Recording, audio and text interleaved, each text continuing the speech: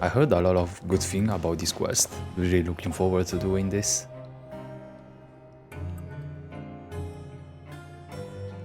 Oh, today's our big day! We're supposed to leave the Fortress of Maripede! Come on, we've got to go complete the release procedures now! How long will we be sentenced? 40 days? A month? Something like that. I mean, this place isn't that bad. I can see why people want to stay after the sentence ended. Ah, yes. Have you completed your release papers? Yep. It's you two. Are you leaving now? That's right! Today is our last day in prison! But now that Paimon says that, it doesn't feel like we were confined here. It's actually been pretty nice! That's what I said before. Oh yeah, Paimon feels fond of this place now! Then be sure to come back and visit. I'll miss you. If you've signed the release papers, then you're free to go. The guards will escort you out. You're not going to see us off? I knew you'd ask. All right, sure. Let's go. Well, you actually agreed. No worries, you must be busy. Paimon was just joking. Ah, so you do have a polite side, I see. After being down here for so long, I imagine you must feel like you're lacking companionship. Shall I come along too? Yeah, don't worry, we'll come back to see you. Paimon really likes the cafeteria here. The chefs sure do know how to make good grub.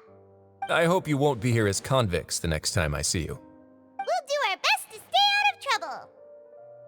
Well, it seems our work in the Fortress of Maripede is finished. That's the end of another chapter in our journey. And since Nervalet was the one who asked us to come here, we should probably go report to him now. Next up, the Palais Mermonia. You're going to see Monsieur Nervalet? Please pass on our kind regards. I'm sure just your regards will do, no? I believe it would be the polite thing to do. You're right. I've heard the Palais has been terribly busy these days. Tell him that I hope he hasn't been overwhelmed by the recent string of troubles. Halt! Huh? Oh, it's you two. Apologies. Monsieur Nervalet did say you'd be welcome at any time. That's right, we got the connections. Excuse me? Yes, sorry to keep you waiting. Today should be the day you were released from the Fortress of Maripede, and it appears that you have managed to complete all the release paperwork. That's right, and we came here to see you right away.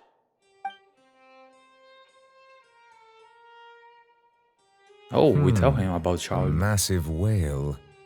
Do you have any idea what that might be? Judging from your description, that cannot have occurred in any ordinary waters, but rather something like the primordial sea.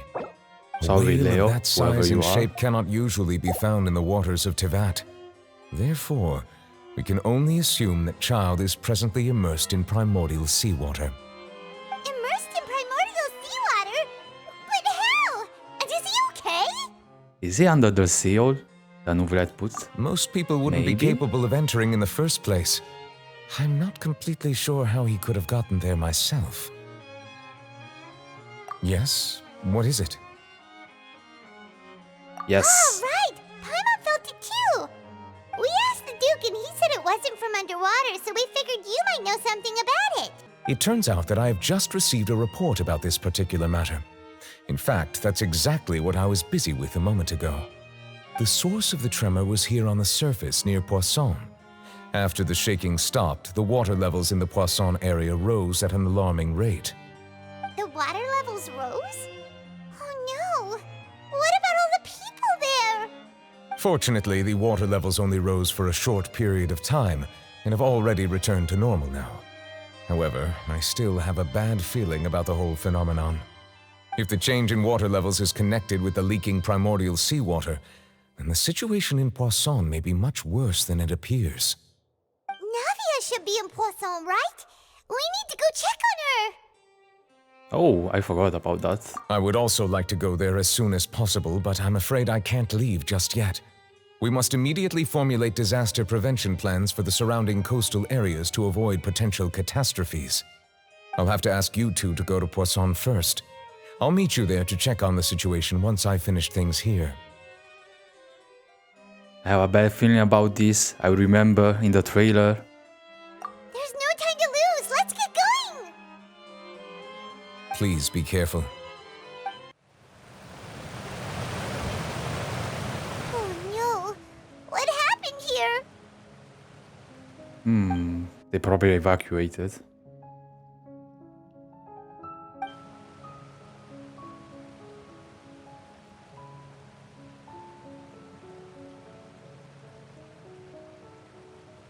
Navia should be around here, right? We need to make sure she's still... Hyma means we need to check on her. She is alive for at least one more cutscene.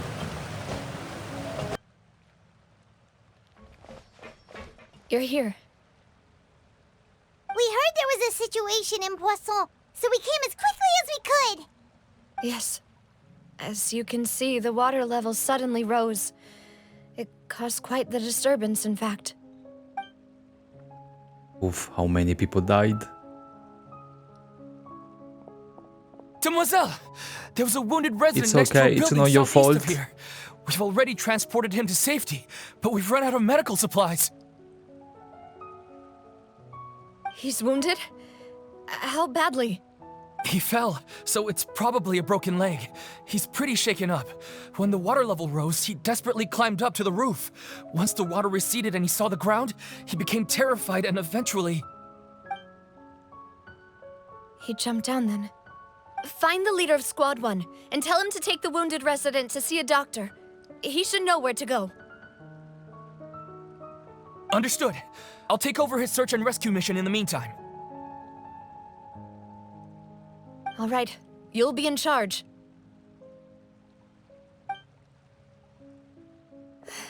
I'm sorry. Where were we? The situation in Poisson? Ah, right. Allow me to explain. A little earlier, we suddenly heard a loud noise. At first, everyone thought that something might have exploded in the waterways. But before we knew it, water started pouring out from everywhere. The rushing water seemed a little odd, almost like the unique color of primordial seawater. Some people didn't realize the danger and thought it was just ordinary water, leaking from somewhere.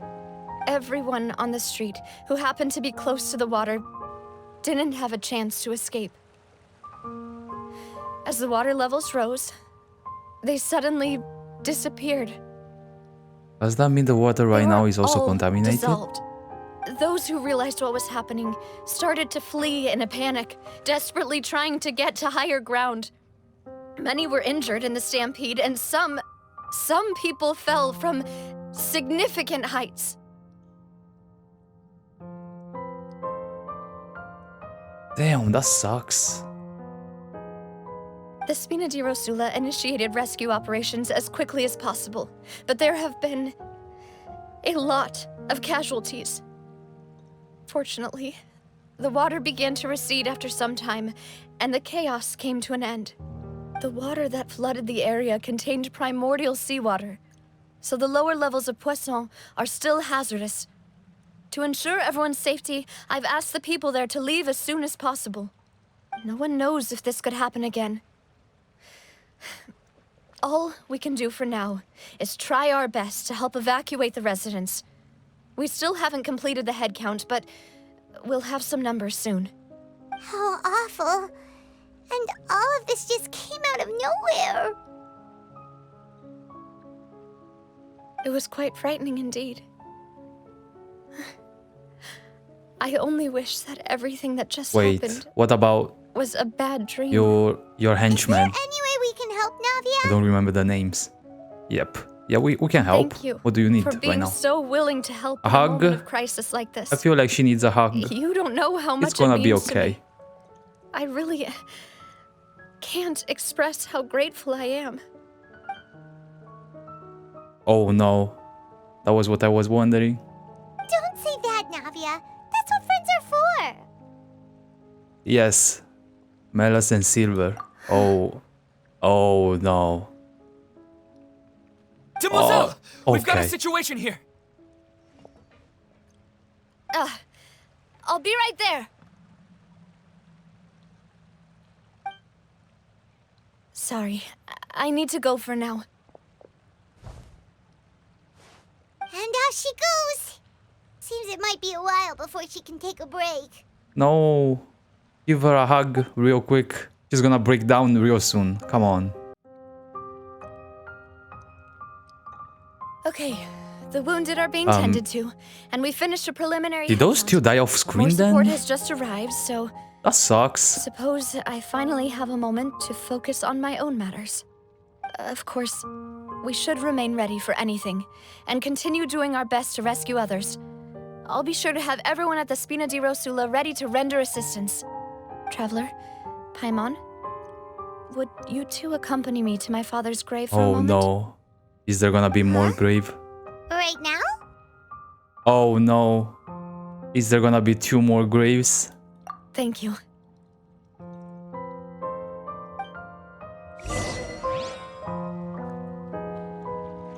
It's gonna be okay, Navia.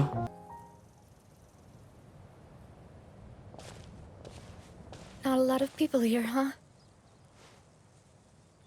Well, given the time of day and the whole situation in Poisson, Paimon doesn't think there'd be a ton of people here visiting graves. Right. That's how things are now. The living are so exhausted that they've no strength to spare any words for the dead. Navia?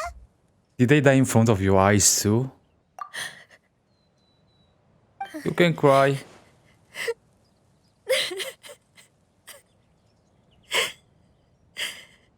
Navia, what's wrong? Come on, Paimon. You can get it. Sorry, Put 2 and 2 together. I just... Malus and Silver, they won't ever come back here again. What should I do, Papa? Yep, the line from the trailer. Huh? What happened to them? Oh my god, Paimon, you still don't get it? Really?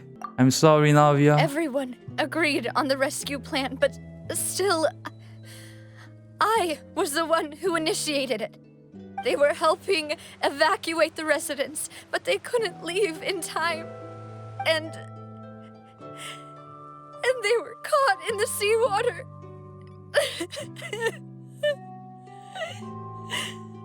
Oh. What should we do? Oh, that must feel so I've bad. known them for so long. And I know they weren't afraid. But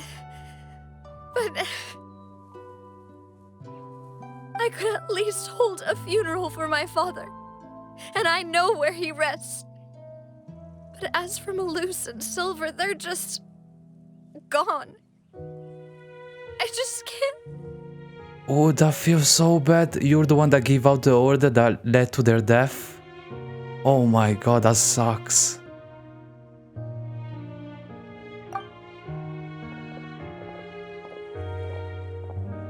Everything looks so clean after it rains. Even the gravestones. I didn't expect that you'd enjoy a glass of red wine in front of Master Callus's grave. I can understand. Besides, the scenery here isn't half bad. See, it's not just me. I always want to bring something when I visit Papa. Perhaps we might even have a picnic. He wouldn't be angry, would he? Ah, how could Master ever be upset with you, Demoiselle? Yet the cemetery is the home of those who have passed, is it not? Everyone ends up here sooner or later, no matter who you are. Buying yourself a plot in advance, are you? No need yet. But when I do, I hope you'll let me be buried beside Master Callus, Demoiselle. Hey, stop joking around. I'm quite serious. That way, it will save us both the trip to see each other whenever you visit your father's grave. That makes sense. In that case, could I be buried on his other side? After all, besides you, demoiselle, the two of us could certainly be considered Master's closest companions, no? Personally, I believe we fill those shoes just fine. Why are you bringing this up all of a sudden? Seriously. All right. I'll remember your requests. I mean, they need to set up the death frags, you know? But I'd really prefer not to talk about this stuff. And what do you mean by saving me a trip? I'd make the journey even if I had to visit you two somewhere else. I'd promised to let them rest in peace here. But here I am breaking that promise. I'm sorry for letting you see me in a mess like this. I don't usually cry, really. Paimon doesn't know how to help you feel better. But, well, she understands how you feel. I had always thought I could make my wishes come true. But now that I think about it, that never solely relied on me. Many things can only be accomplished with someone else's help. Malus and Silver have helped me so much. But by contrast, I could do nothing for them. I'm so sorry. You can spend as much time as you need here, Navia. We'll stay with you. A hug? She needs a hug right now. Thank you. Come on, traveler. Right now, you don't know how much that means. By the way, you can have a look at this. It's a list of victims from the incident that took place here. Obena, Khan, Burnett, Bennett? Giverny, Francine, Karina, Daisy Ray, Joinville, Julianne, Esson, as well as Malus and Silver. So, everyone else is safe. But still... It's okay. I know what you're thinking. And you're right. We lost Malus and Silver. But we were able to save more than we anticipated. The overall outcome indicates that the cost was worth it. Right! Don't think that way, Navia. One person might be saved at the expense of another, sure, but that isn't something we should ever consider a trade.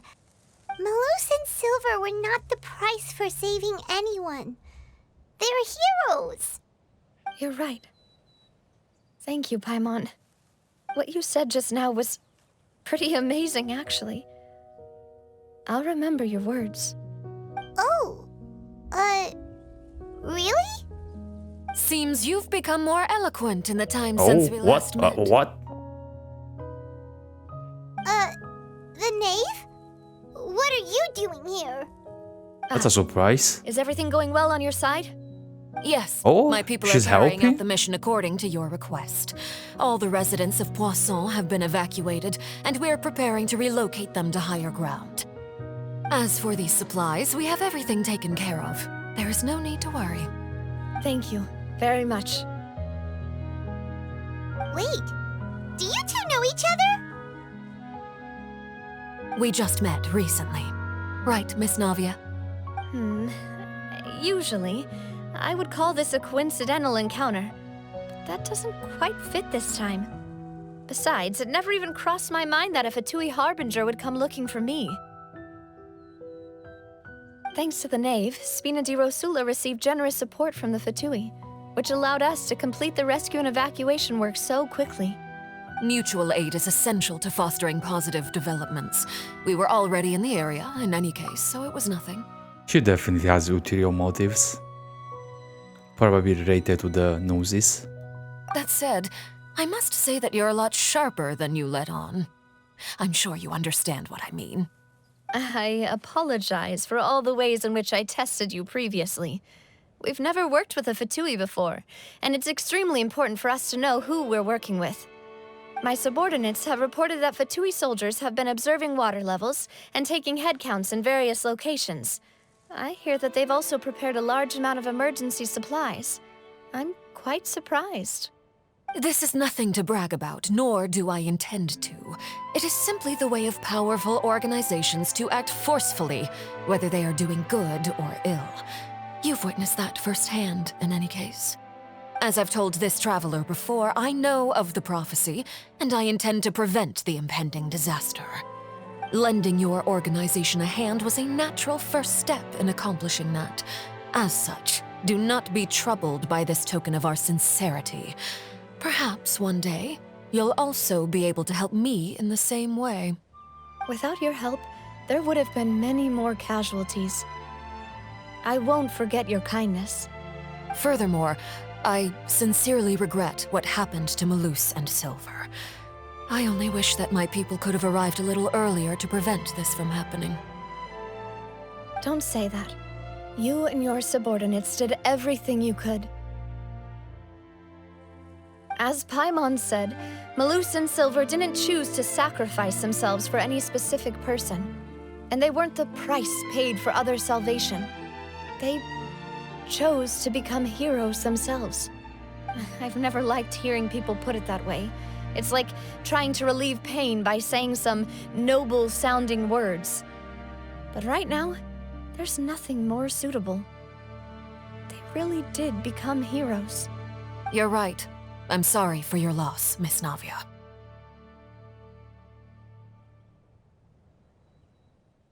Water is life to Fontaine's people, and it also spells disaster. It's no wonder that people always say that prophecies represent fate. Fortunately, I've never been one for such opinions. So, you're one who will try to change fate, then? Of course. That is why I'm going to Hotel Bouffe de Thé. I still have some things to take care of, and the children need my attention. By the way, Traveler, Paimon, one more thing. Yes, ma'am? Alright, then we'll just... Huh? This isn't right. Paimon thought you would ask us to walk with you for a moment so you could tell us something in private. That is a clever and useful conversation technique, which I do like to use when necessary. But there's no need today. It would not hurt to have Miss Navia listening in. Traveler, I'm sure you remember that I said we could work together when we had the chance. You and I both know that there may be issues with the Primordial Sea. Previously, it was the Fortress of Meripede's sluice gate, and this time it was the water levels in Poisson. These are both signals. Indeed. Allow me to share the latest intel I've received from the House of the Hearth's intelligence network with you. During some recent investigations, a child claimed to have discovered some ruins near Poisson.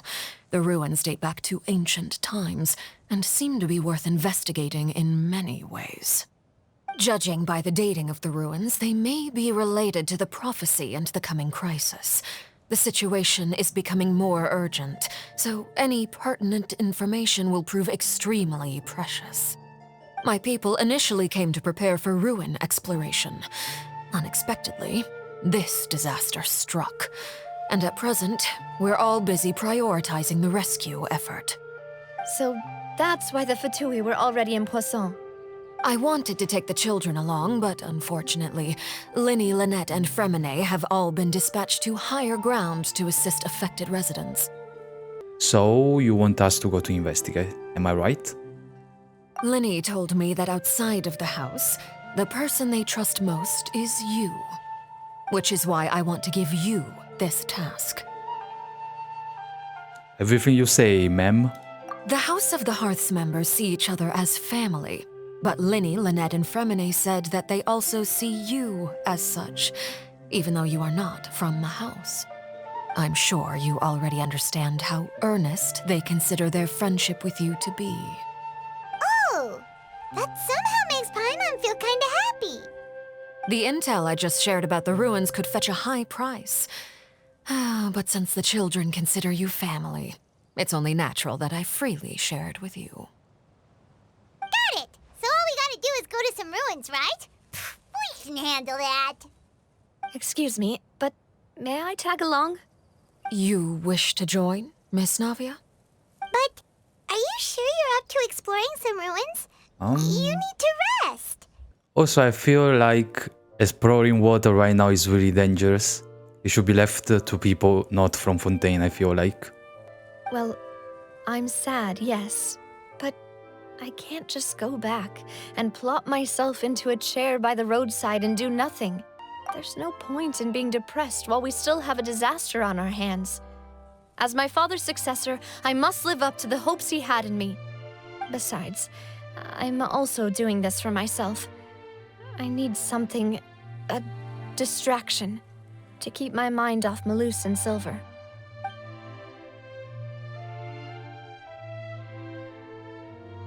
Since you put it that way, I have no objections. What do you say, traveler? All right. The ruins are to the south of Poisson. Here's the map. Oh, you came prepared. Okay, the three of us will handle it. Come on, let's pack up and get going. So, are these the ruins the name I thought it was underwater. about? My bad. They seem to be pretty ancient, all right. Let's go in and have a look. Just be careful. Oh, that gave me a scare. What the hell? This place has also been contaminated by primordial seawater. Yeah. And a lot of it, too. A Fontainian would most likely dissolve the moment they fell in. Right! You can't go down if there's primordial seawater. We take it It's from too this point dangerous, on. And it won't be any help for you to just stay here. Don't get by my wrong. We're not saying you're useless. It's just that... No, you're right. I can't do anything in this situation. I'll leave this to you. Oh, well, you're right. We fell from a hole. That complicates things. Maybe the only way left is forward. In that case, do you want to wait for us here? The water levels here are unstable, and there's a chance the water will rise. So staying here wouldn't be safe either. I'll go together with you. Perhaps we'll find the exit just up ahead. All right. Come with us for now then, but please be careful.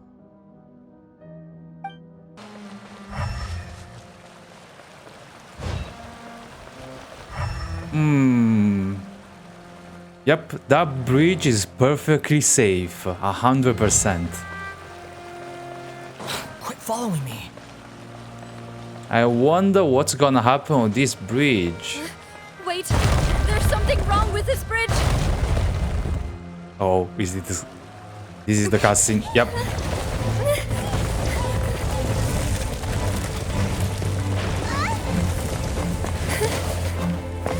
Oh no. If you didn't wear heels.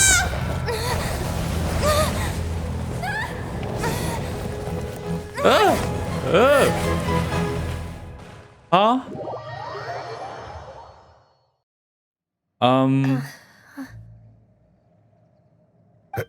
Demoiselle? Huh? Demoiselle, what are you doing here by yourself? Would you be standing here till dark if I hadn't come to get you?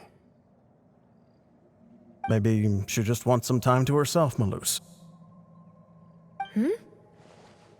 Oh, was I sleeping? Yes, it would appear so. I must be tired. That's quite possible. However, you were the one that suggested we go out for a walk. Oh, right. I nearly forgot. It must have slipped my mind when I dozed off. I haven't had a nap today yet. Have I?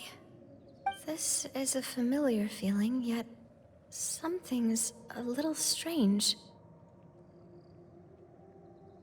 Is something the matter, Demoiselle? Oh, no. No, I'm fine. I was just trying to recall why we came out for a walk. Do you remember Mr. Giverny? He'd requested our help before with foreign merchants who had a debt dispute with him, and we'd resolved the matter not long ago. We were headed to see how things were going with him at the moment. Ah, right. Yes. I remember now. Oh, Miss Navia. Ah, Mr. Malus, and Mr. Silver, too. It's good to see all of you. How have you been? I've been great. Thanks to your help, those bothersome merchants finally realized that I wasn't the one they were looking for. Why, I wasn't even the guarantor for that person. They were knocking at my door day and night. Even my neighbor Obina was getting fed up with them. Sometimes force is required to calm someone down and get them to listen to what you have to say. That's right. Oh, by the way, Burnett, what was it that you wanted to give to Miss Navia again? Oh, yes. One moment, I have it right here. Miss Navia, Burnett these are was some one of flower the seeds that I deceased. prepared. Please take them. They're a very good variety, and they'll become very big and beautiful once they bloom. I don't know what we would have done without your help, so this is a little token of our appreciation. I hope you won't refuse. Ah, did you cultivate them yourself? Thank you so much. I'll certainly take them. Malus, we do still have some empty flower pots at home, right? Why, we can have as many pots as you'd like, Demoiselle. Perfect. In that case, we'll swap out some of the decorative plants for some of Mrs. Burnett's flowers. Very well. Wait. Something seems to be off here. They're dead. Navia, wake up. Excuse me, madam. If I'm not mistaken, your name is Burnett, correct? That's right. Is something wrong? No, it's nothing. This is the first time we've ever met, but your name seemed familiar to me. I must have heard it when I was discussing things with your husband previously. I've heard this name before. Sometime recently, I'm sure of it. And why are there so few people around here? Where did everyone go? We must mind the time, Demoiselle. We still have important things to attend to today. We do? Like what? Well, now, did you forget? Miss Navia, here you are. I've been looking for you. Please, come to the Opera House. Your trial is about to begin. My trial? Wait, why What? would I need to go to the Opera House? Yes, she's right, Demoiselle. It's just about time now, so we should get going. Oh? All right then. What? What's going on? Look, it's Navia. She's here. And her two attendants are with her. Goodness, everyone's finally here. Are these people all the one There dissolved? sure are a lot of people here to see the trial. And they all seem to be oddly excited about something. I even know some of these people. Karina, Desiree, Joyville, Jolien, Essen. Why are so many people here? I think these were the name And of the deceased. Why do I have no recollection of this case? And as for the judge... huh? Where's Monsieur Neuvillette? Please sit in the defendant's seat. Don't worry, Silver and I shall accompany you. All right. But are you sure you can stand behind me? Typically, it wouldn't be allowed, but today is an exception. Is the primordial water holding the trial? Is the water judging people? Hey, what kind of place do they think this is? Come on. Do they have any idea what they're doing? Seriously. Okay, it's probably too soon for theories and stuff, but let me put on my tinfoil hat and say maybe the water is judging people, and depending on their sins, they dissolve into water. Enough with the whispering! Could someone please tell me where Monsieur Nervalette is? And why I'm standing trial? My dear Miss Navia, have you not yet realized what you've done? In that case, allow me to explain. As all here know, you are Master Callus's successor, the head of the Spina di Rosula, someone held in high regard by every soul in Poisson. After you took over the Spina, you treated all of us just like the late Master Callus had. If anyone in need reached out to you for help, you responded. Not only you, but your butler, your subordinates, nearly everyone in the Spina di Rosula fought for the well-being of those in Poisson. Wait a moment. Aren't you just proving that I'm a good person? Yes, correct. Absolutely right. And that is why you stand accused. You have helped so many people get through so many difficulties. You are one with us. We are inseparable. We are one big family, all of us who are from Poisson, inextricably linked. And with you being so important, we couldn't possibly do without you. Therefore, this fair and honorable court shall declare you guilty, and you shall stay here. You will be together with us forever. Huh? What are you saying? Everything you have said is correct. I have indeed done a lot for my hometown, and I would be willing to be with you all, but what is the purpose of having me stand here like this? What is there to discuss? Ah, well, if that's what you think, then I have no further comments. How wonderful, Miss Navia!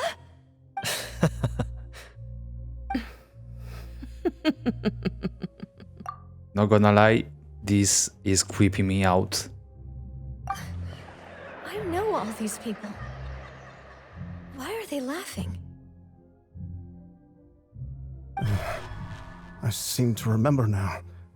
Yes, I get it. This trial is... Wait just a moment. This isn't right! Malus? What was that, Mr. Malus? Our conclusion is very clear and unanimous. Let the court judge her now. She's guilty! Stay here, Navia! You're one of us! Demoiselle, don't admit guilt. This trial means to keep you here forever.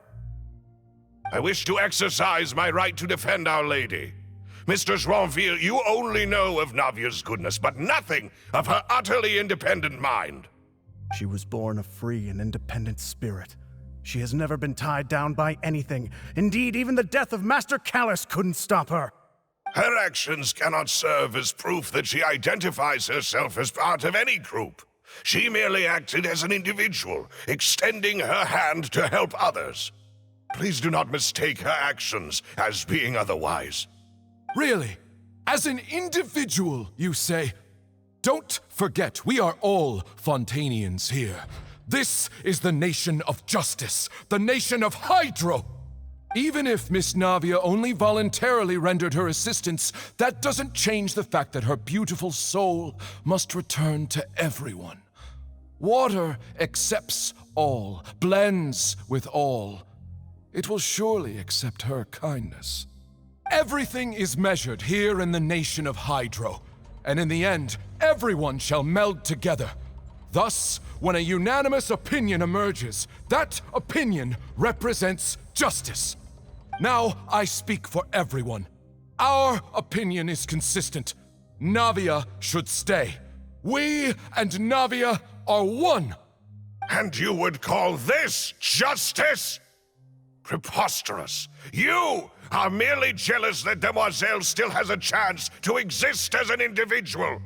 Have you forgotten how much you all once longed to become individuals, to become independent?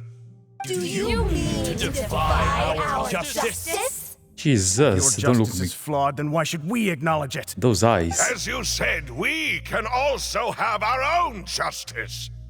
Silver and I shall defend Demoiselle. And that is how we will enforce justice. Ugh, my head. It hurts. Demoiselle, Silver, it hurts. My head is spinning. All I can see is stars swirling in front of me. I remember now. Everything that seemed odd from the very beginning.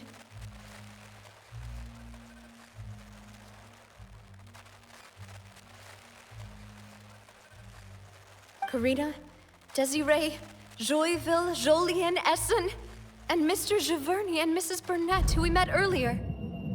Even Malus and Silver. I don't want to admit it, but they're all dead. don't be afraid, and don't admit guilt. We will protect you to the very end. Absurd! Who are you to say that she cannot be judged? We are the majority, and in the nation of trials, the majority is absolute justice. We are the will of all. Don't let them escape! We shall keep Navia here with us! Mr. Malus and Mr. Silver, must you be so stubborn? How could the two of you possibly hope to stand against the collective? Do not resist. This judgment is fair and just.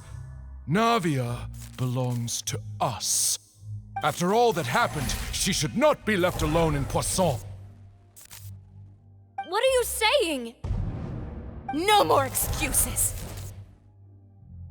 She says we're jealous. Jealous? How could she possibly be an independent individual? What's with these people? Who's jealous of her? She belongs to us. Miss Navia, she...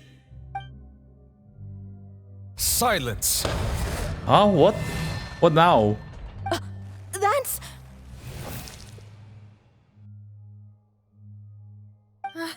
Monsieur Neuvillette! Such commotion is prohibited in the court. The accusations you just presented are nonsense and cannot constitute a proper trial. Okay. I don't know if you guys saw the video of Ashikai, where I remember she basically said that the people of Fontaine were either Eidolons or Oceanids. And is it confirmed? Is this confirming it? I'm not sure. I'm still trying to piece everything together here. The court will adjourn for the rest of the day. In this, I shall hear no objections from any unauthorized party. Our thanks, Monsieur Neuvillette. Please leave with me, Miss Navia, while there is still time. But... Go on now, demoiselle. This is your only chance to leave this place. What, can't bear to leave us behind or something? Malus. My apologies. I couldn't resist making one little joke once I realized that this shall be our last goodbye. Malus... Silver... Quickly, you must come now! Goodbye, demoiselle. Farewell. So Navia is alive? No, wait! Just a second! Navia? You're awake. Good. Okay. I must have been dreaming. Malus and Silver were still alive, and they were defending me at some insane trial. It looks like you're all right. Did all the sad feelings cause you to have a nightmare? Paimon could give you a hug. The ruins you were exploring suffered a cave-in. When I arrived, I found you falling toward the water. You were just about to be dissolved within, but I...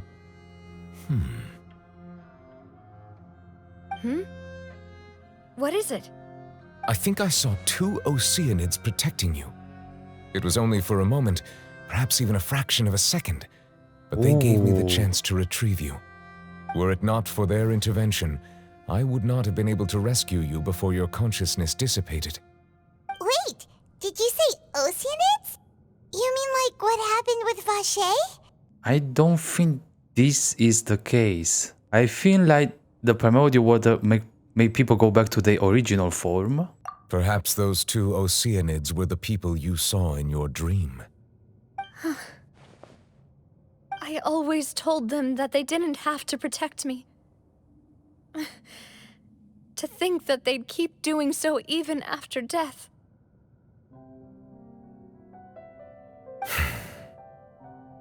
Please come with me. Alright, he knows stuff. Lore bomb time. Nicolette, are you okay? Oh, I am quite all right. Perhaps there's something we could chat about? Why do you look so stiff all of a sudden? Oh, Paimon knows. You're the type who feels awkward when there's nothing to talk about, right? I merely thought that we should give Navia some time to herself. Huh? Why didn't you just say so then? Don't you think it's even more awkward to call us over like this and then have nothing to talk about? I suppose so. Ah, Sigewinne. I hope all is well with her these days. Her work in the Fortress of Meropide has not been too much for her, has it? No way, don't worry. She's doing fine down there. She's an amazing head nurse. I see. Well, that is good. I have always worried that Sigewinne would need a lot of time to understand the world of humanity, just as I have. Oh, and the Duke also says hi. Even though Sigewinne made him do that. He hopes that you haven't been overwhelmed by all that's happened lately. Thank you. I have indeed been busy lately, and I also hope that everything is going well in the Fortress of Meropide. He still doesn't know what to talk about. Let's chat about something else then. I mean, we have a couple of questions. So, Neverlet, you're probably Oh my God. quite the swimmer, huh? Yes, of course. This isn't going anywhere. Let's try something else. How did you find these ruins? Did the knave tell you? Yes, in fact. I had arranged to meet you in Poisson, but when I arrived, I discovered that the Fatui were helping the residents evacuate. They had even transported a large quantity of supplies to the area. Amid my astonishment, I ran into the knave, and we had a chat.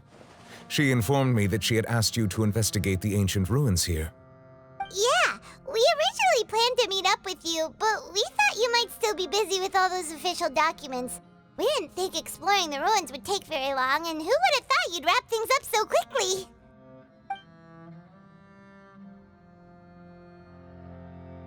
She's a stronger. She's gonna be fine. Looks like we've reached the end.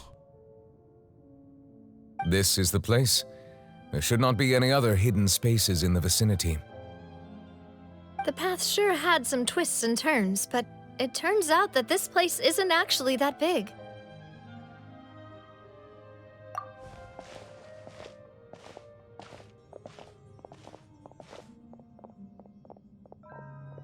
Stone slates? It seems like they were put here as an offering. Could we take them down and have a look?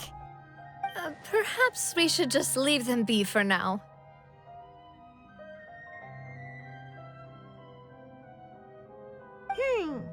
There are 4 locations in total, but only 3 stone slates. The slate that should be in the first empty spot is missing. The surrounding walls also show signs of damage. There's something written below. Let Paimon see. Reason dictates that this nation be destroyed. I shall record the history of its future here in its past. Say what? It feels like someone left these slates and these words here for a purpose. But does he mean that Fontaine should be destroyed? That would fit the circumstances dictated by the prophecy, yes. Indeed, the slate's contents correspond to it. Take the second slate, for example. Is displayed to document the history of Fontaine once it's destroyed? There's a person kneeling here. She seems so dedicated. And there's a whole bunch of other people behind her doing the same. She's facing this... what is this? Ooh, Some Celestia. kinda island in That's the gonna... sky? Yes, that's gonna be And Celestia. Is that Lady Farina in the third image? Did the Hydro Archon fall into the water? And is that a ring of people around her? Paimon doesn't quite get it. Are they all in the water? The fourth image. I know this one. This exactly matches the content of the prophecy. The people will all be dissolved into the waters, and only the Hydro Archon will remain, weeping on her throne.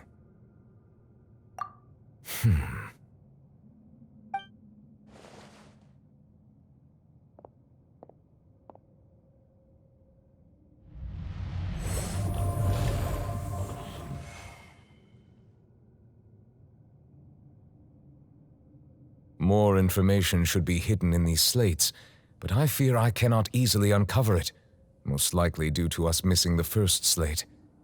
I am very sorry. Don't blame yourself, Monsieur Neuvillette. Deciphering ancient stone slates isn't one of your duties. Ooh, Paimon's getting the chills just looking at these slates. This says that it's the history of the future, right? That means the prophecy's sure to come true. I really hope it doesn't mean that. Still, Paimon feels like these images are kind of weird when you look at them together.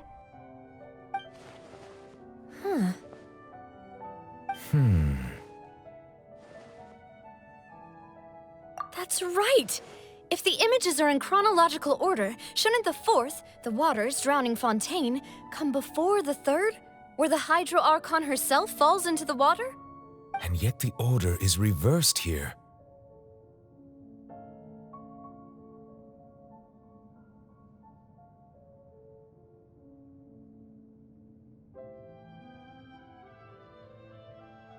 If we go by timing, Lady Farina only emerges in the third image. That means that the person in the second image might be the previous Hydro Archon. Egeria, then. I had never met her, but her appearance here does match the records.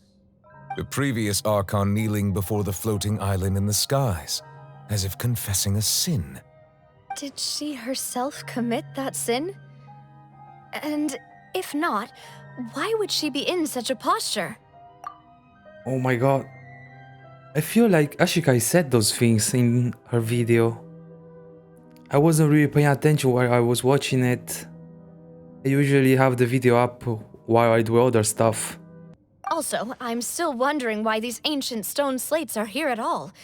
Judging from their contents, could this place be the origin of the prophecy?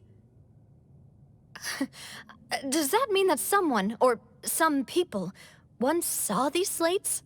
But who would have created these slates and left these words here?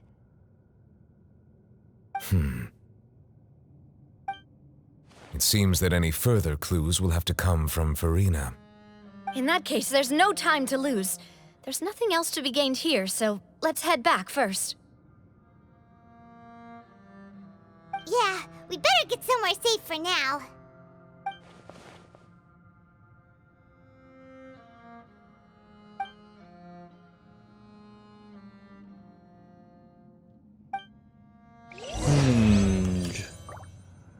Okay, looks like my brain is too small, man. Let's split up here. I'm going to check on what's happening with the Spina. You know how it is. There's some things you just need to be there for yourself. You still have energy for that, Navia? Paimon's already beat.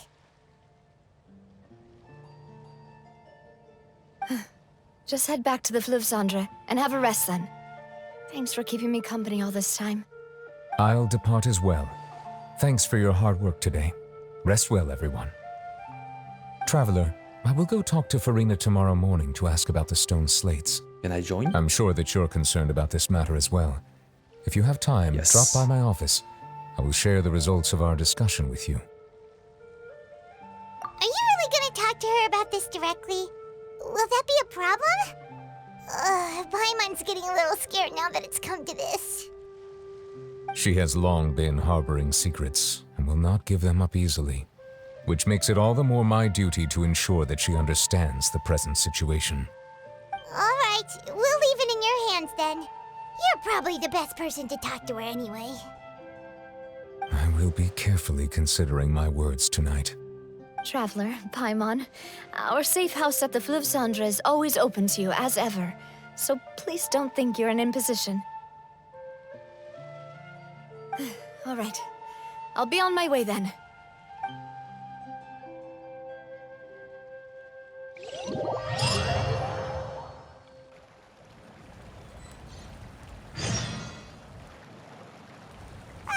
We're finally back! Welcome back. We've got a special menu prepared for you two tonight. Yay! And there's good food too! No, the boss is the best. Ooh, desserts! Nice, these are all Paimon's! Paimon's already starting to forget what happened today. Oh, I know that hat. Oh, that voice. Is that who I think it is? Look who it is. It's you two. What are you doing in Fontaine? What are you doing, Fontaine? Lady Majestus. Seriously, nobody just uses a scry glass whenever they've got time to just see who they'll meet on the road. Still, we didn't expect to see you here. Wait, you're not a Fontanian, are you, Mona? Well, I have some business to attend to here, so I booked a hotel in the city. I was just out for a stroll when I bumped into you. Quite unexpectedly, if I might add. Why did you think I was from Fontaine, though? Is that because Magistus doesn't sound much like a Mondstadter surname? Yeah, let's go with that. Well, I used to have my own surname, which was, well, some other thing. Either way, the old hag told me when she took me as her disciple that the first step to being a great astrologist's pupil was to change that name. There was nothing for it, really. She really is amazing at astrology, so I changed my name to what it is now according to her wishes. To my surprise, however, Magistus is not the name of some ancient house or clan. It isn't? Nope. Although it is used by us in place of surnames, it generally just means great. Wow! Imagine including a boast in your name. Wait, are you gonna have to put that into your genealogy as well? I reckon so. In any case, I'd give my disciple a name like this as well, if I were to take one. Oh, I always thought he meant something related to magic. I guess I was wrong. Astromancer Barbeloth Trismegistus. I'm not gonna say that. That's a long one. Does it also mean great or something? My name means Mona the Great Astrologist. As for the old hag, hers is, in plain speech, the thrice as great Scholar of the Stars. Just take it as a title specific to astrologists. Thrice as great? That's so... I know, right? That's just how she is. She used to call herself Magistus, actually, but when she took me in, she changed her name to Trismegistus. Talk about excessive. You're gonna one-up the student. Magistus is thus the calling card of our school, so to speak, which makes it about the same as a surname. It's all right if you don't get it. You can look into it further should you need to study astrology more deeply.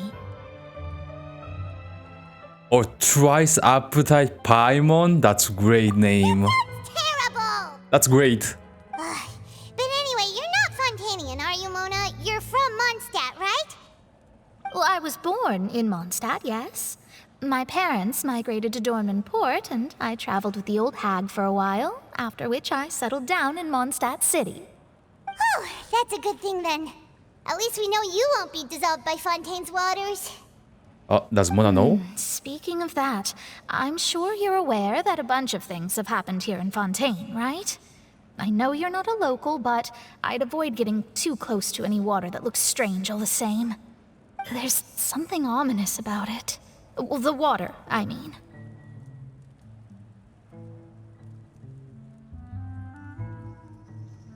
That was the main reason, yes. Just a while back, the Steambird invited me to take part in a panel and speak about the circulation of the prophecy as an astrologist. The invitation was sent quite early on. I don't think anyone expected Fontaine to be in this much trouble. What do you make of that prophecy, Mona? Just tell us what you think as an astrologist. Your word would go a long way to make things more certain and less scary. What I can tell you is that I'm an astrologist, and that this prophecy concerns the fate of Fontaine, even that of all Tevat. Ascertaining this is akin to reading the fortune of the whole world. I'm afraid that this is not something that just anyone can do. If I could do it, you would no longer call me an astrologist, but a visionary. But on the flip side, the prophecy is so huge and powerful that it must surely come from a powerful visionary. Its contents involve the fate of the world. Disregarding it would be a mistake. A visionary? Sounds really powerful and all, but does such a person really exist? I wouldn't be surprised if Alice The old is. hag could do it, and I'd bet there are others amongst those Hexen Zirkel Alice. colleagues of hers who could do something similar.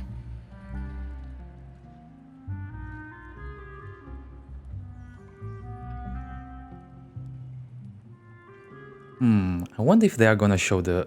Probably right. They have to. The question is if she's gonna look young, like Child Master, or she's gonna be actually old. Are you sure?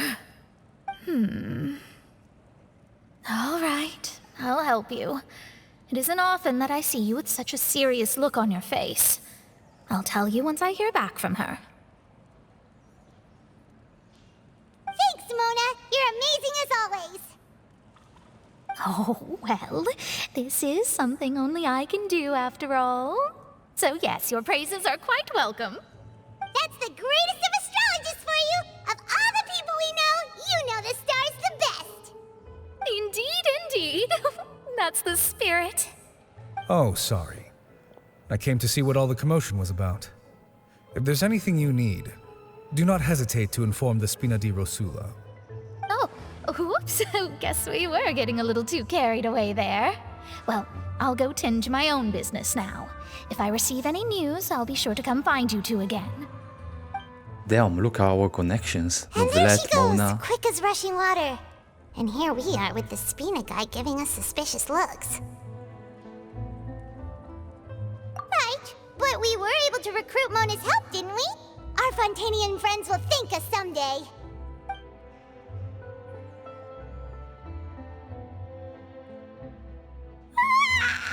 Good morning. To be honest, I'm still feeling kind of sleepy. But it's time to get up, Traveler. We agreed to go see Novelet, so let's pack it up and get going.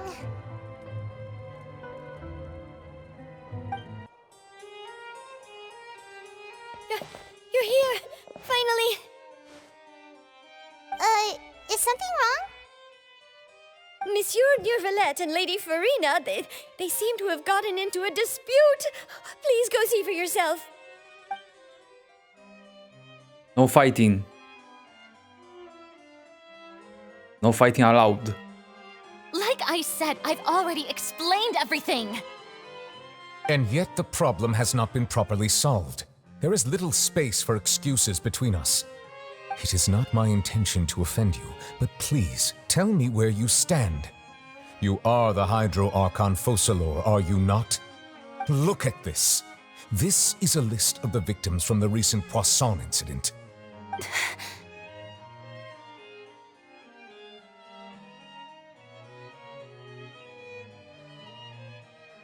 You mean... they're all... Water.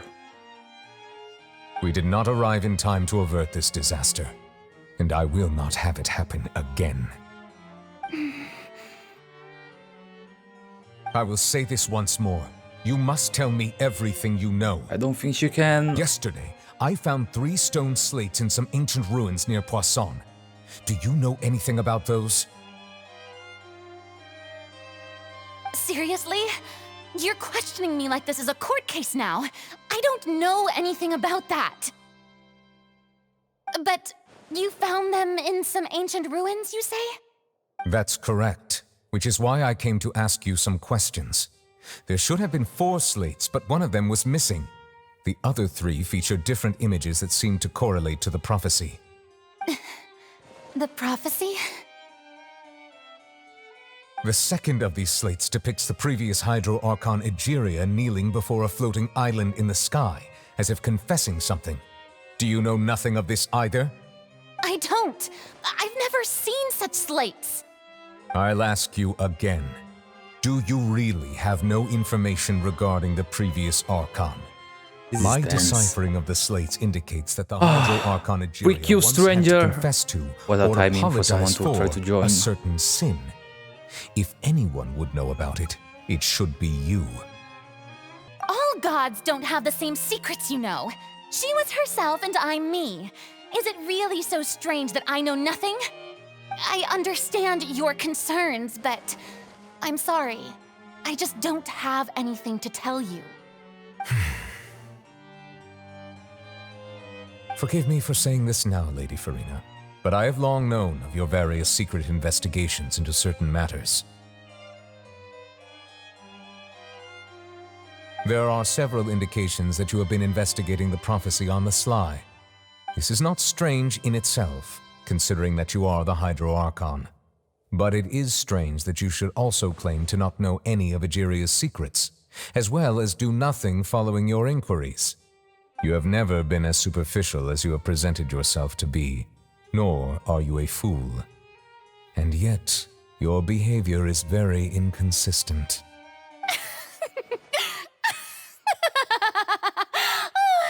So you've been watching me all this time, have you? I didn't think you were that type. You... Well, since you know about my secret investigations, then you should know I'm actually working to take care of it. There's no point questioning or suspecting me. You're the Eudix, but you're still my subordinate.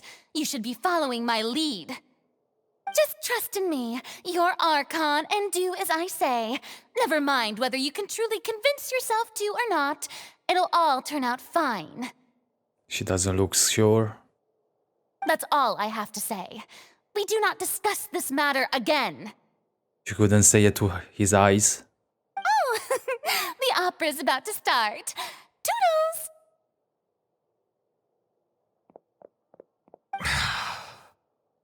Oh, he's pissed. Understandably so.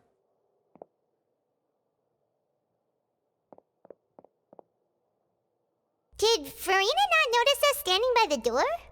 Wonder what's up with her. She was smiling. She didn't seem in the mood to care if we were listening in or not. I assume you've been outside for a while now? Oh, you noticed. Seems Farina didn't even realize we were here.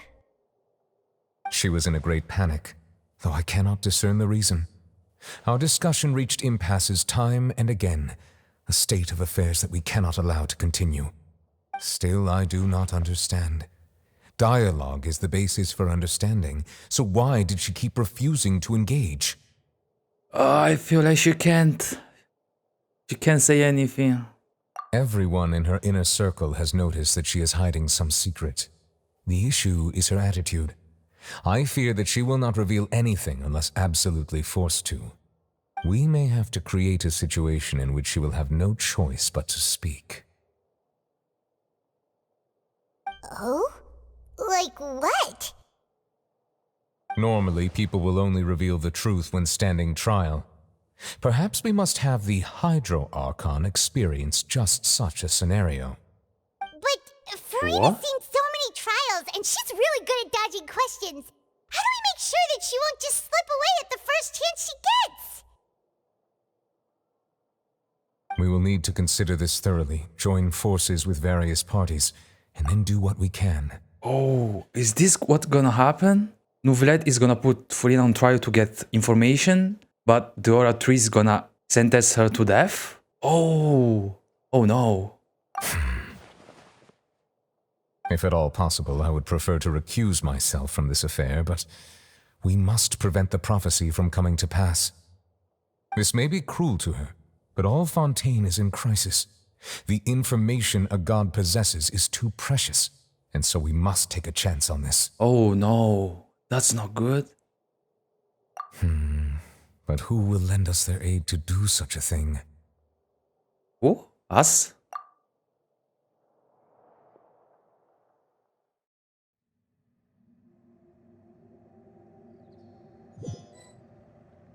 Knave? Well, that's everyone, huh?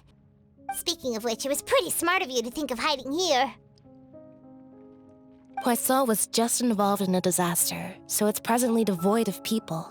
That naturally makes it the best choice. And here you are drinking tea like it's the most natural thing in the world, huh? That's what families should do. Sit and enjoy a leisurely time together. It's nice to enjoy tea here, you know? Care for a cup? Lend me your ears, everyone. Or perhaps one of you might like to start us off. How about you, friend? Me? No, I don't think I can. Then, how about you, good sir?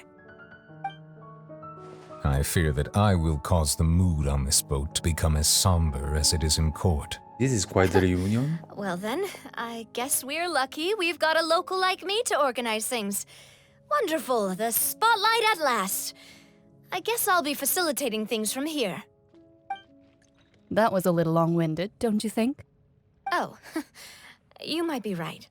Anyway, to cut to the chase, our friend here, the Traveler, has brought us together to discuss something. As for what that is, well, let's start by saying that we'll be pooling our efforts together to create a series of traps. Oh, how intriguing. Well, it's just an expression, really. One that I just learned from Chlorand, and used on the spot. So, let's invite her to explain in detail. A round of applause, please.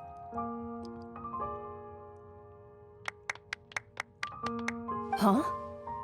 Didn't you say that you would be facilitating this? Oh, come now. Your work doesn't involve much public speaking, right? This is a good chance to practice. You might even pick up some fancy oratory tricks to impress your boss with in the future. I see. And what does my boss say? He is glad that you consider him your boss. Do go on.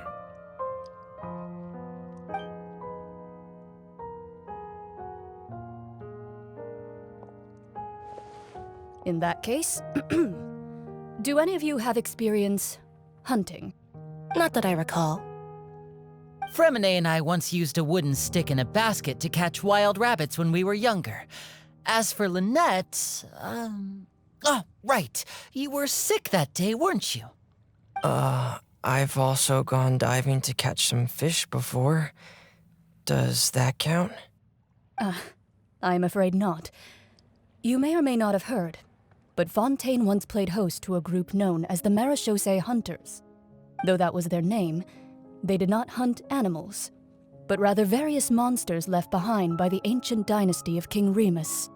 Today, Fontaine's monster population has already thinned greatly, so the hunters have blended back into society, taking up arms in other lines of work. They even left a unique methodology of hunting in their wake. A trap comprises of the following components: bait, a trigger, and a containment device. Sometimes a lethal implement will also be necessary to deal with the prey. So, if we were to build a trap together, right now, what would you choose to build it with? For me, I would prefer something basket-shaped. Pigeons and rabbits will see the bait and naturally enter the snare. Our line of work requires a deft hand, and we're some of the best in the industry, so you can count on our techniques. You used some of those techniques while moving the people of Poisson, didn't you? My subordinates mentioned that you even performed some magic for the bawling children. Yes, and I even managed to gather some intelligence in the meantime. I'm quite the multitasker if I do say so myself. I'm afraid I can't claim that as my strong suit. I prefer more stable methods, like placing bait in the water and waiting for the fish to come within reach. That's the kind of method I would count on. Calm and steady. Exactly the kind of person who would catch loads of fish. And I can be their assistant. With discretion, I'm sure. I'd probably use some sort of mechanical animal. Papa once bought me some small clockwork squirrels, mice, and such. When placed in the forest, they can attract others of their kind. I remember that you liked those too, didn't you? I did. And that would be a good way to go about it. If they're realistic enough, animals of the same kind will follow them all the way to the trap. What about you, Monsieur Neuvillette? I fear I do not have any related experience. That makes sense. You usually solve problems directly, without the use of any such tricks. But I do have one more question for you, Monsieur. If we were to create a trap now, how would you design it? I would like for it to be effective, but bring no harm to the prey. A more gentle trap would be ideal. Kind, as always. However, our intention doesn't necessarily change the containment device and the type of implement we need. If we wanted to kill the prey in one strike, we would need a powerful implement.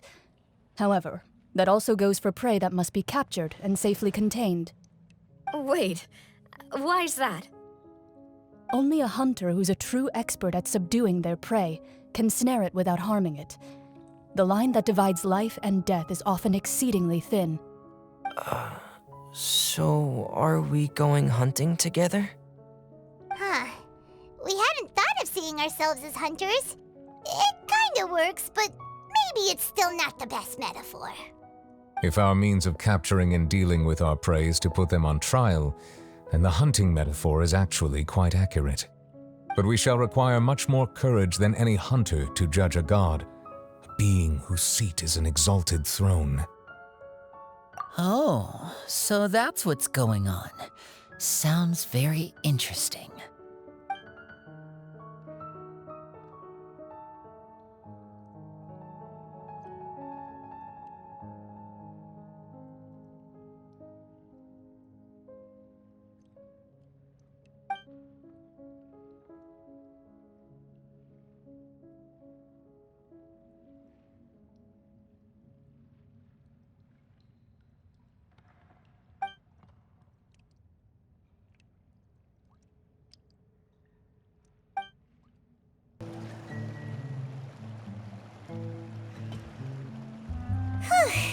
It's been a tough few days, hasn't it?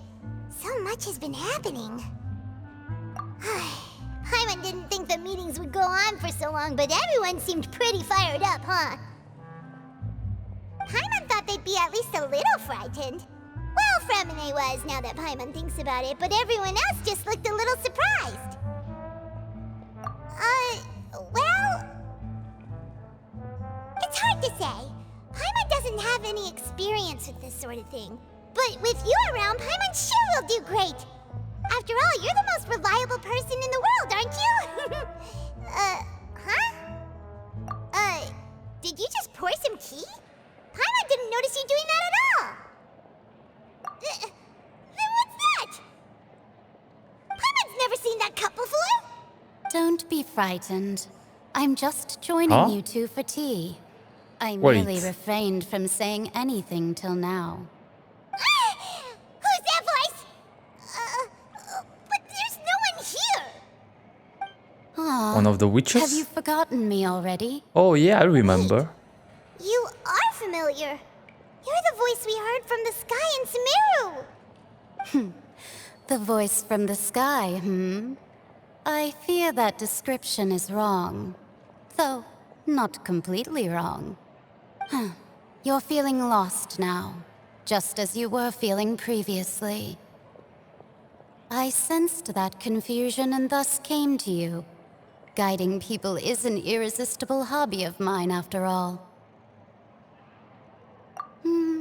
Consider me a passerby, just accepting a commission from my friend's disciple on a whim. The prophecy. Yes, what has been prophesied will be fulfilled. You may view such things as the history of the future. What? Then is there any way we can stop it? I believe you have witnessed a failed attempt with your own eyes. Can everything in Tevat so easily be changed? Ah, so you've caught on.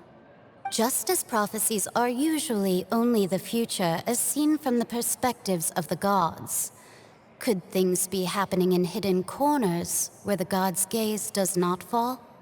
Are the things that you shall see different from the fate that the gods perceive?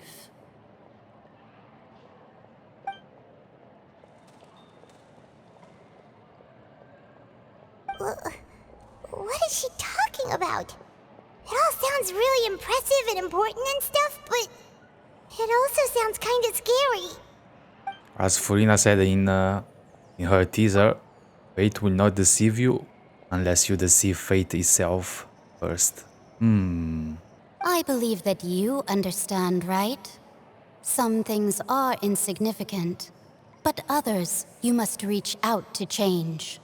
Ultimately, fate shall serve as your only guide, no matter what will happen in Tevat's future. All you need to do is to play your part. This was good tea, by the way. Thank you for your hospitality. Well, that'll be all for today. The voice. It's gone.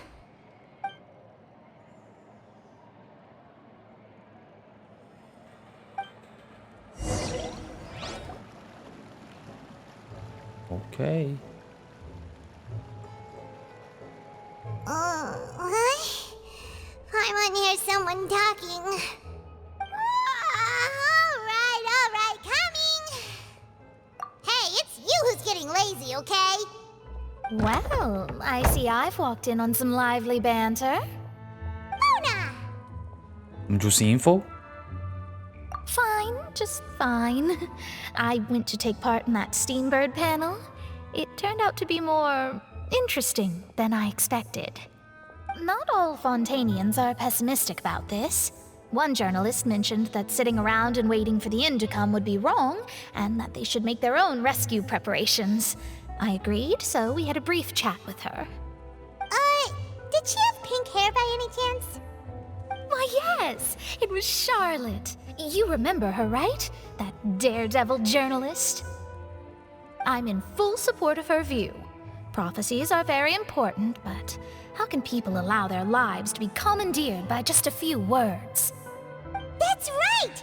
Paimon's glad to hear something sensible for once. Ah, yes. About what we had discussed before. I did try, but I'm afraid I couldn't reach the old hag. I'll try again tonight, but I wouldn't get your hopes up. Oh, are we gonna tell her? Huh?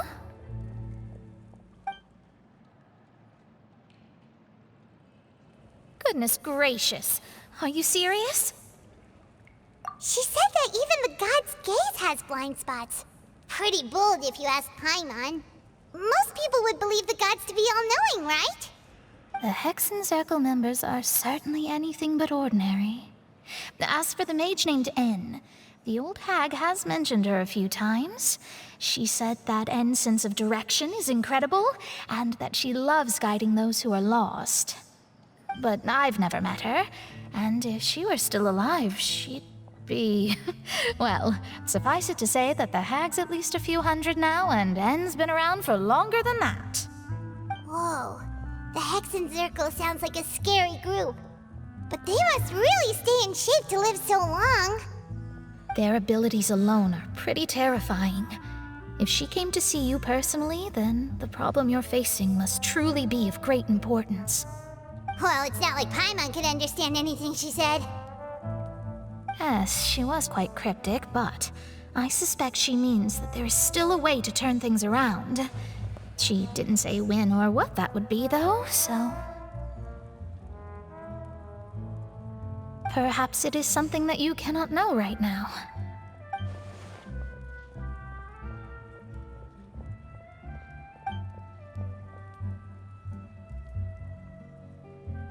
Traveler, Paimon, are you two all right? Oh, we're fine.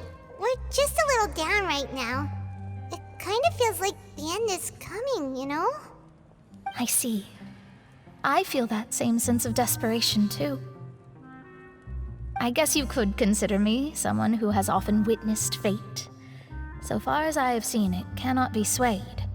But even so, I still hope for and believe in miracles.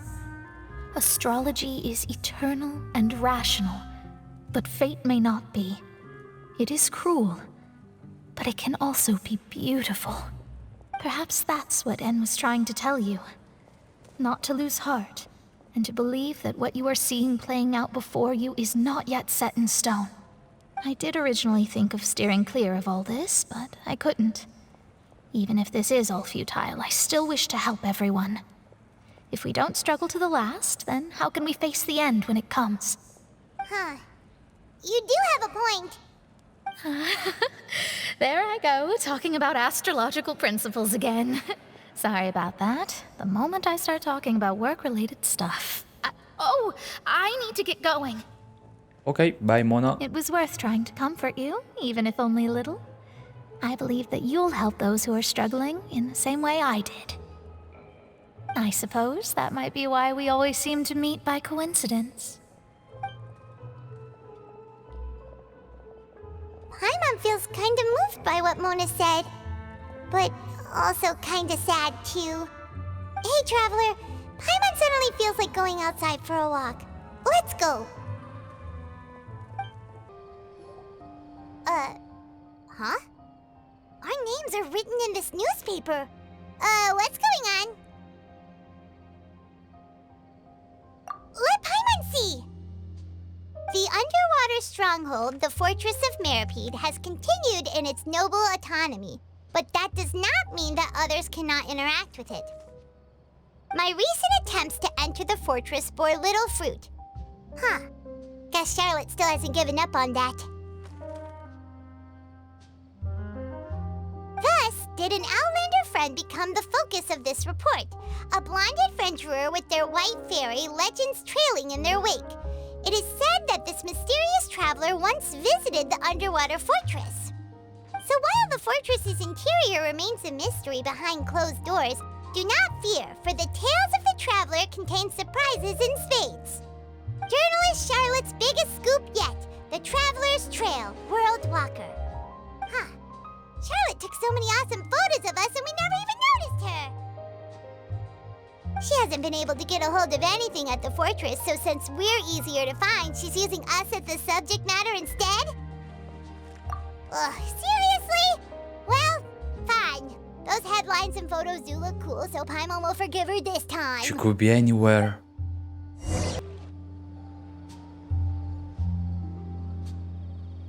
We're here!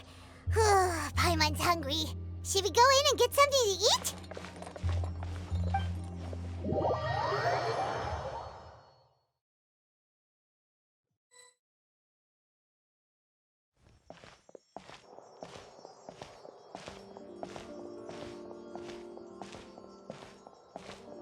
Hey, quick!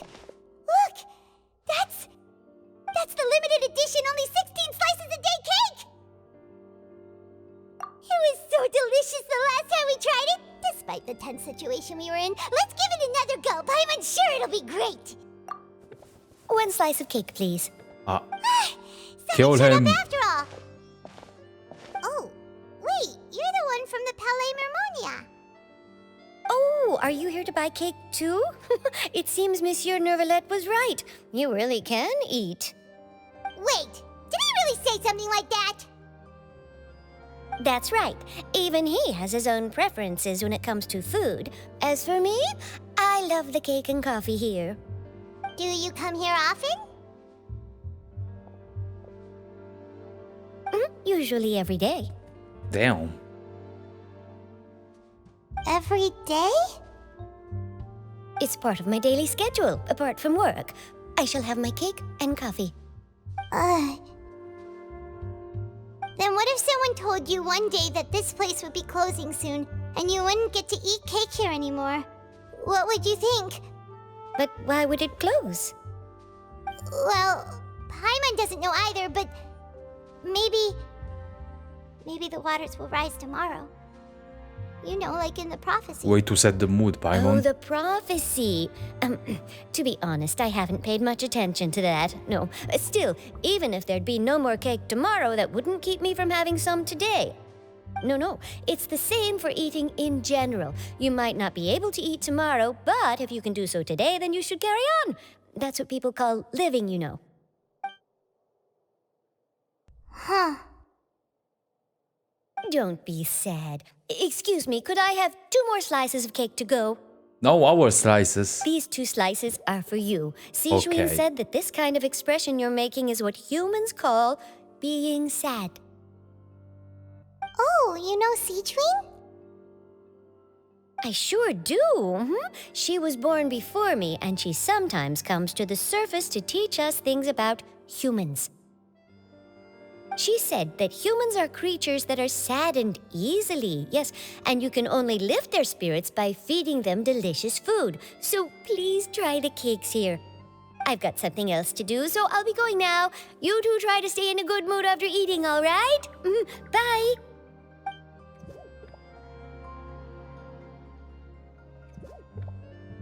And there she goes. All right, let's dig in. Paimon's sure this cake will be delicious.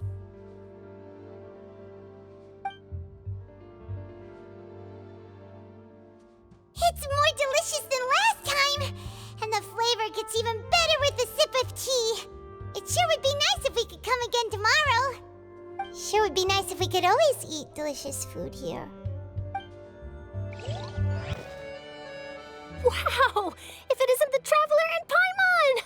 Oh, have you seen the article I wrote about you? Ha! You've got some nerve! You just used us to make some quick mora!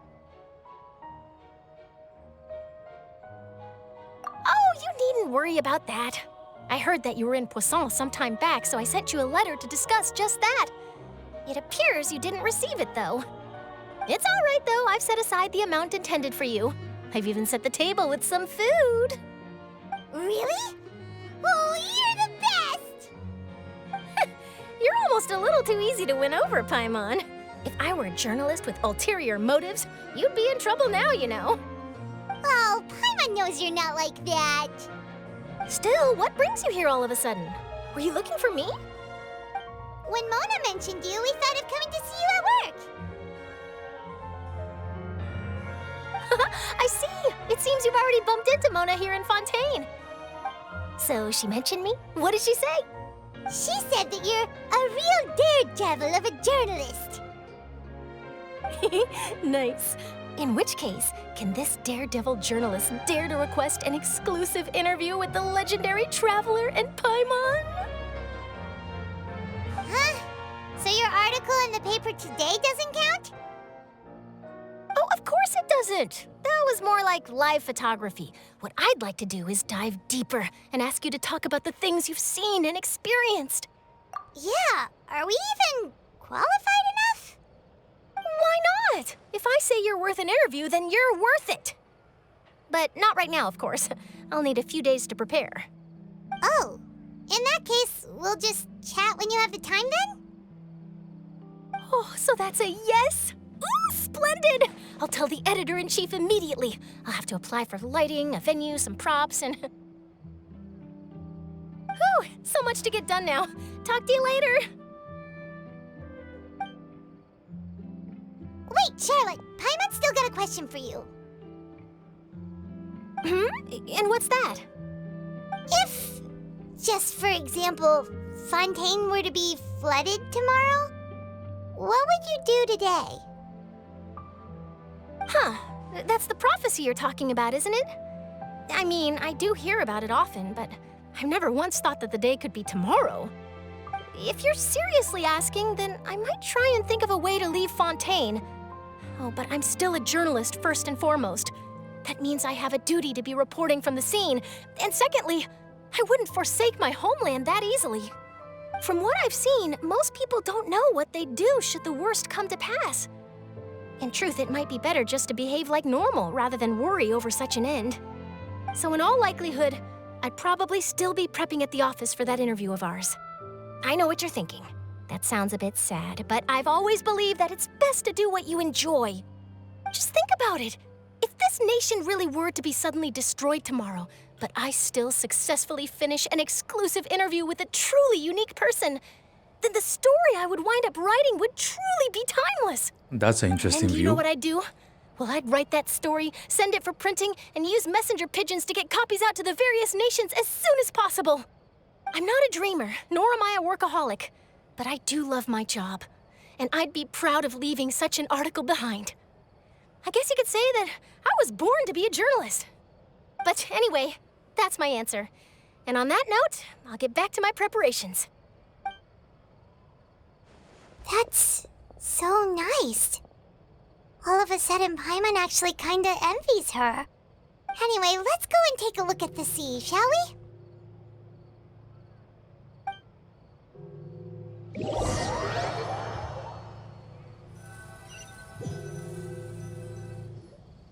The sea breeze and scenery can be a pretty soothing combo, huh? Paimon's been thinking. If it wasn't Fontaine, but all of Tevat that would be destroyed tomorrow, where would we go and what would we do? No, Paimon should ask, if you could choose, what would you like to do?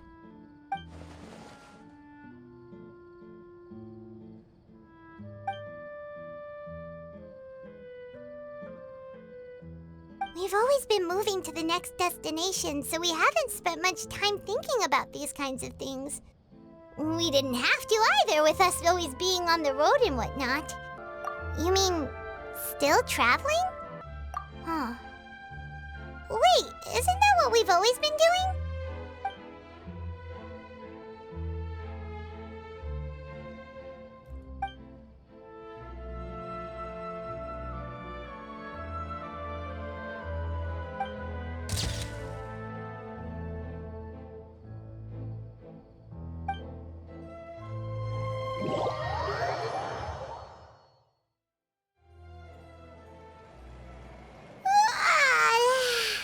Feels like you'll grow mold if you stay here long enough.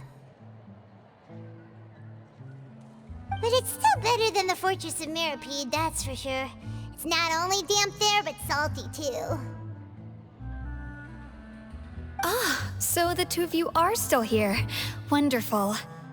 Oh, you're from the Palais Mermonia, aren't you? Yes, I'm Isadora. Monsieur Nervillat sent me to look for you two before. I heard that afterward you went to the Fortress of Mirapede. Not at all. I'm well aware that you're friends of his. Actually, I'm here to pass along a message from him. Oh. Is it time? Yes, inside the Opera House. The Maréchaussée Phantom has declared the incident a small-scale riot. A riot? Well, that said, I don't personally think it was that serious. Lady Farina was watching a performance at the Opera House, and while she was resting during an intermission, some other audience members suddenly started harassing her. What the fuck? Loudly accusing her of doing nothing about the prophecy crisis. And before she could respond, others started to join in. The crowd continued to grow, and protests against the Hydro Archon started to break out. So people have started to put the blame on Farina. Guess they finally found an outlet for the pressure they've been under due to the prophecy. I agree. People will naturally rely on gods, as is customary. But the moment people feel threatened, gods are also the first to be blamed. That's a good plan. Whoever came out with it, thumbs up. That's a good way to put Farina on trial. So what happened after that? Is Farina okay? Seeing that the situation was spiraling out of control and that further argument was pointless, she claimed that she'd gotten tired of this and left in a hurry. The Marechaussee Phantom had their hands full maintaining order and did not catch where Lady Farina had gone. Only when things had stabilized did we realize that she had gone missing. So, you mean she's still missing? But I'm gonna say, I kinda feel bad for Farina. I wouldn't be surprised if she's crying in her room or something. That's right. The Marechaussee has dispatched many people to search for her, but we don't have any leads yet. That said, I don't think there's much to worry about. She is a god after all. Even if she were to fall into the hands of rioters, what could ordinary people do to her? Good. Monsieur Nervillet sent me to tell you about the situation, but he didn't say anything else. Don't worry, this is more than enough to go on. Thanks for keeping us informed.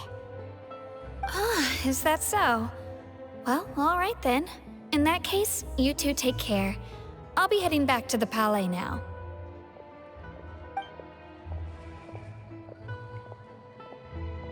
Well, sounds like we should hurry over to Poisson then. If we know Farina, she won't try to fix things in this situation. Instead, she'll look for a place to wait out the heat.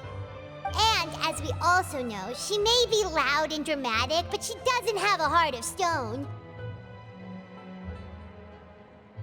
When Nervillet was talking to her in the Palais Mermonia, and she heard about Poisson, she couldn't hide her sadness and remorse.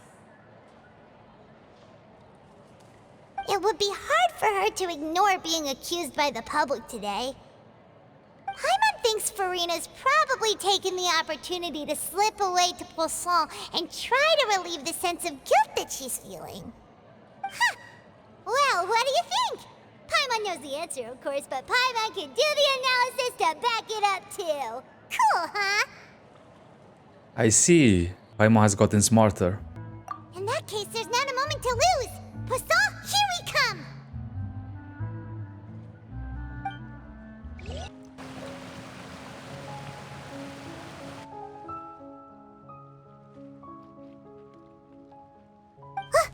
That's Farina, right over there. She really is here all on her own.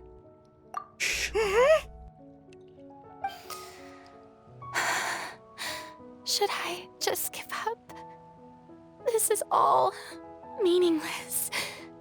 What was meant to happen did happen after all. Everyone's dead. I'm sorry. I'm so sorry. Give up, Farina. There's no point in holding out. God damn it. I'm sorry. But what can I even do other than to repeat meaningless apologies over and over? Oof. That hurts, man. Who's that? Don't worry, Farina. It's just us.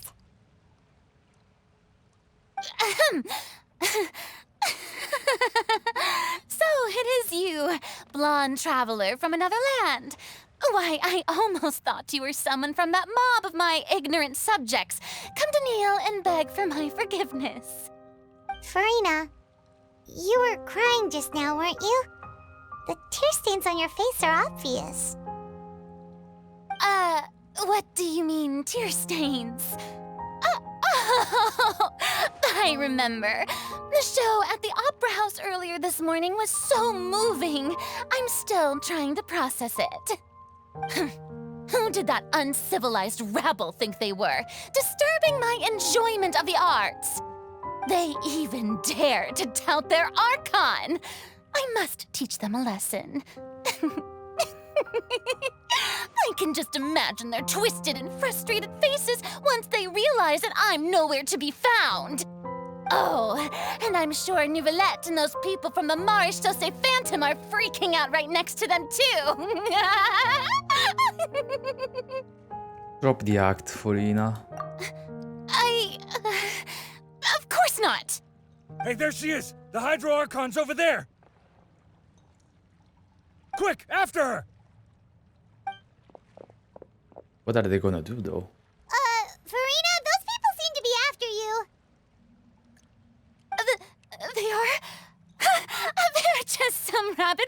ones who want to cut the line because they haven't been able to meet me in person, aren't they? That's against the rules. I can't let them get their way. Farina just ran off! Quick, we have to catch up with her!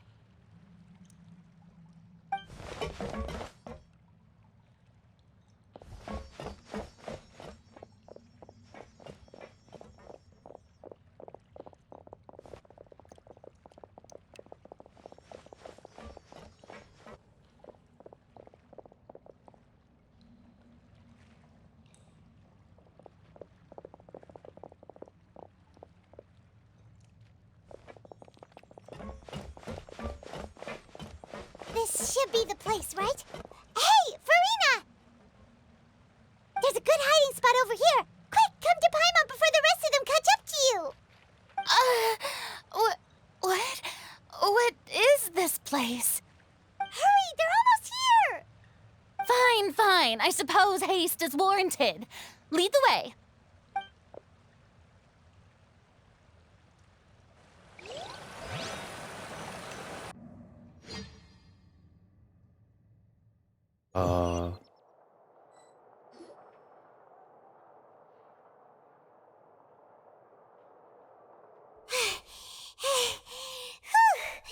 Paimon's exhausted.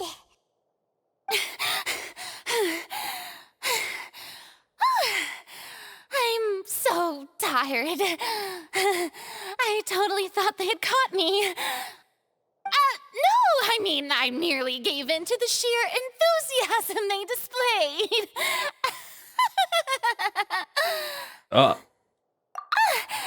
You're right. Yep, that's a good girl.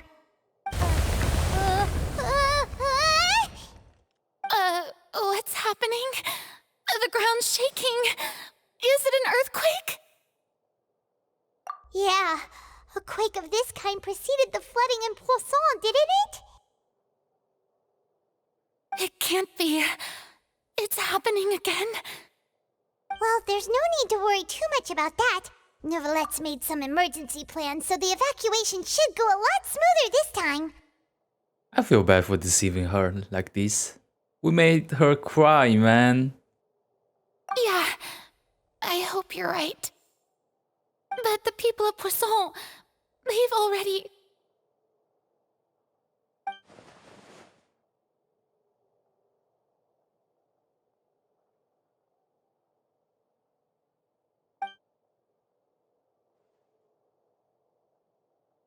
It's true. I've been investigating the prophecy for hundreds of years. I once had informants all over Tevat, searching for clues and feeding information back to me. I've tried all kinds of ways, too, to hold back the sea.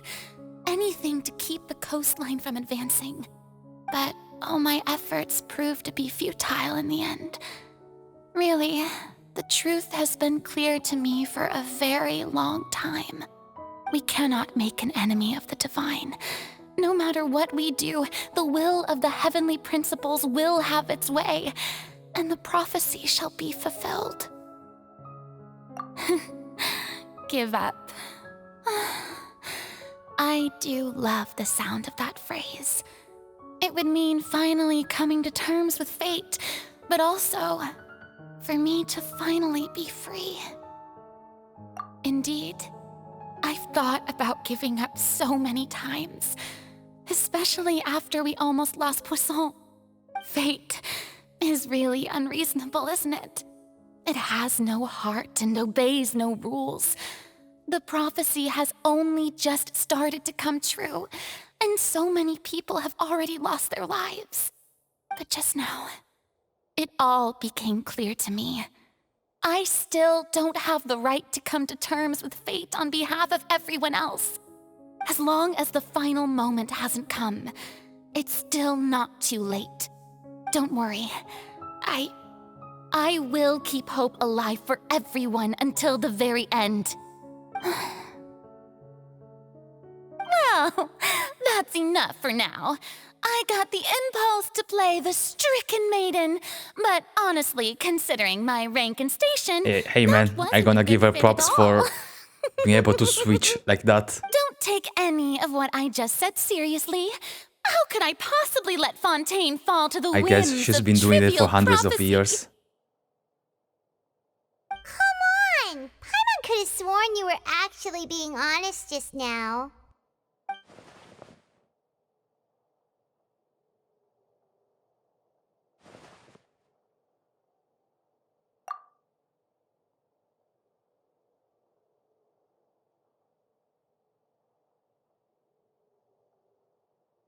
Share my burden. That's impossible. It was fated right from the start that this would be my duty alone.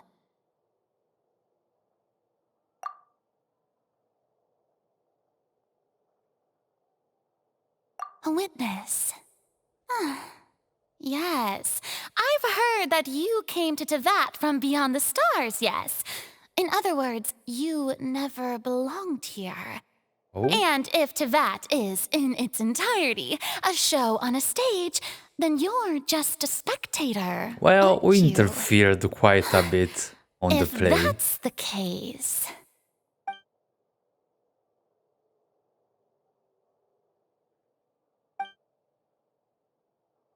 And Furina?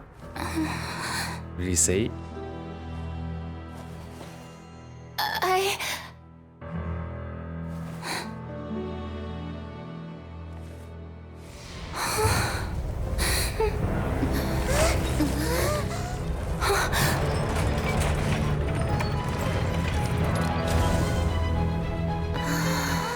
Huh? I think Furina would have noticed all the moving. What?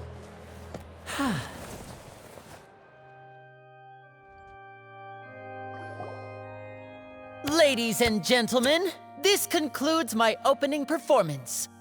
Now, without further ado, we may proceed to the trial of our god. Damn. So, this is what it is. Yes, you deserve praise for the effort you took to raise the dramatic stakes.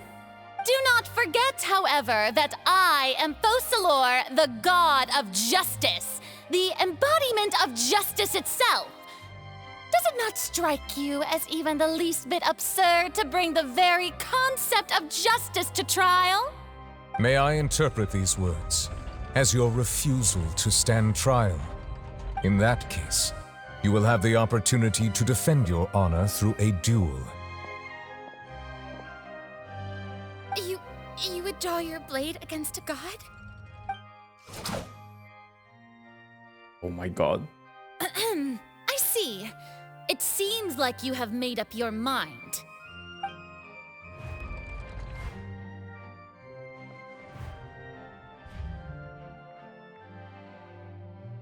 Paimon can't believe it.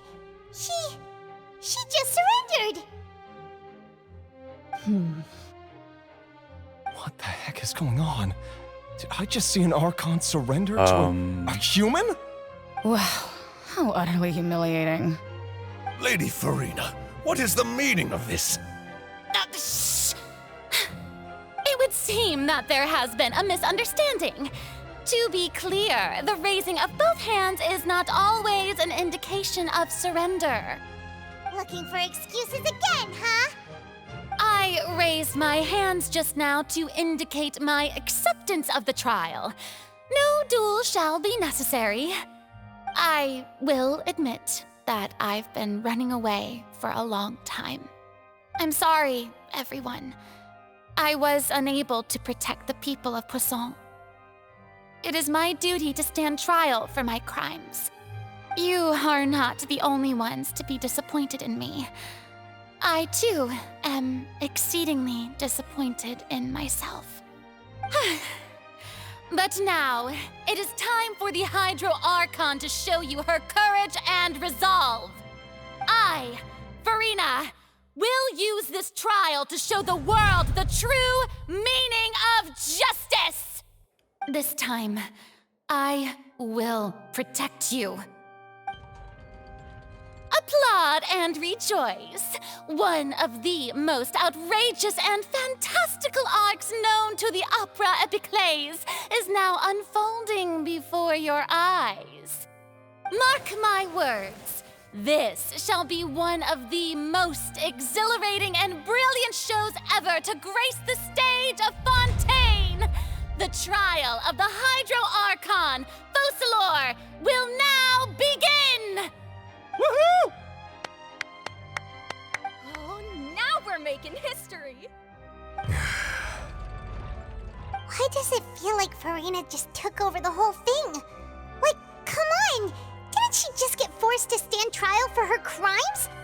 Also, even though she's still acting super dramatic, she is taking this seriously this time, right? All right, then. Who will be my opponent in this trial? Me? The court asks the prosecutor to please take the stand. Of course it was gonna be me. Is that so? Very well. Then please speak, witness of Tivat, my accuser and fated opponent.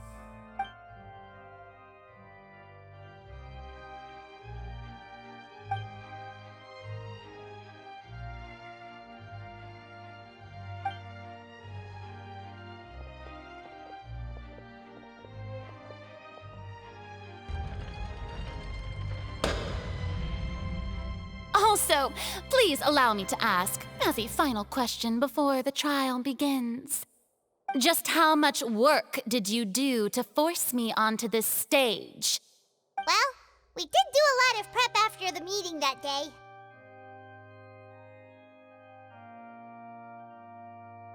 I can go over the tasks assigned to the Spina di Rosula, since they were rather straightforward and easy.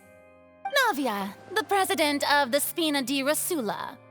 Most of the people who participated in the disturbance this morning were my subordinates.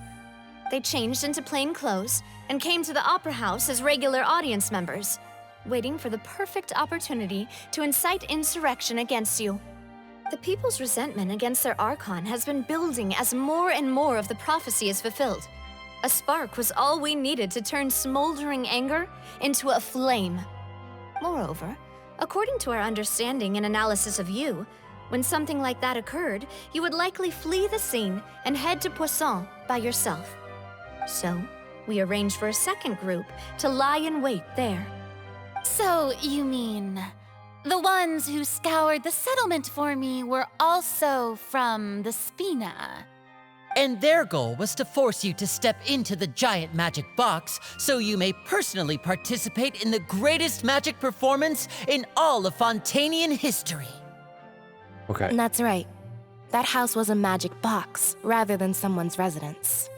As the super ultimate version of the setup that I used when I first performed at the Opera Epiclese, the volume of the box was increased by a whole order of magnitude, and the distance it traversed was the entire gap between Poisson and Areneas.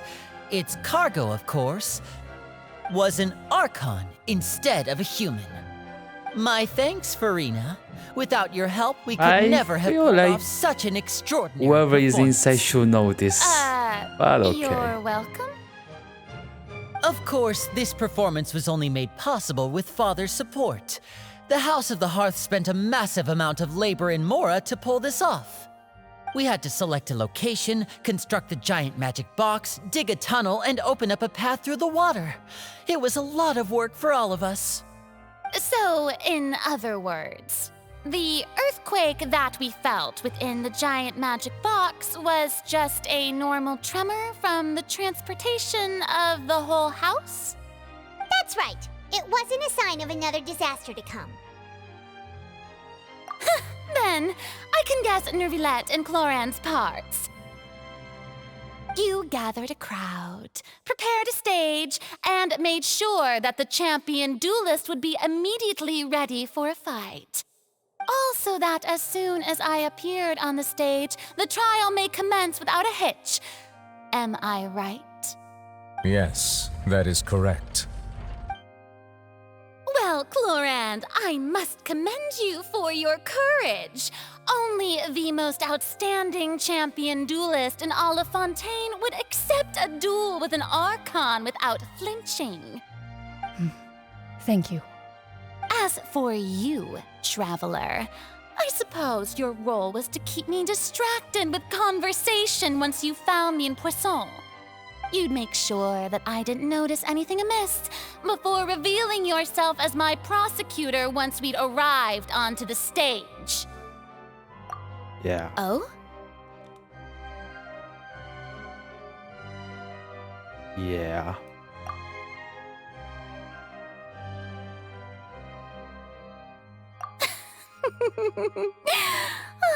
Is that so? Then We're so close. I must have missed my final chance. You didn't have to come to this. It's fine.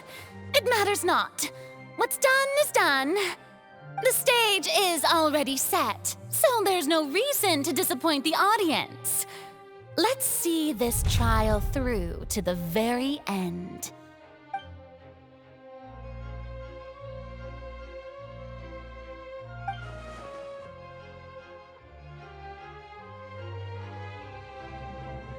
Madam Prosecutor, please allow me to pass this along. This is a document that Miss Charlotte applied for and received permission to share with you during the trial. According to her, it should speed up the proceedings. Huh? Charlotte wanted to give us something? Oh, so she's here too! Hey, Charlotte! Oh, let Paimon see. Isn't this the exclusive interview that she did with us before? So she's already finished it, huh? Wait, then that means this document is a perfect timeline of everything that's happened ever since we stepped foot in Fontaine! So in other words, we can refer to this anthology of evidence every time we want to use something from our journey as evidence for an argument! Let's quickly confirm the information in it. Just think of it as a refresher, alright? You defeated the Hydro Archon in the very first duels you took part in at the Opera House. That's one for the history books, all right. I didn't think that you'd wind up getting to the bottom of the case I'd been following all this time. I guess you could also see this as a happy coincidence. This is the first time Monsieur Neuvillette had a difference of opinion with the oratories. Even the Hydro Archon can't figure it out. A Fatui Harbinger. She's an extraordinary person. Her instinct must mean something. The fortress of Meripede was almost destroyed in a single day. That I didn't witness that scene personally will always be a source of professional regret, I think. According to Monsieur Neuvillette, both Child and that whale should have been in the primordial sea at that time. I nearly lost my awesome friend Navia. To be honest, that still gives me shivers. The words of someone as extraordinary as a witch can probably only be truly understood when something surreal happens to you. Whoa, we told Charlotte about everything then. The words of someone as We told her everything, huh? I guess there's no reason to hide anything.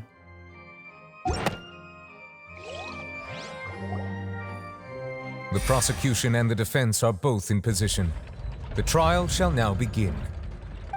Oh, come on, Neuvillette. There's no need to repeat all the unimportant legalese. Just fast forward to the part where the prosecution lays out my offenses. As the defendant and the lead actress of this performance, I still haven't even been informed of my supposed guilt in all of this. Of course, it is only natural for humans to struggle to understand the actions of a god. However, you will need more than that to convict me of a crime. That's true, but my Oh, charge here is unrelated we are to your talking. conduct as an Archon. Instead, I would like to charge you as a fraud who's never been the Archon in the first place. Wait, what was that? Lady Farina's a fraud? Hey, I came here thinking that we were going to try the Hydro Archon for forsaking her duty, but did I hear that right? She's not our Archon at all? Charge accepted. Ooh, Lady makes Farina, sense. do you plead guilty to the charge?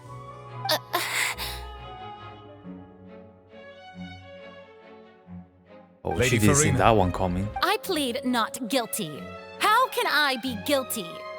There is no way that I, Focalor, otherwise known as Farina de Fontaine, a member of the Seven and the Regina of all waters, kindreds, peoples, and laws of Fontaine, could be anything other than your true Archon. Yeah, even though Lady Farina can be rather eccentric, isn't it going too far to doubt her very identity? Yeah, I've never questioned her identity either. Sure, Lady Farina can be super irresponsible, but what grounds does she's that been around prosecutor for have to hundreds make of years. such a huge claim? I have cause to believe that common sense will prevail in this case. Many of the members of the audience have known me as the Hydro Archon ever since they were born. There would be no fooling their memory. See? Even the Oratrice has decided to show me its favor. Are you sure you want to commit to a charge that will never be upheld? If you wish to drop the case, I can promise you as the God of Justice that you will not have to face trial for making a false accusation. We will treat everything that's happened as a dramatic spectacle and move on with our lives. What do you say to that? Huh. An argument with near impossible odds, huh? We have to not only refute Farina's claims, but also overturn the long-held beliefs of the people.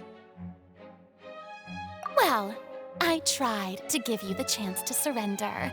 If you must persist, then let me ask. If you believe I'm not the Archon, then what manner of being do you think I am? And if I was not the Archon, then how did I manage to live for over 500 years?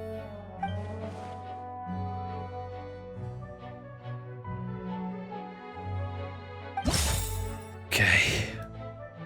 She's cursed? Oh, interesting. First of all, you may be a member of another long-lived race, which would allow you to naturally possess an extended lifespan. And second of all, even if that wasn't the case, there could be other ways to extend your life. Who gave you that idea? Was it the knave?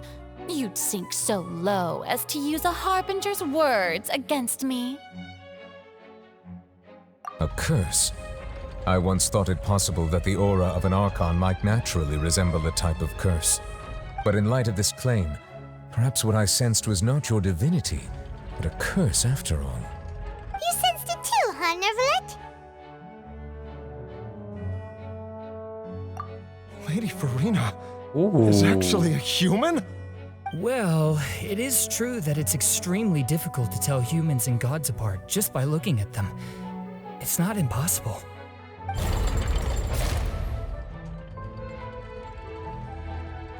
Well, don't start celebrating too early now. Even if I have been carrying a curse like you said, how does that prove that I am merely a human being?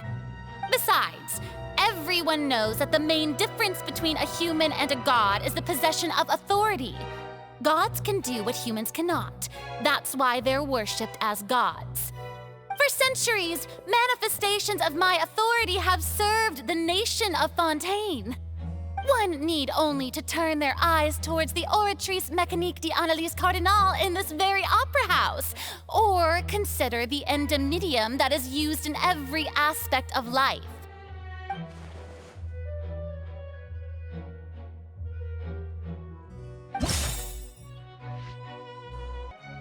Okay, yes.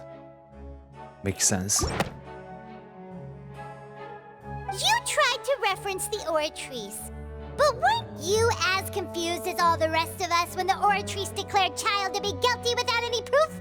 Otherwise, you should have come up with a good explanation for that by now. Didn't I make myself clear at the time?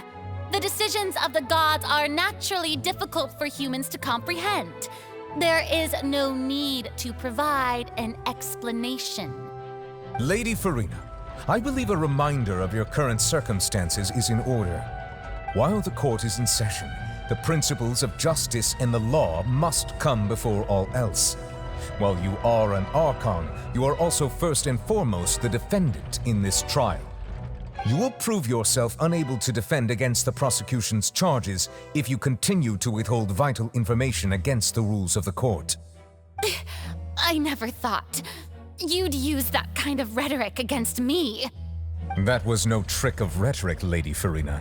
I've merely reiterated the rules of the court. Rules that all should respect and follow.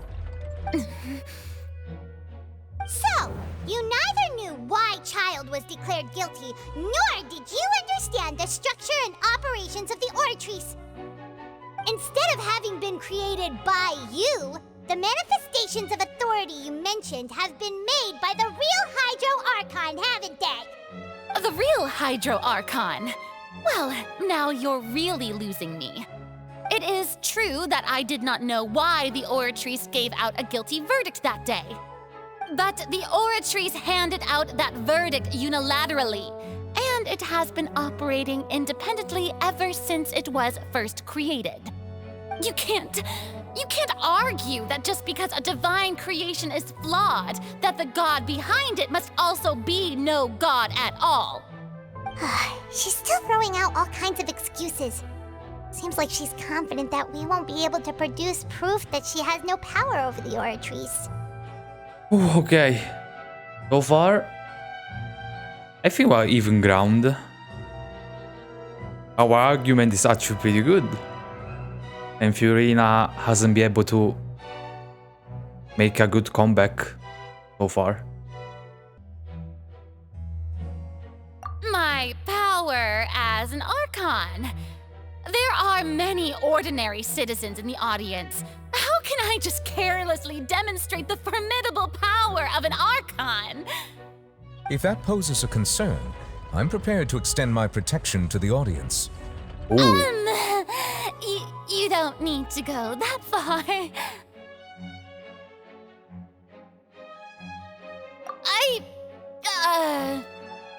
Yeah, just control some water, man. Hydro Archon? Just control some water. Is it that you can't even wield the power of Hydro, much less the authority of a god? Indemnitium! Yes! It's all because of Indemnitium! All Archons derive their power from the faith of the people, and I've converted the people's faith in justice into Indemnitium! Thus did I give up all of my divine power to provide everyone with energy for their daily lives. Have you ever seen a more magnanimous god? Isn't that a huge stretch? Yeah, no matter how generous an Archon can be, how could they give up all their power? Can a god with no power even still be called a god? It seems like nobody's buying Farina's excuse. Hey, come now, everyone. Please don't stare at me as if I was a liar. I'm still the same Farina you knew, right? The one that you loved. Shouldn't you want to believe in me? I feel bad for her. Please? You've got to believe me. If what the prosecutor said is true, she really has committed a grave offense. Did she deceive all of us? And all of our parents and grandparents too? And all of our ancestors? Ever since they were born? Enough. That's enough. Tell me then, if I'm not the real Hydro Archon, then who is? If you have no evidence of another Hydro Archon's existence, nor can you find anyone who can back up their claim to be such, then what grounds have you to say that I'm not actually the real deal? Wow, she came up with yet another argument. How can we refute her now? Seems like she really doesn't want to give up.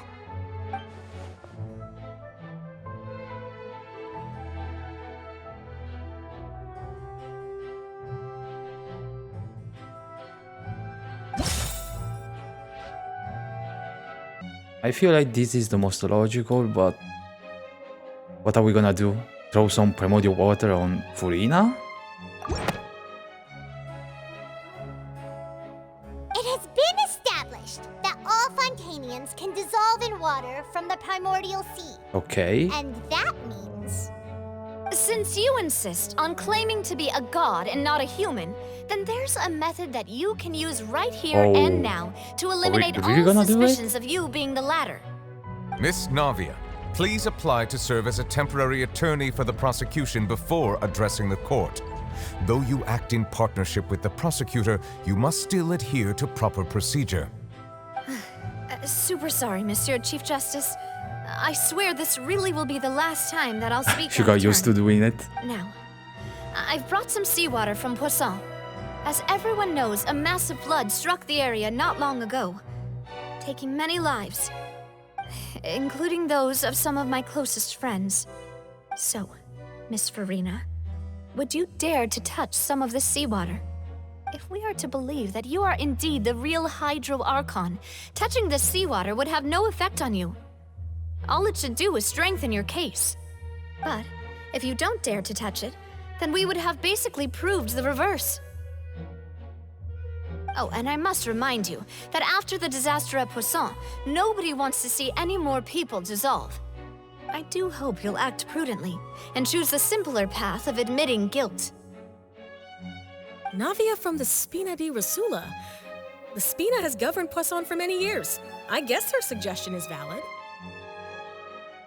If Lady Farina is indeed just a human, she's probably Fontanian like all the rest of us. Would she really dare to try?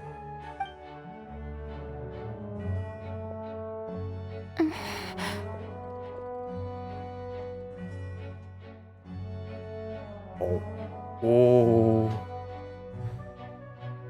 This is tense, not gonna lie. Lady Farina, this test has been unilaterally proposed by the prosecution. As it falls outside the realm of standard court proceedings, you possess the right to decline participation. Well, of course he had to tell her that.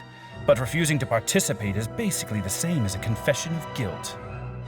She's just staring at the water without saying a single word.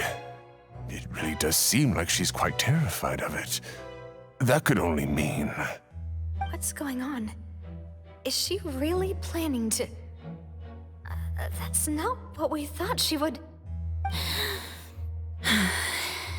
What's gonna happen? Risk of the test, Lady Farina, you may...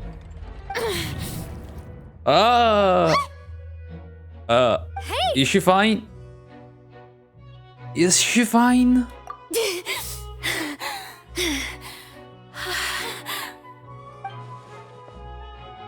I'm fine! Look at me, everyone! My hand is still here! I haven't been dissolved! Will you believe me now? I really am your Archon! I'm nothing like a normal human who would fall apart as soon as they touch this water! Really? Was this not the most obvious thing in the world? Miss Siegewing? If you're present, Miss Siegewing, please come forward and attend to the defendant. Siegewing? Okay, medical checkup makes sense. It'll just take a few seconds. Let me see. That should be enough. Please announce the results of your evaluation to the court, Oh Miss my Siegewing. god. As everyone doubtlessly saw, Miss Farina was displaying symptoms of hyperventilation and flushed skin. These indicate that she was experiencing the adverse effects of exposure to primordial seawater. The extent to which she was affected is the same as other humans when exposed to primordial seawater of a similar concentration. Okay. Thank you, Miss Siegewing. It wasn't, of course, Lady it wasn't Farina, pure you may primordial return to water. the defendant's stand. Oh wait, what did she just say? I didn't get dissolved! Shouldn't that be enough to prove my innocence? Well, considering your tendency to run from your problems, we did originally prepare a direct sample of the seawater around Poisson. However, after extensive discussion, we exchanged it for a sample that is not concentrated enough to dissolve an actual human. Smart. After all, on the off chance that something entirely unexpected might occur, we don't want anyone else to lose their life to the sea. Yeah, so out of regard for Farina's life, you secured a low-concentration sample and asked the head nurse to serve as an expert witness. It's a great thing that the direct sample wasn't actually used. Farina could have... I can't believe... You...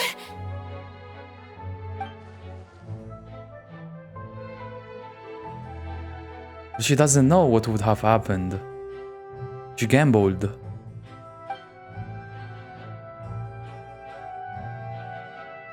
Listen to me, everyone! Please don't give me such cold and disdainful looks! What happened just now didn't prove a single thing! Think about it! How can you conclusively prove that an Archon can't also be affected by the primordial seawater? Also, if I was really just a human, why would I dare to just put my hand in that kind of water?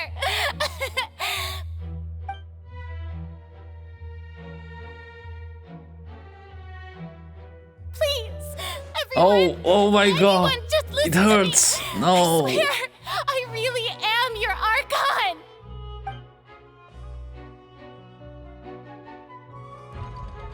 I feel so bad for her.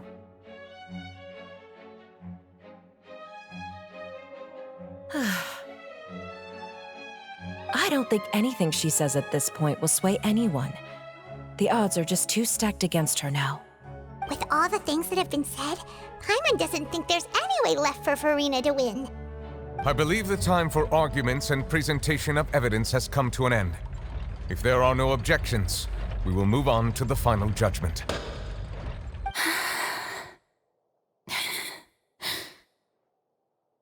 Oh no, what's going on now? What the hell?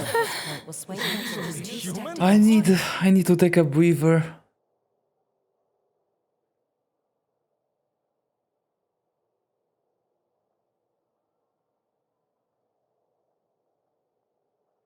In my capacity as Chief Justice, I shall now render judgment on Farina's misrepresentation of herself as the Archon of Fontaine.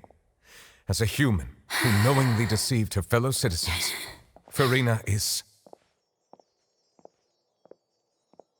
guilty.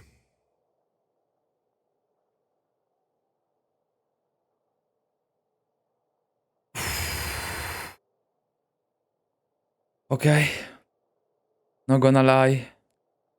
Personally, I didn't quite like the previous two trials that we got. The trial for Lynette and the trial for Vasher.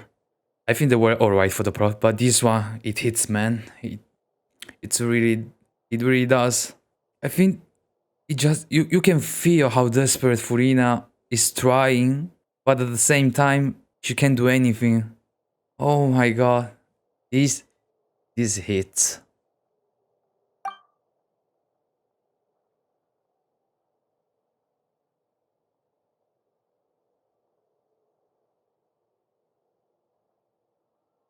We shall now turn to the Oratrice Mécanique d'Analyse Cardinale to render the final verdict on the charges.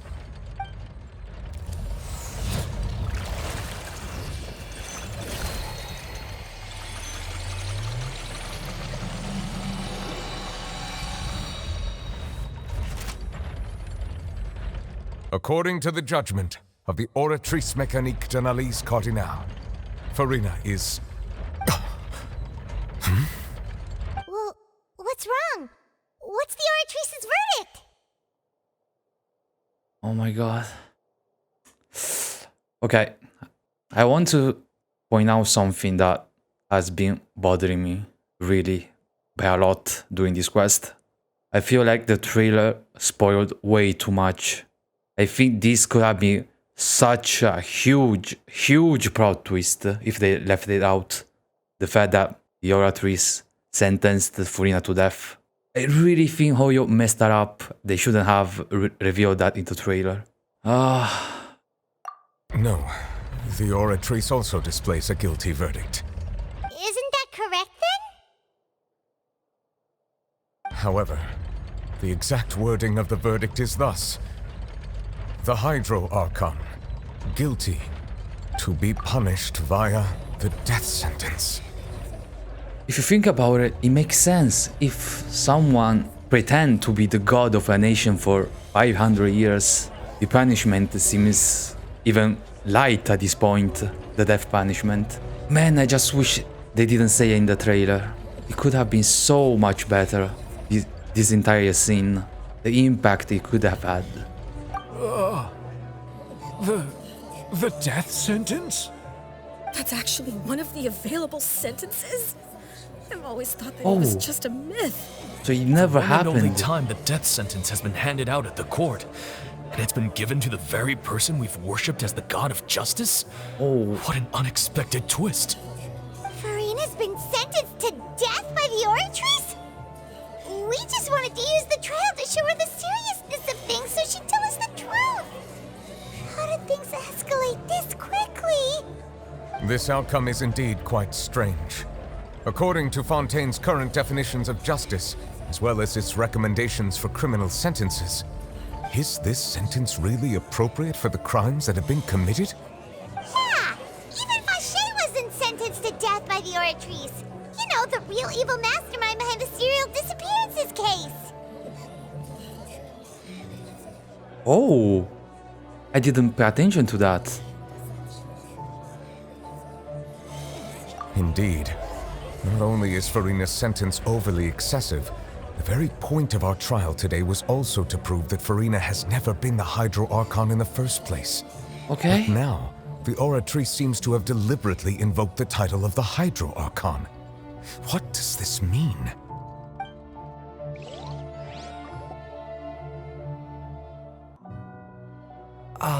Excuse me, if I may interrupt. Is the trial still going? Fremine! Oh, you finally made it. I assume this means you've completed your mission? Mm-hmm. Any mission Father assigns to me will always be top priority. What now?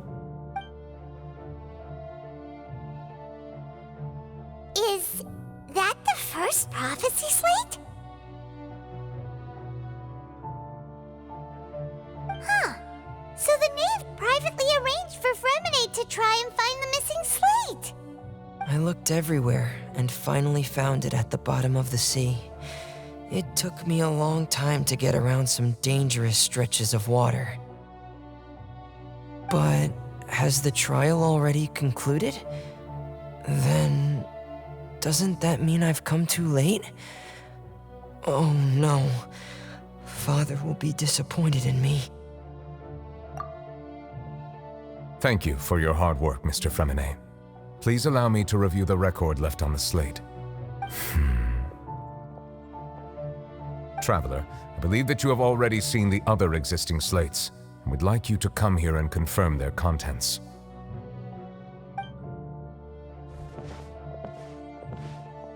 Huh? So what do you see? What is it?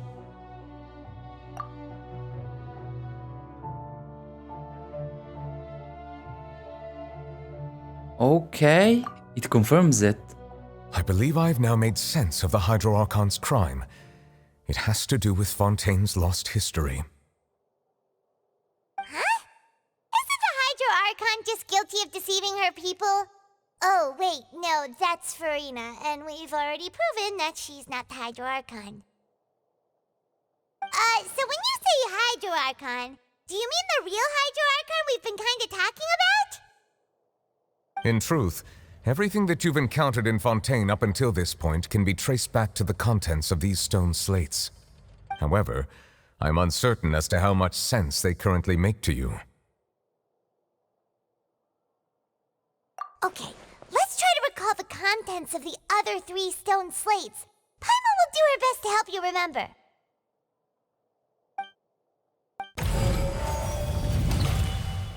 Okay, it's time to think. The stone slate describes what you just said.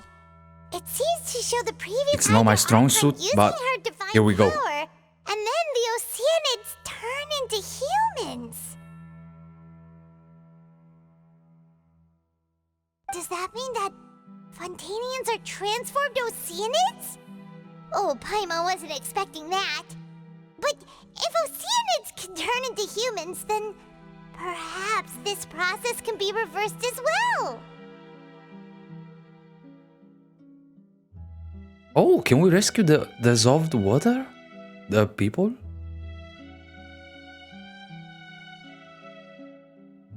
The second stone slate shows Celestia floating in the sky and the Hydro Archon and her people worshipping it together. But the heavens still brought judgment down upon them.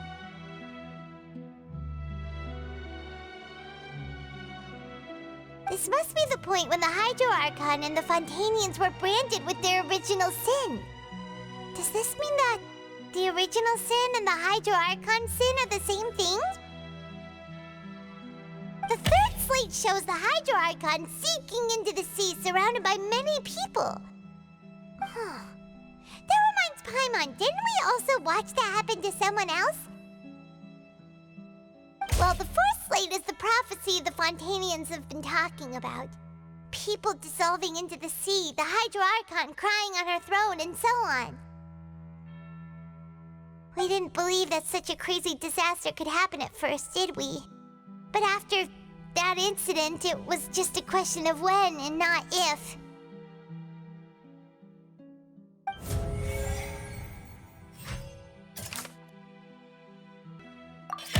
We know from the case of the serial disappearances of young women that Fontanians can be dissolved in primordial seawater. And the first stone slate tells us that long ago, the Hydro Archon used her power to turn Oceanids into humans. This might be the reason that Fontanians can dissolve. Okay, sure. I think the Navia one makes more sense. I don't know about this. How do we verify this? Perhaps what is about to take place has all happened before. The true sin of the Hydro Archon that Nervilette mentioned, and the original sin cast down on the people of Fontaine by Celestia, as recorded on the stone slates. It's not as simple as falling into the sea. When Navia fell into the sea, her consciousness was subjected to judgment. The stone slates show the people gathered around the Hydro Archon in the sea. Could that be alluding to the same thing? The prophecy from the stone slates found its way into society, but not many people believed it at first. The fortress of Meropide was nearly flooded with primordial seawater, which we know can cause Fontanians to dissolve. It seems increasingly likely that the prophecy may come true. If we hadn't dealt with it in time, things could have gone very badly. They'll dissolve into the primordial sea but won't cease to exist. Their essence will flow in the seawater, converge, and take the form of an Oceanid. The Hydro Archon was sentenced to death in court, shocking everyone present. Perhaps this means that her sin was actually Fontaine's original sin. Navia fell into the water inside those ruins, and she nearly dissolved. She was surrounded by the people of Poisson in a court within her consciousness, and was forced to take part in a trial meant to make her stay. The eruption of the primordial sea at the fortress of Meropide was the surest sign that the prophecy was about to come to pass no matter what. The prophecy's contents can all be verified by recent events. If we combine what we know together, loads of truths should come to light.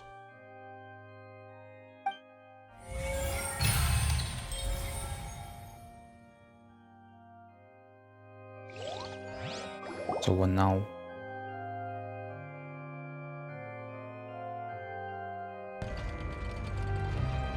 Huh? Oh, Paimon gets it now! So that's how you can make sense of it. But then it feels like we're going to have to share some truly shocking revelations. Let's hear them. Yeah. Incredible. Linny, did you hear that? We're not real humans. All Fontanians were originally created by the late previous Hydro Archon, with Oceanids as their basis. The evidence for that can be found in how only Fontanians could dissolve in primordial seawater. and how all the girls Vache dissolved were also turned into Oceanids. Oh, and according to Navia, when she was about to get dissolved, she also saw everyone gathered around for a trial, all of them in the shape of Oceanids. Indeed.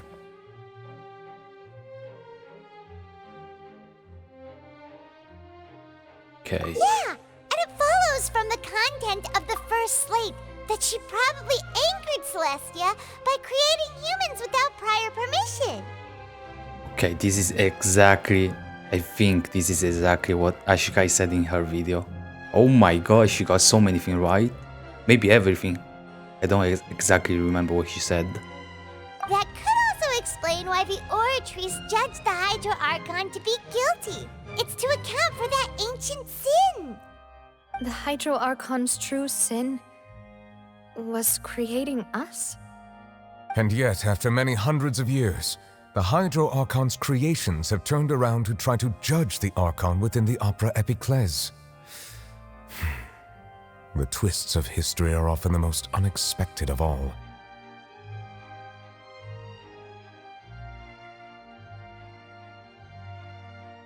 Yeah, isn't the image here just like when Navia fell into the sea?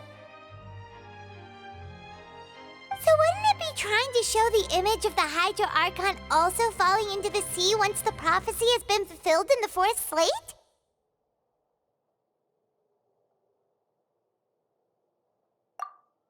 In the end, the people will all be dissolved into the waters, and only the Hydro Archon will remain weeping on her throne. Only then will the sins of the people of Fontaine be washed away. Did Paimon get all that right? You've made some keen deductions. I must say, given how much you still don't know, it is impressive that you've already managed to connect so many pieces of the truth. However, while you were able to decode all the information on the slates, they've also been etched with an additional layer of hidden information using a different power source. When we were at the ruins, I tried to decipher the hidden information recorded in the slates. But since we only had 3 slates at the time, I was unable to come to a full conclusion.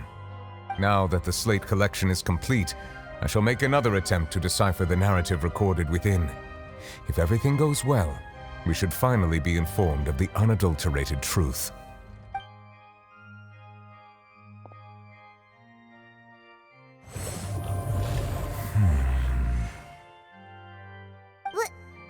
Well? Did you get it?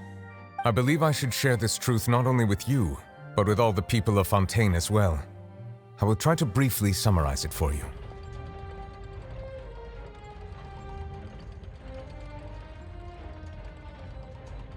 Your hypotheses regarding the origin of Fontainians and the sin of the Hydro Archon were both correct. In the Fontaine of old, the previous Hydro Archon sensed the yearning of her Oceanid familiars for life on land.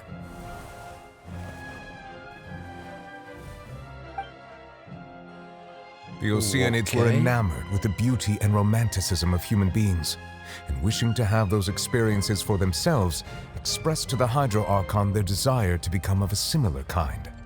However, even though water as an element is intricately linked with the power of life, the Hydro Archon, as one of the 7, did not possess the authority to create a new form of human life. Not one to give in, she eventually found a way to create permanent humanoid bodies for her familiars by appropriating the power of this planet's primordial sea. She poured primordial seawater into the Oceanids' blood vessels, creating humanoid mimics in the process.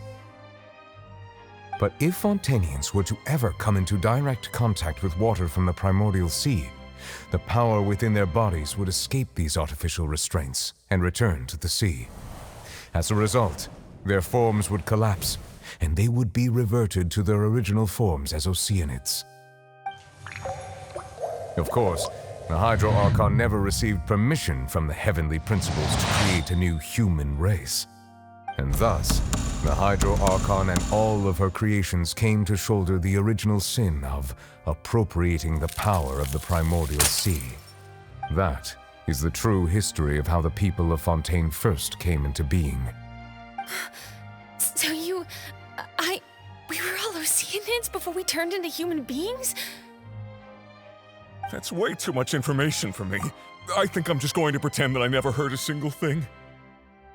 A little bit off topics, but I bet Sharo is with pen and paper ready, writing everything down, you know, just being ready to make the biggest scoop of her life. Holy, it's gonna be the headline everywhere. Wait, but if that's the truth, we can't let the Hydro Archon be sentenced to death. After all, her only sin was creating us. This really might be too much information for your regular Fontanian, but it does answer a lot of our questions. Okay. So, what happened when we don't follow the sentence of the Oratrice? They never do it? I guess we'll find out. Alas, your hypothesis regarding the third and fourth stone slates was inaccurate. The slates' respective positions are, in fact, correct. A key point of the visual on the third slate is how all the individuals depicted in the water are humans rather than Oceanids. They have not been dissolved, which implies that the water depicted in this slate is not water from the primordial sea. The nation of Fontaine is the nation of Hydro, as well as the nation of trials and justice. Instead of being the literal element, the water in the scene symbolizes judgment and justice. You may also recall Navia's experience. When she fell into the sea, her consciousness was surrounded by that of many others who intended to hold a trial to determine her fate. Therefore, the meaning of the third slate is that the people of Fontaine shall try the Hydro Archon at the court of justice. Yes, it refers to our present situation. I think I'm following now. So, what you're saying is, even though we decided to put on this trial to avoid fulfilling the prophecy, in truth, everything we've done has happened exactly as the prophecy foretold. So now, it seems, we're the ones making sure it comes true. What should we do? Huh. No matter what, the prophecy will be fulfilled. Is this what it feels like to be a prisoner of fate? If that's the case, does that mean the scene in the fourth slate will also be fulfilled soon? Traveler, I would like to point out another small fallacy in your deductions. About the fourth slate, you probably thought that the eruption of primordial seawater beneath the fortress of Meripede served as the surest sign that the prophecy was about to come to pass, yes? However, I believe that rather than being a sure sign, that eruption could in fact only be a small warning of something far worse to come. As for the root cause of the catastrophe, I believe you've already encountered it once before. Yes. Yes, Celestia. Wait, or Abyss?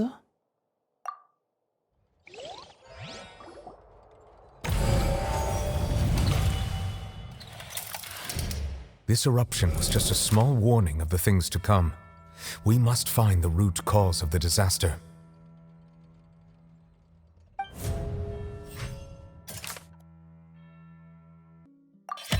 It was both dream and reality.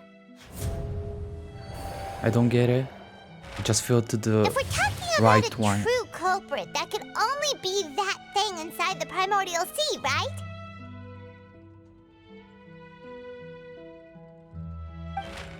The truth, the original sin, the trial, and the root cause of the disaster.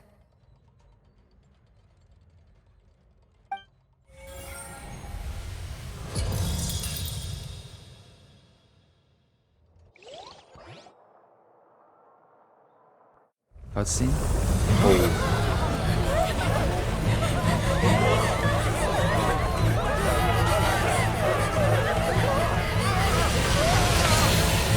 Holy.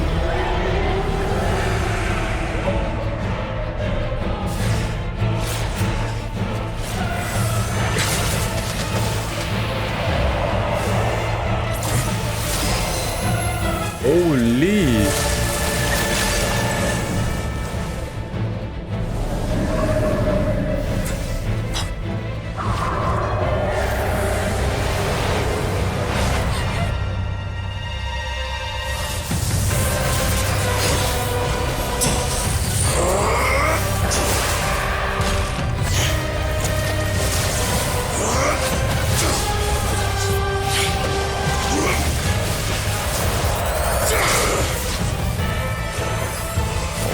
is sick.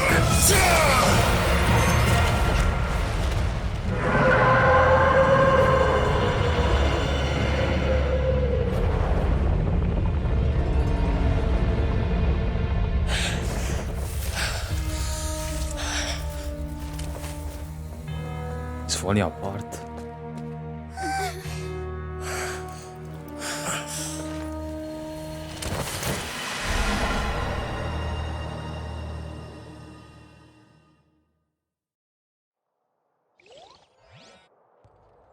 That was way too close! How did that thing just burst into the Opera House? Wait, was that the huge whale you saw in your dream? So we've met it at last. I understand very well why it has chosen to make an appearance here. That whale does not belong to Teyvat. It is a monster that has traversed the stars, weeping all the while. It has been greedily consuming the energy from the planet's primordial sea, using it to grow. That is the main cause for the rising sea levels. And once it has finished consuming all of the energy contained within the sea, its next step will be... You said that when the Hydro Archon first created Fontanians out of Oceanids, she filled their blood vessels with primordial seawater. Precisely. That whale finds the blood of Fontanians nigh impossible to resist. Therefore, when it left the primordial sea, it decided to make its next stop a packed opera house full of food. Food in the form of Fontanians.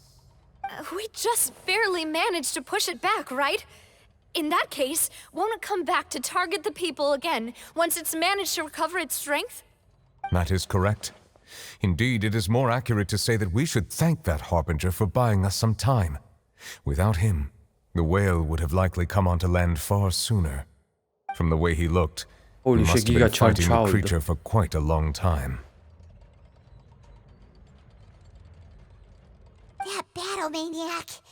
We've always known that he had a special connection with that whale, but we definitely didn't expect it to help us out like this.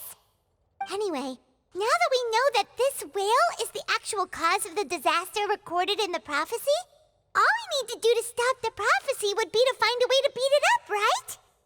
It is too late. It had already absorbed too much of the primordial sea's energy before we could notice it. At this point, it has become practically integrated with the sea itself. Even if the entirety of Teyvat were to be destroyed, it could still survive and swim off towards some other world. That's not something I will accept. We've already done everything we can, and we even found the true culprit. We've come so far. You can't just tell me that the last hurdle is some impossible foe. That's just not fair. I feel like this situation has gotten way out of hand and it's out of the league of most people present here. You know? Indeed. That's not how a grand performance should end. I'll fight it to the end. No matter what. So the prophecy will be fulfilled no matter what, huh?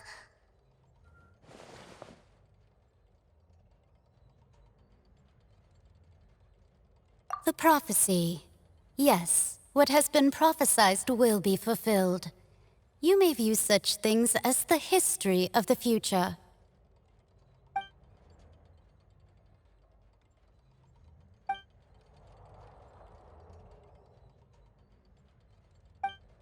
Just as prophecies are usually only the future as seen from the perspectives of the gods, could things be happening in hidden corners where the gods' gaze does not fall? Ultimately, fate shall serve as your only guide, no matter what will happen in Teyvat's future. All you need to do is to play your part.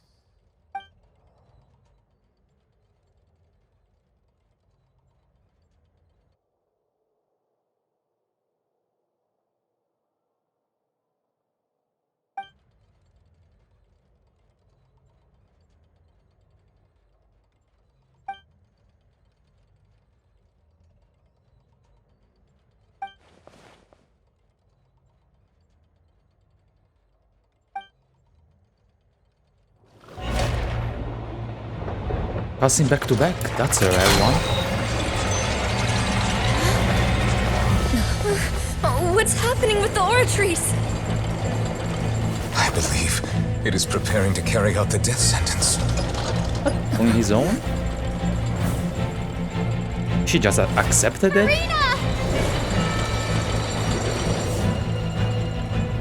Oh my god, she's so depressed. No, Someone gonna help her. answers.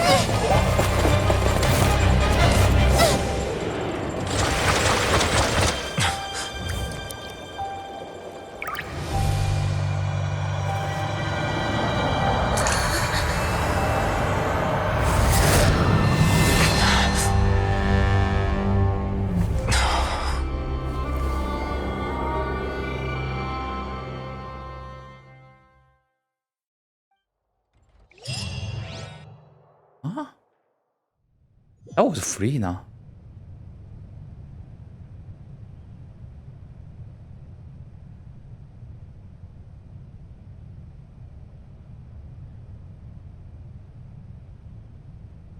You.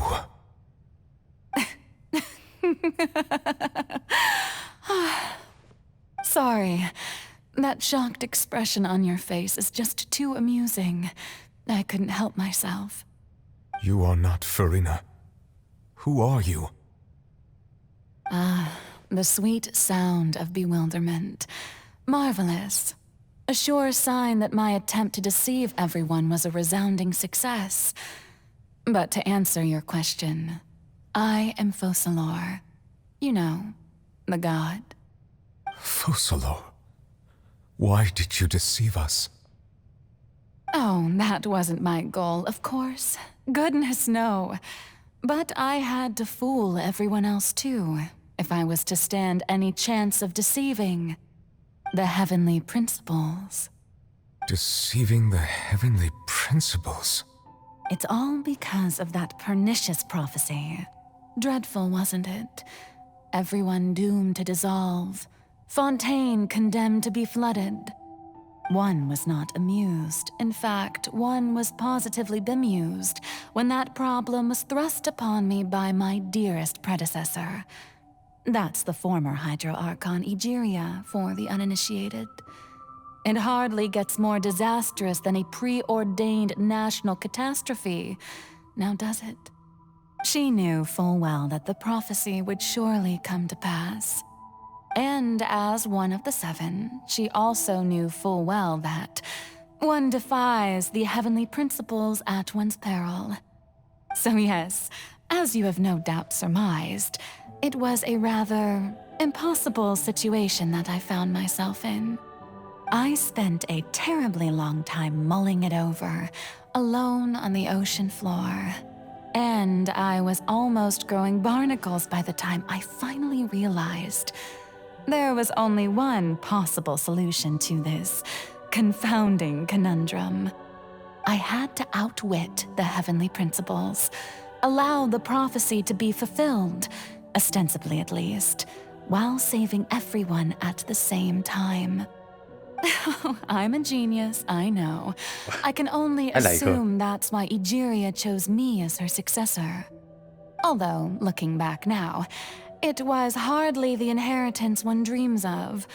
Between the task of saving the nation, the quotidian duties of the Hydro Archon, and not to mention the original sin of creating a new race of humans, I dare say she left me quite a colossal mess to clean up. But one can only play the hand one is dealt. I did not choose this, any more than I chose to be one of her Oceanid familiars. So you were also once one of the Oceanids, transformed into a human by Egeria's hand? Yes, I was. I always dreamed of becoming human. And I still do, even now. In my eyes, to be human is to be part of the greatest opera ever known. After becoming a god, I separated my divinity from my body and spirit, leaving behind only a self that was as naive and bewildered as my past self on her first day as a human being. The me you see before you now is that divinity. And the human counterpart I left behind, I named Farina. She could feel joy, sorrow, and everything in between. She could be as vain and conceited, or as meek and vulnerable as she wished. Her strengths were of a kind only a human could possess, as were her shortcomings. But in my eyes, Farina's humanity was what made her perfect. She was perfectly human in every way. The person I always wanted to be. Anyway, so then I cursed her. All part of the plan, of course. The plan to deceive the heavenly principles. Do you still remember the final scene of the prophecy? The Hydra Archon alone, weeping on her throne. In order that the prophecy might appear fulfilled, I invited Farina to be an actress, to play the part of the Hydro Archon in the prophecy. Under the curse I placed on her, so long as I, Focalor's divinity, continued to exist, she could not die. But nor was she free to live her life in the pursuit of happiness. Instead, she was forced to take the stage in the opera house, to embrace the role of leading lady, to forever play the part of the god from the prophecy, all to create a deceitful appearance of that prophecy coming to pass. I suppose now you probably understand why your court is called the Opera Epiclese. But Farina is only human, isn't she? Even though she has had a long life, her mind is no stronger than that of any other ordinary human being. I cannot begin to fathom what she has had to endure. It must have been torture for her. It has indeed. And although she is, in a sense, me in human form, I most definitely owe her an apology for it.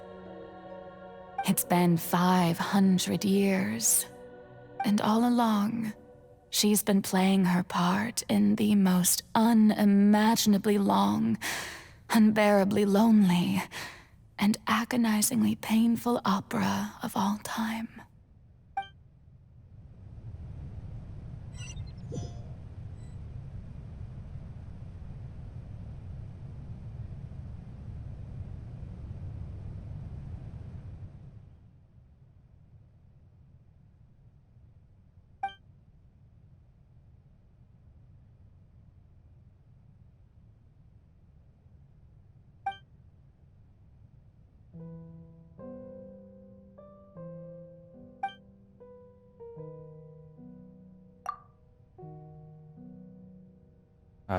I don't really have anything to say. That was really good. That was really good. I don't really have anything to say. I really enjoyed that. That was really good.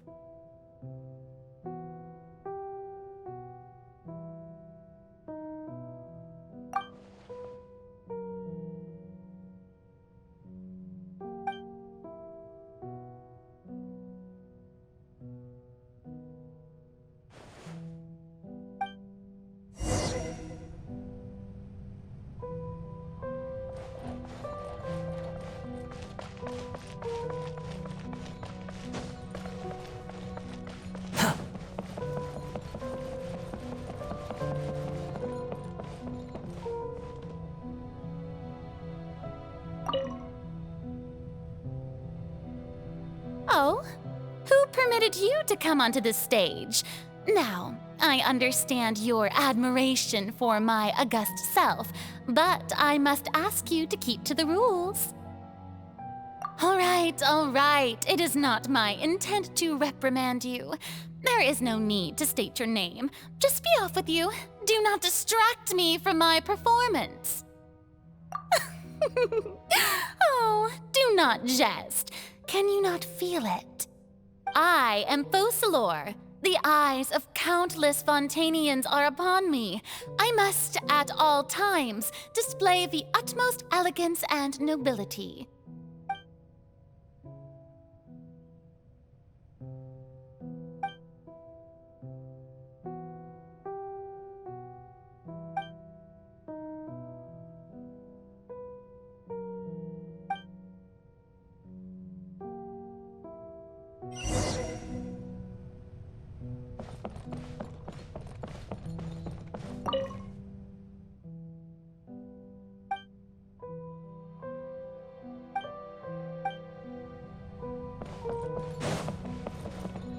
Dear audience, the performance is experiencing a technical difficulty, but worry not. The guards shall resolve it soon enough. It hurted when I used Furina's ult. I feel bad.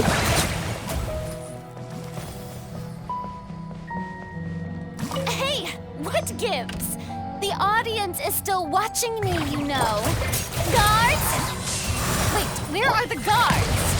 Guards!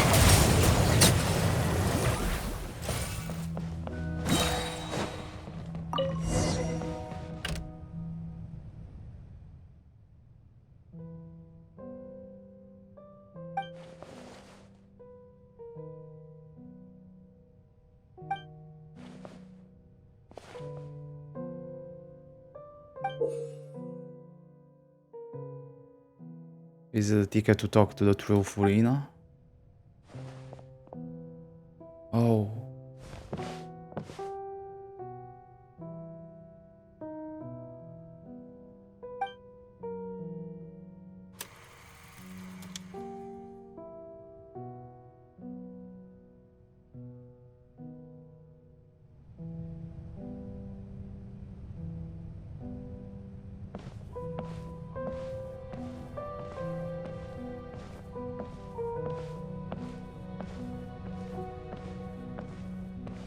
They could have put a traveler there for detail purpose.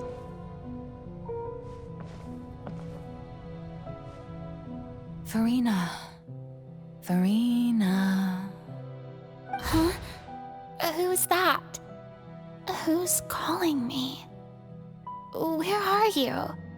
Be not nervous. Be not afraid. I am before you. Wait a moment. You're mirror me? How can this be?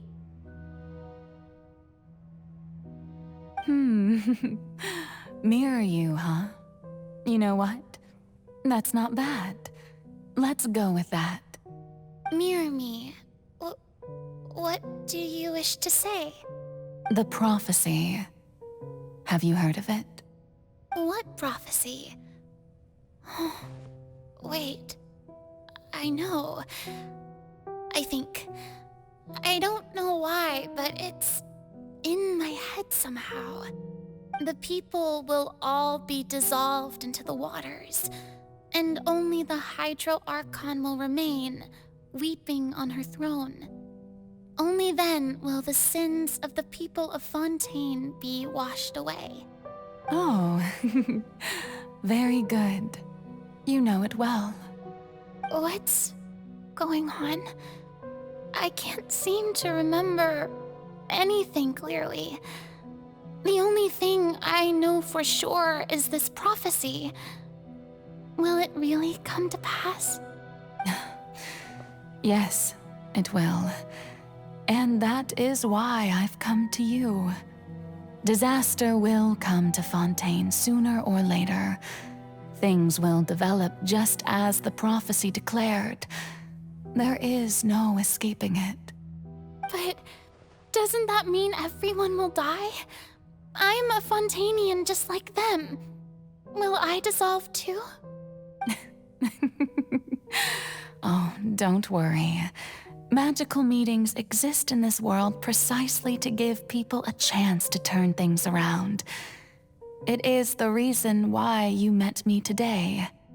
I will tell you how to save everyone, but you may have to suffer somewhat. Oh, okay, so this was the best. Oh, so there's still hope after all. Goodness, you frightened me. You spoke so much and with so much certainty.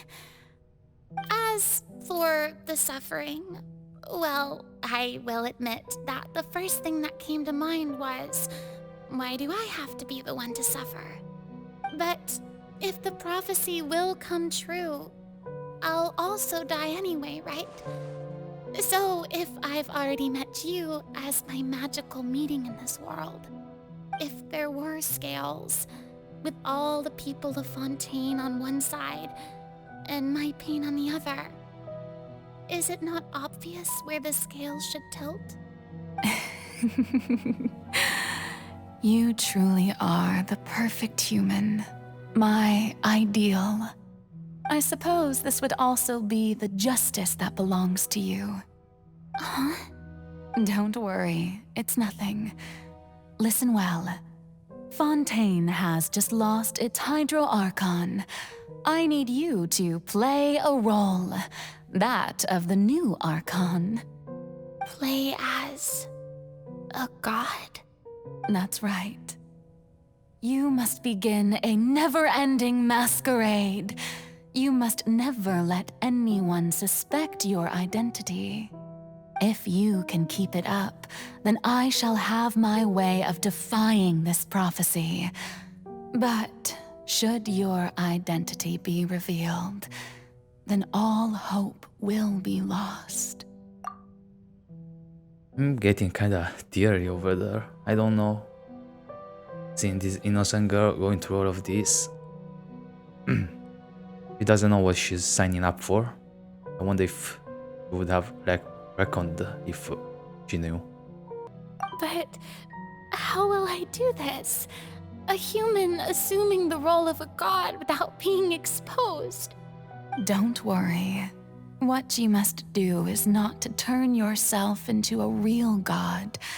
You simply need to play the role of a god as humans imagine them to be. Being a human yourself, I'm sure you already know what such an entity would be like.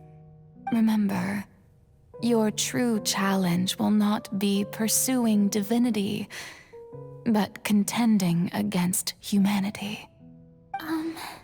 I'm still not sure I understand, but I'll try. I'll try to do this. So, how long am I going to have to play this role?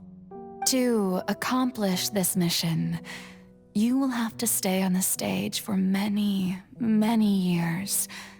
You will endure and not grow old until your task ends.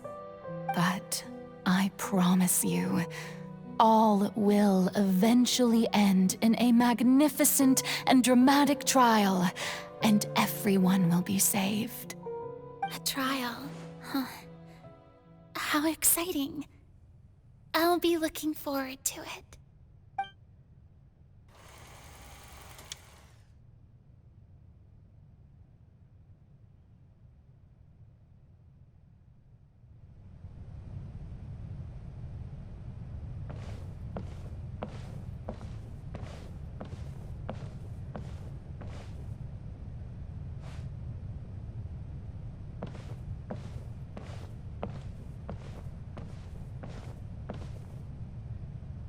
I'm getting too invested in this, man. I wish I could just turn around and run away as Furina. But at the same time, you know, this is the right thing to do.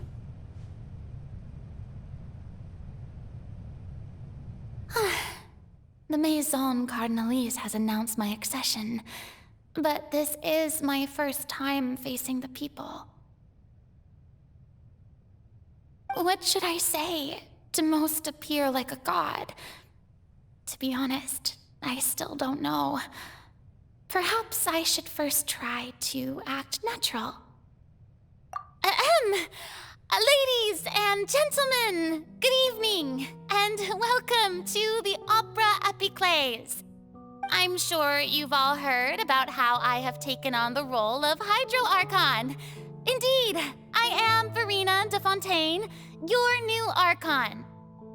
In truth, I know little about becoming a nation's new god, but it will be my honor to guide you all. As the god Focalor, the god of justice, I shall do all within my power to lead you into an age of fairness and justice. Once again, thank you all for coming. If you should have any questions or suggestions, please send them to the Maison Cardinalise. The future of Fontaine will require us to work together, after all. This should do it. I thought I might stammer, but thankfully, I was able to convey my thoughts just fine. Okay, and next. That's the new Hydro Archon. Is this some kind of joke by the Maison? I would have thought that a being that surpasses humanity would be a bit more assertive. Hey, did you hear that? She even told us to send her suggestions there at the end. Shouldn't gods be all-powerful? She's being so modest. What's the difference between her and an ordinary person, then? If you ask me, perhaps the succession didn't actually happen. She might just be a Maison-backed puppet. Wait, what's going on? Why is everyone suspecting me of being a fake? Oh, this is bad. If I get exposed here, there'll be no saving the people from the prophecy. Right. Mirmi said that I just need to play the role of a god as humans imagine them to be. Calm down, Farina. Think. What do the people want? How would they imagine a god to speak and act? Assertive, with a strong sense of presence. One who can dispel all doubt. That is the character I'm fated to play.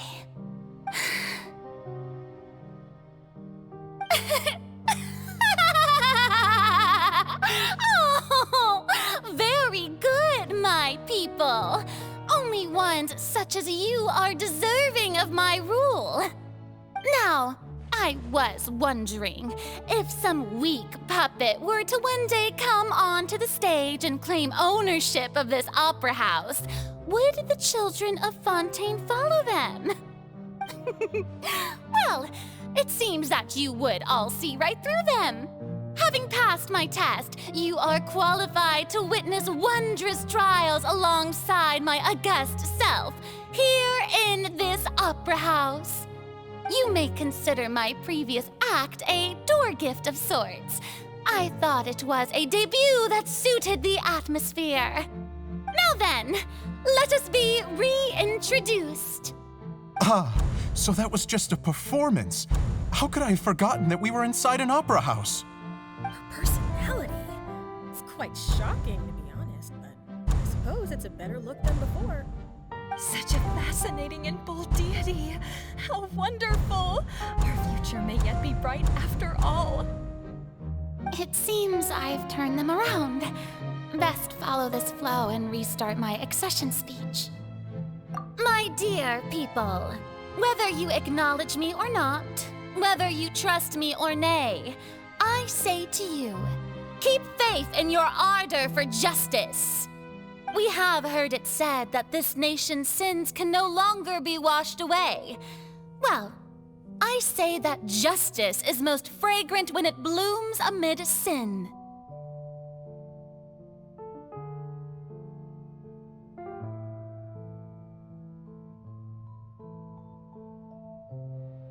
Wait, these two are really different options.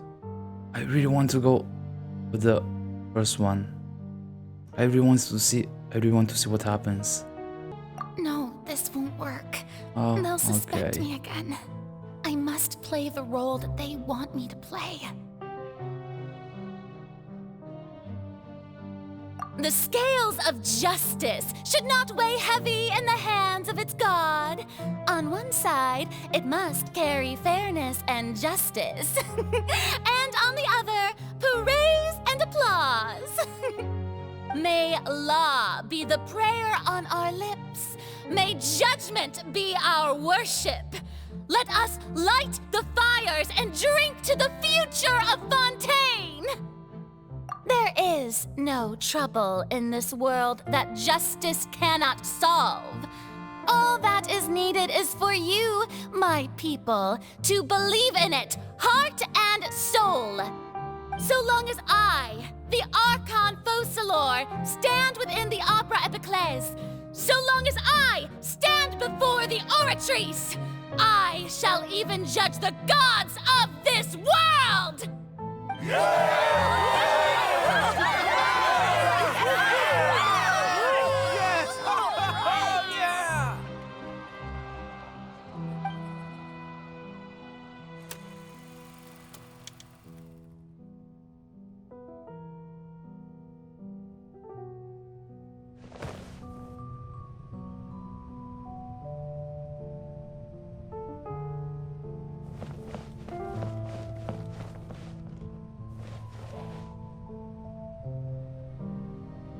Lady Farina, here are today's case reports as well as a summary of the follow-up for your perusal. Come now, was I not just at the Opera House in person? Leave these kinds of things to Neuvillette. Besides, none of these trials were the one that I'm looking forward to the most. If I may be so impertinent, what kind of trial are you truly looking forward to? A magnificent, dramatic, and wondrous trial. A trial to end all things. How could you hope to understand? That's true. I fear I lack the ability to grasp your divine thought, Lady Archon. No need for fright, and do not take what I said before too seriously. Go now, do your duties. The trial I await. It will come one day. I want the play to end.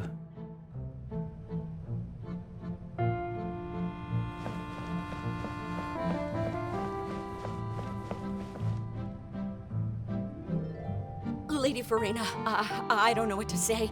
Thank you for agreeing to see me. No need to thank me. Or rather, thank your own sense of perseverance instead. Long have you stood in line to meet me, have you not? Oh, I'm afraid that's just an inevitable consequence of my divine charm. All right, Deoteria, is it? How is your son's illness? You remembered me, and you knew of my family, too. He is doing much better now. In fact, he is far more of an ardent believer than I. He was the one who forced me to seek an audience with you, and to bring your words back to him. Oh, good. Very good. If this should happen again in the future, please do not hesitate to come and tell me. Going down to citizens' homes every so often, while not usual practice, should serve as a fine change of pace. You're such a gentle and wise God. Thank you once again, on behalf of my son.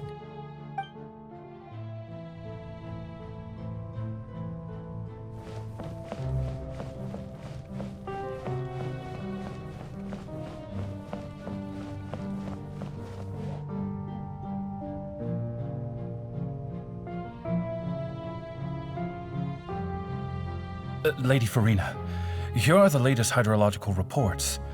As for the specific parameters you asked to take note of, I'm afraid things still don't look good. I see. It's as I thought then.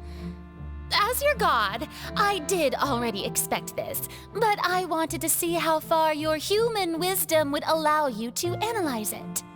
All manner of signs indicate that the prophecy will still come to pass.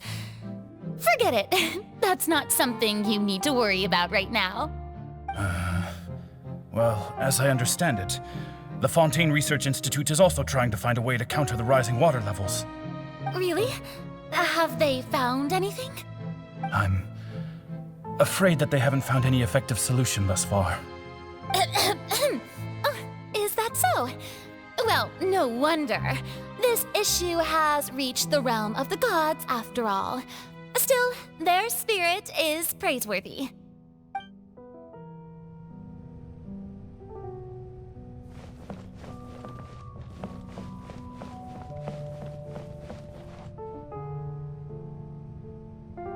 The day is finally over. I haven't had a moment to breathe this whole time. But it's good to see that everything's getting on track. There are no longer any voices of suspicion. Maybe this is fine. I just need to keep going, and everyone will be saved. All right, Farina, don't think too hard about this. You need rest. Tomorrow's a new day.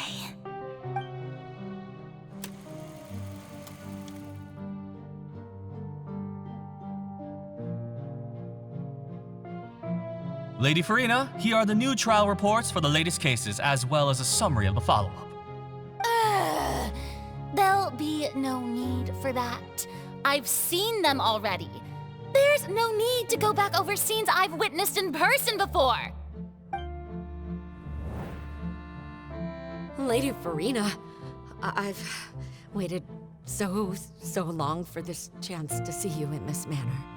Indeed, my dear, loyal citizen. This joyous moment is an honor for us both. Lady Farina, we're detecting significant hydrological anomalies near Poisson. Understood. Keep monitoring. Keep me informed should anything come up at the Institute.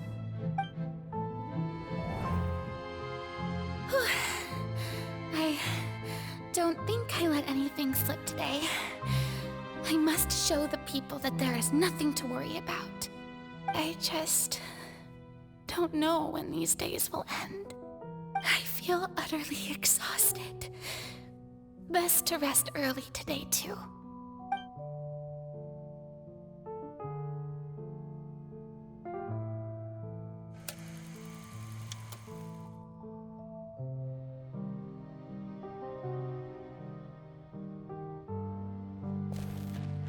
This is painful to watch.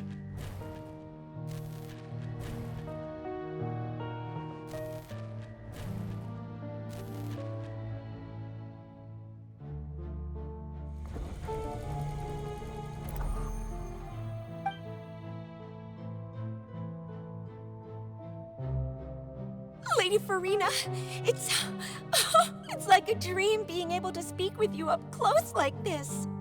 I've heard that the first member of our family who was honored to receive an audience with you was Madame Dioteria, almost 20 generations ago. And what a fine family yours is indeed. It brings me great joy to meet such a faithful believer, a descendant of a line most ardent. Surely you exaggerate, Lady Farina. My lady? What is it, good citizen? Are you crying?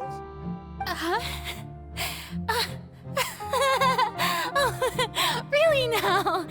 I didn't even notice.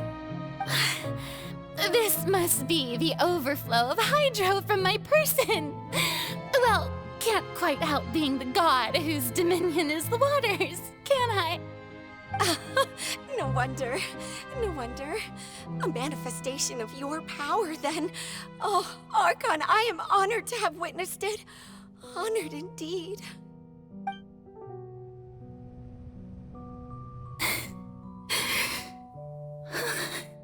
So interminable. So lonely. Just how much longer? Hundreds of years must have passed by now. Perhaps the show must go on for hundreds more. I never imagined that it would hurt so much.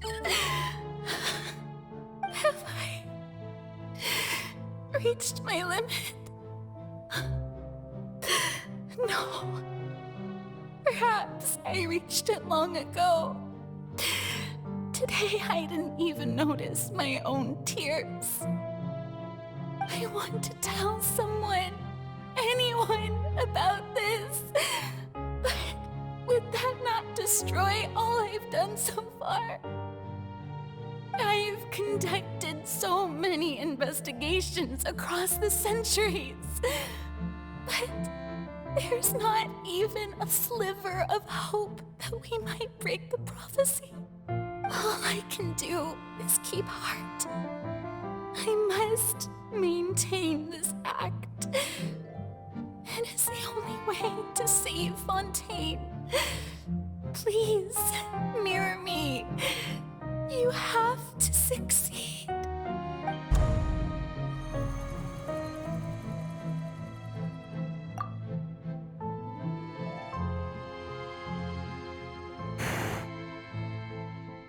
I am crying a little bit right now. This is the Farina, first time you don't have I to tear shoulder this up burden alone. in Genshin. I really feel bad for Farina.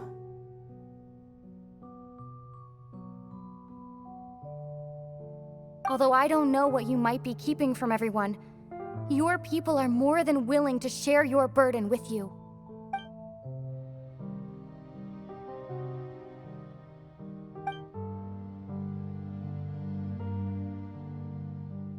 Share my burden. That's impossible. It was fated right from the start that this would be my duty alone. But even if your burden doesn't need to be shared, you can still choose to confide in someone. Just share it with me. I'm what you'd call a witness. A witness? Yes, I've heard that you came to Tevat from beyond the stars, yes. In other words, you never belonged here. And if Tevat is, in its entirety, a show on a stage, then you're just a spectator, aren't you? If that's the case... She's right. I could confide in her, couldn't I? But if things don't play out as expected, the people of Fontaine will be the ones to pay the price. No, Farina, you shouldn't be selfish. But what if it's really all right? Farina, you've worked so hard for so long. Surely it would be okay to put yourself first for once. Just this once. Is it such an outrageous thing to do anyway? To find someone in whom you can confide your frustrations and sorrows? Surely it could not hurt. If you let this opportunity slip through your fingers, it might never come by again. Think about it long and hard. Thank God I don't have a face cam. I would have been exposing my teary face for the last 10 minutes. Holy.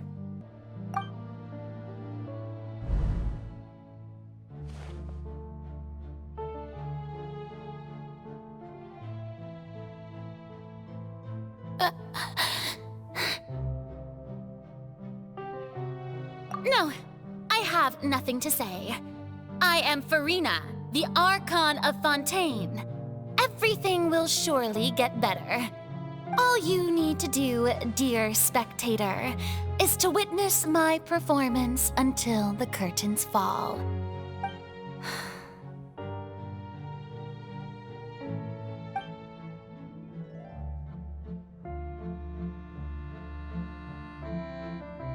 Fine.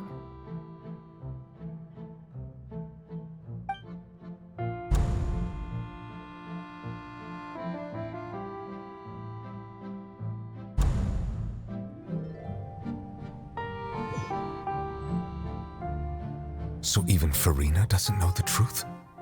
You've never once let her in on the full plan? Yes, it had to be done. To deceive the heavenly principles, you must first deceive yourself.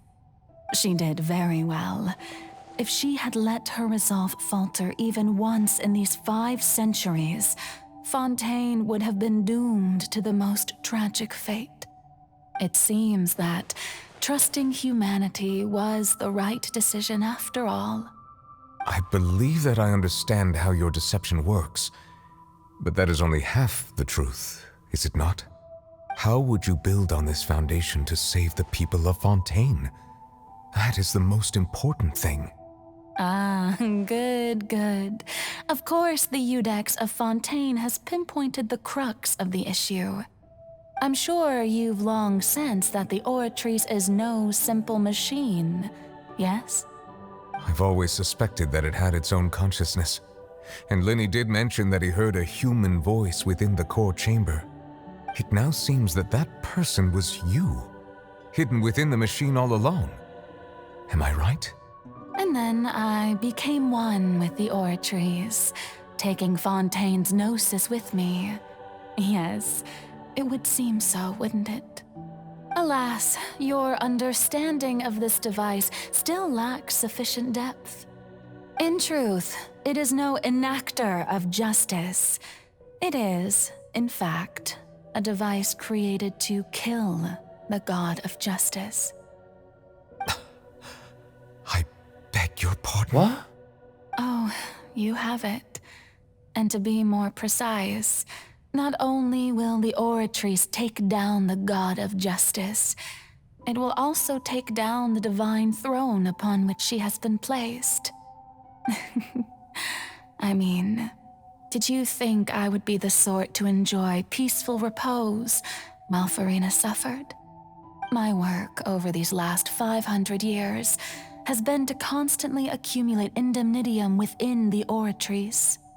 But really, some have already discovered that only a small fraction of the energy generated by the device was ever used to provide power to Fontaine. The vast majority had to be, accumulated to enact this death sentence. It was all part of your plan then? Both the trial and the sentence? Indeed. This power, accrued over 5 centuries, could have sustained Fontainians for millennia had it only been used for that purpose. Almost all of it has now been stored within the Oratrice. But only power of this magnitude could hope to destroy the Hydro Archon's divine throne, shaking the rules established by Celestia and breaking through the institution that is the Seven. So the Oratrice's call for death was for neither Farina nor Focalor, but for the Hydro Archon. The destruction of that divine throne. If I do not misunderstand your intent... Isn't that exactly going against Celestia, though? Returning what's rightfully yours to you, of course. In other words, that is going against this was all done to Celestia. return the authority of the Hydro Archon to the Hydro Dragon of this planet. Wouldn't this make him worse?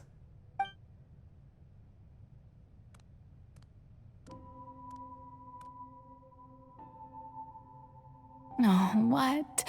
Getting sad again, are we?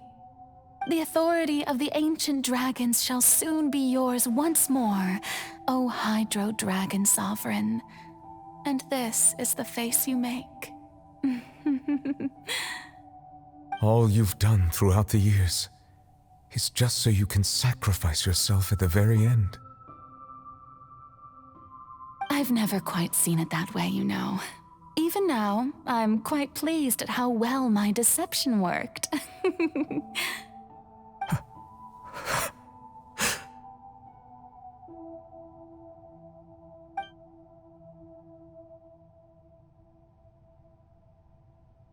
Hydro Dragon, don't cry.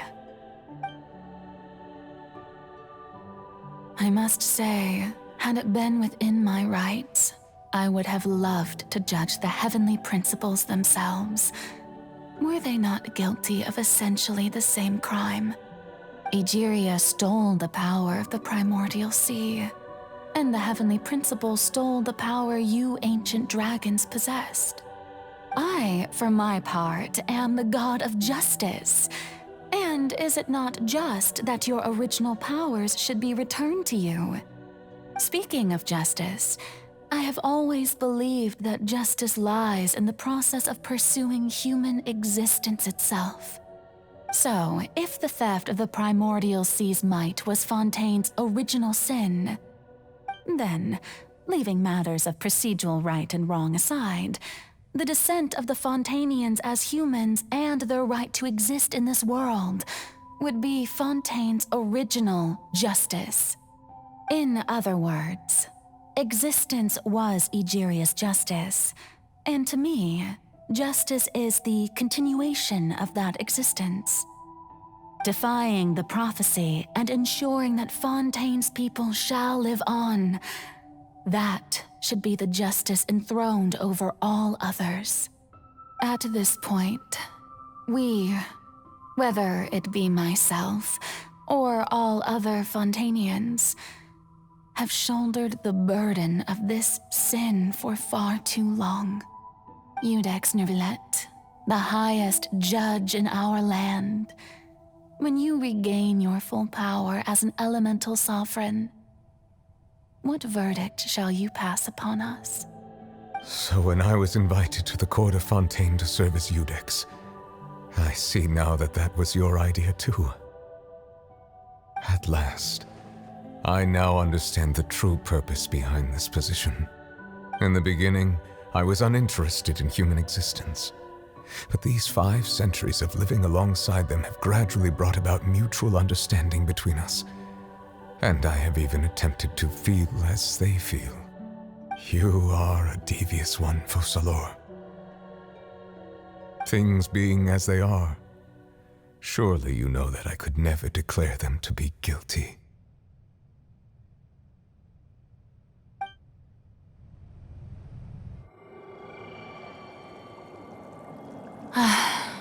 The hour of my execution is almost here. For the sinner, the curtain call has come. I know I may not sound it, but faced with death, I find myself a little afraid. Perhaps this is one thing both gods and humans have in common.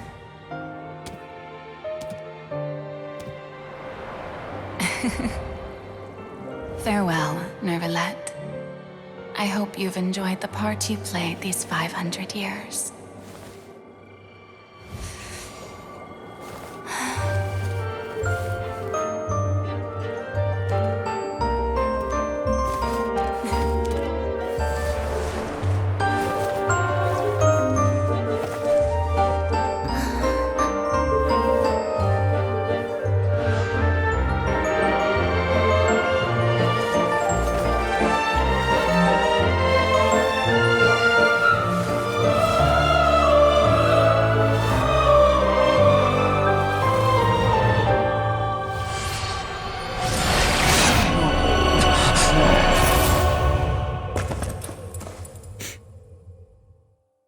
Is Furina also dead? Does the sentence apply to both of them? No.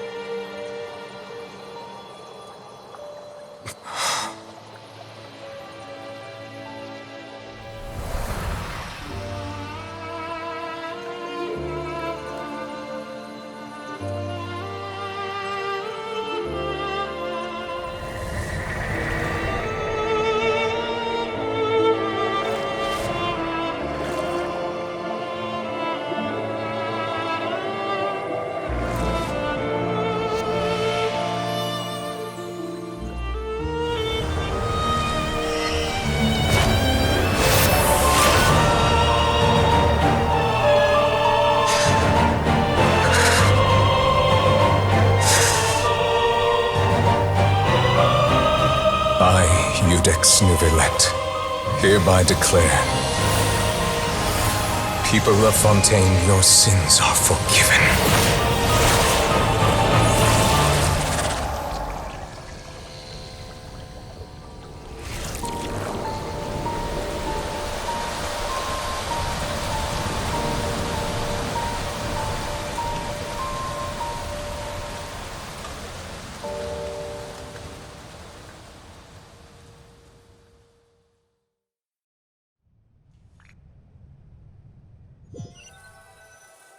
I am really emotional right now. What just happened? Has the death sentence been carried out? Oh, I need a minute. It is been so long since the last time I genuinely cried while consuming any form of entertainment, anime, manga, TV shows, anything. And I don't know where I'm going with this. Just gonna say this is the most I have been emotionally attached to the story so far in Genshin. Let's just move on, I guess. Okay. Was that bright light some sort of misdirection? I have a feeling that something huge just happened. But since we're all still alive and haven't been dissolved, I assume whatever happened was good for us. It's time to end this. We must mete out punishment to that beast. But didn't you say just a moment ago that it can't be defeated? I have gained the strength sufficient to deal with it. Through certain means, I now have the ability to separate the power of the primordial sea from that creature. We should seize the opportunity to pursue our quarry. Traveler, now that the oratories can no longer function, I require an executor to help me mete out justice. The root of the calamities befalling Fontaine, the beast that enacts the prophecy. Its name is the all-devouring narwhal. Come with me, traveler. The hour of execution has come.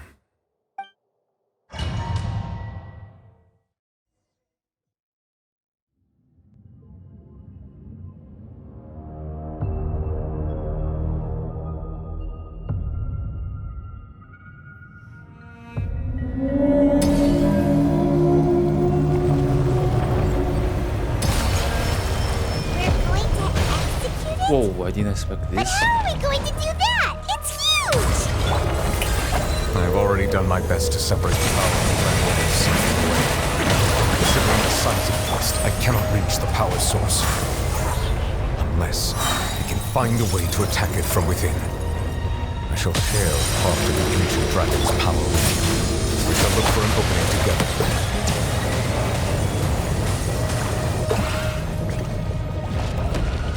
I can't focus on the fight right now, man. I'm too emotionally devastated. Okay.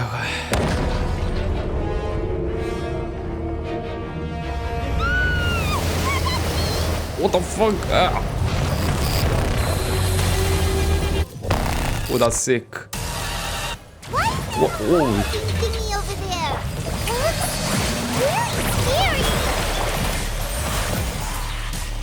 Oh, what? The music? What the hell? Bow your head. I just misplaced, okay.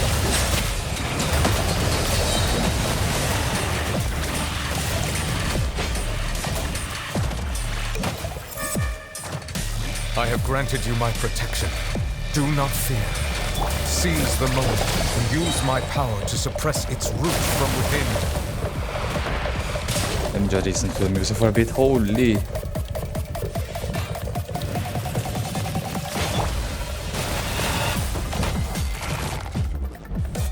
I didn't expect this kind of music in Genshin.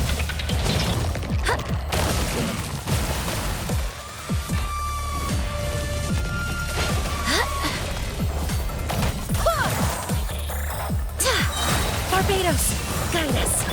Strike a pose.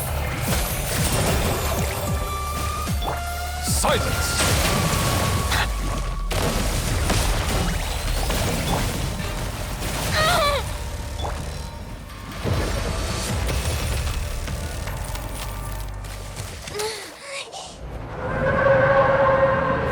Holy, the music was sick. I didn't focus on the battle at all.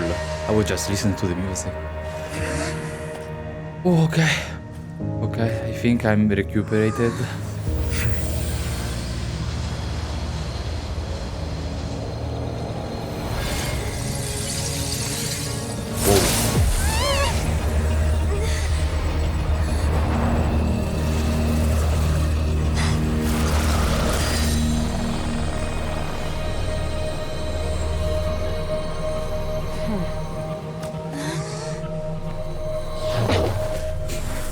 Oh, watch out!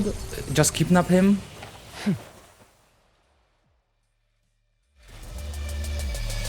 Thanks for helping with the cleanup. I thought she was just gonna go away. Oh, wow. Hello, Skirk. It was just supposed to be a short private training session for me. I didn't think that my disciple and my master's pet would start brawling in the meantime. Oh, the master's master. Actually, I had a feeling that it would happen at some point, but they bumped into one another earlier than I thought. What a blunder. I suppose I'll have to swing my sword 3 million times as penance. What? That's a lot of stuff that she just said. Skirk's master's pet. That power. Who are you exactly? Hyman has an idea. From what she said earlier, she must be Child's master. Skirk, right? It's just that he gave us the impression that she was the less talkative person. I simply did not have anything to say to the weak. But you, on the other hand, Managed to defeat the all-devouring narwhal without using power from beyond this world. So you may speak to me as equals.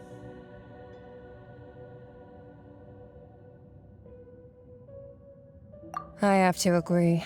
It's a strange use of a planet's primordial waters just to raise an all-devouring narwhal. That kind of power is wasted on it. It's not cooperative, it eats too much, and I have more important things to do with my time than pet sitting. The only thing that creature has going for it is its looks. It looks all in pretty all, sick. It fails as a pet. Miss Skirk? I think you might have missed the point. The point being? Well, being that this pet almost destroyed an entire nation. So what sort of person is your master? Well, child's master's That's cool. master. What? Wait, is that right? Oh, right. So you don't know him. Sorry, I assumed you did. His name is Sir Taloji. Who? Yeah, who? I am unfamiliar with that name. Huh. So Master isn't sufficiently famous. How should I describe him then? Have you heard of the name The Fowl? The Fowl? Still nothing? Well, how about the Visionary? Oh, gold. Vetterfalnir then? Or Gold Rhindaughter? Ooh, that one we've heard. Rhindaughter's part of the Hexen Circle. She's Albedo's mom, right? Oh, so you do know that name. To be honest, I also heard all of those names and titles from my master. I don't actually know them either. But I suppose you understand now, yes? My master is likely a similar sort to Rhindaughter. They are both pursuing some form of perfection. Wait, didn't you also mention a visionary person? Paimon didn't quite catch their name. Actually, never mind that. I believe it expedient to inform you that the all-devouring narwhal used up nearly all its strength fighting you.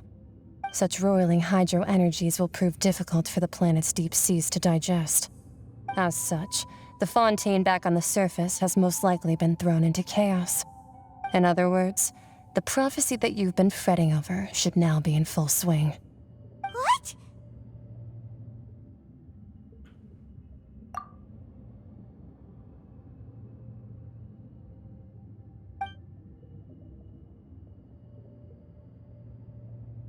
Not to worry.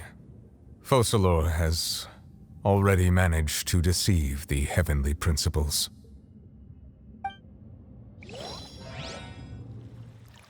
In the end, the people will all be dissolved into the waters, and only Farina will remain, weeping on her throne.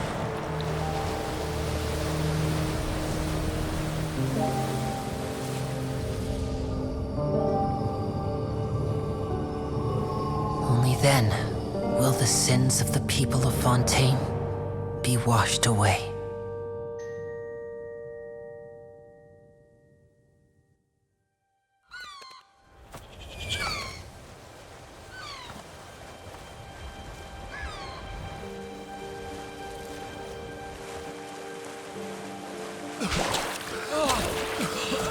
Okay, they didn't dissolve.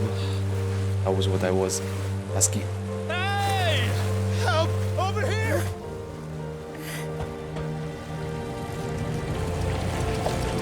Oh, is Risley gonna come with his huge ship?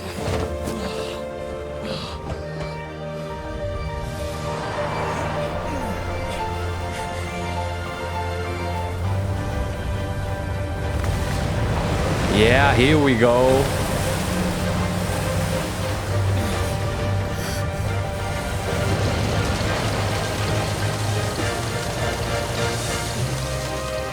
What? Oh, he flies. All hands, initiate emergency rescue.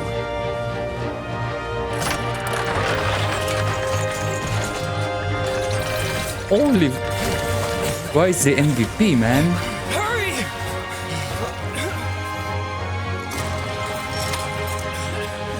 Hey, lend a hand.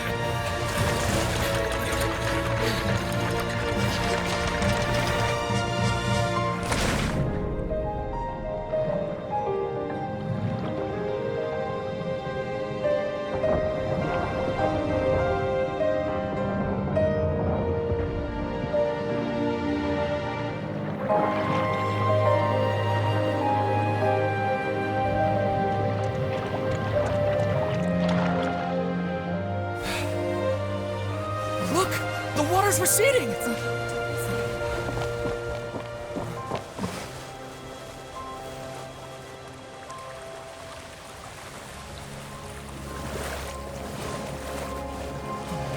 It's a miracle! Water's receding. We didn't dissolve.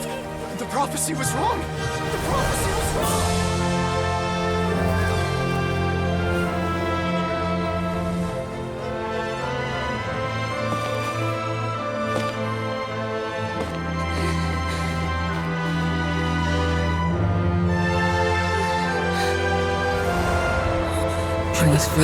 She must feel so relieved. We're saved. The prophecy was wrong.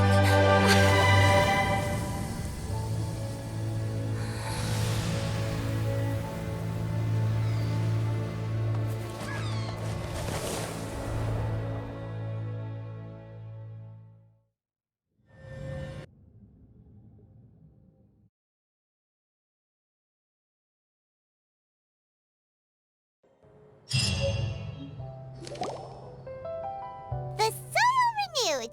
The Spina di Rosula attacks post-disaster rebuilding. I recently visited Poisson to meet with Miss Navia, spokesperson of the Spina di Rosula, and we spoke about Poisson's present and future. Old soil can still give birth to new bloom, Miss Navia stated. Hope is like seeing a small cookie when you're starving late at night. You just need a little of it. Skyship Winglet, lunar brain of the Fontaine Research Institute. The various disputes that have arisen on account of Mr. Edwin have suddenly become a shield over the Institute, with Jurier turning out to be a once overlooked hidden gem. People always call the first researcher mad, but few know what to call the second. And should that latter person achieve a miracle, they would find it all the harder to find a word with which to classify him and his team. Wow! Paimon barely recognizes the people in the reports. Are those really Jurier and Navia? They sound like real big shots. Ooh. Happy ending. Oh yeah. What do you think? Pretty enthralling, huh? The Steambird's idea was pretty simple. With the disaster just having passed, we would print a free edition packed to the margins with good news to calm people down. The value for these big scoops lies in their inevitable follow-ups. We'll publish further reports and go into the stories behind those people. Edwin's assistant, Jurier, created a true flying ship, while Navia is leading people in the reconstruction of their home. I'm sure that these stories could draw even your well-traveled eye. Paimon's curious too! Wait a minute. Didn't we watch everything happen from start to finish? What's there to be curious about? And that's exactly why I'd like you to come conduct interviews with me. You're the best incubators of news, if you haven't noticed. And also, with you around, I'm sure I'll get to see that Duke. Are you sure? Hasn't he turned you down several times already?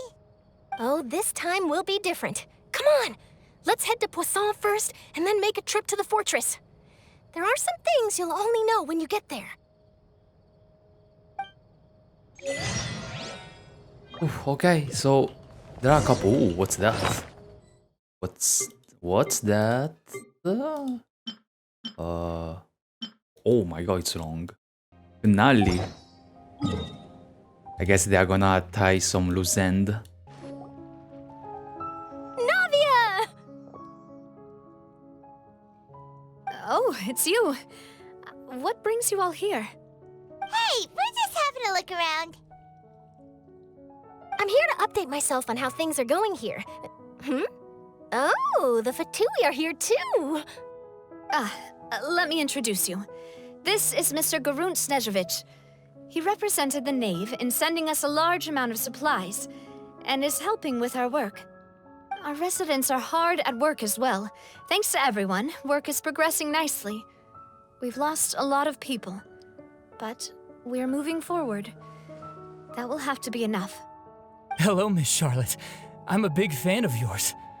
I especially like that article you wrote last year about Fontaine's stray cats. But if you don't mind, could you not emphasize our role too much in your report? It's not charity we're doing here. We just happen to share the same interests as the Spina. get where you're coming from. I'll keep it as simple as possible. Or would you be willing to feature as friendly neighbors? That would be fine. Thanks. Oh, you're back too. How are things? We finished laying down the construction materials. It'll be another hour before the workers are able to go over there. Huh? You're here too, Clorinde? Well, her reputation's greatly risen after that whole duel business with Miss Farina. So she's here in Poisson to wait out the heat. All right. She really came here to help me out. There's too much to consider in the reconstruction of Poisson. The Spina has need of more decision-makers. And, well, I do already happen to be connected to Mr. Callis. Oh, wait just a moment. Do you mind me asking a few questions? You know, about how you felt before the duel, about what it was like facing down a god. There's lots of exciting material there, I bet. Forget it. I'm sure you can find a better theme than that, Miss Charlotte. I see you're the same as always. Couldn't you do me a favor, for Navia's sake? Well, if we're talking about doing things for my sake, you might as well just take a few more photos of me. Or of the Traveler. It's better than wasting time persuading Clorinde, at any rate. Of course I will. I'm not gonna let her off that easy. All right, then everyone who wants to be in the photo, gather up. And smile.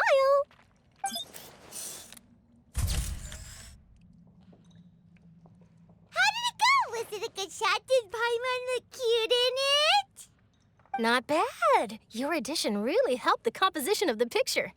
All right, hang on a moment. Let me snap a few more shots.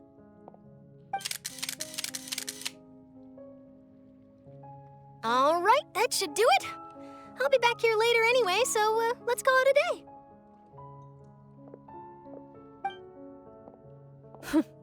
You're very quick. Speed is of the essence when it comes to the news, and freshness is the key.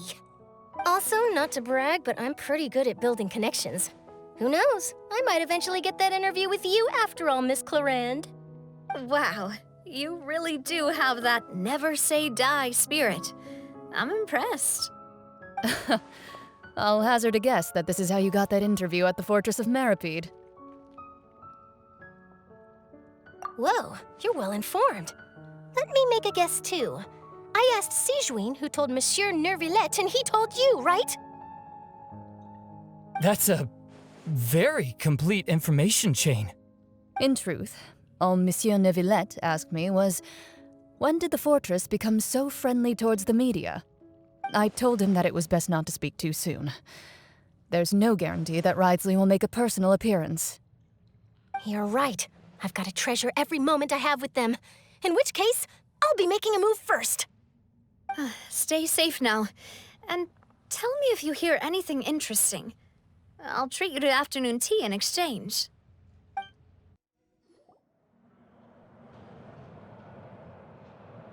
Wow, guess we're here again, huh? There's a real nostalgic feeling to this place. Looks like you've been missing us. Duke! Did you come all the way to the entrance to greet us? Of course. I'm here to welcome you and our dear Miss Charlotte, whom our good head nurse recommended to me. It's an honor to finally meet the much-rumored Duke. Thank you for consenting to my visit to the fortress, sir. No need to thank me. But that said, I shouldn't be the focus of your interview. I trust you recall our agreement? Of course, of course. All right then, this way.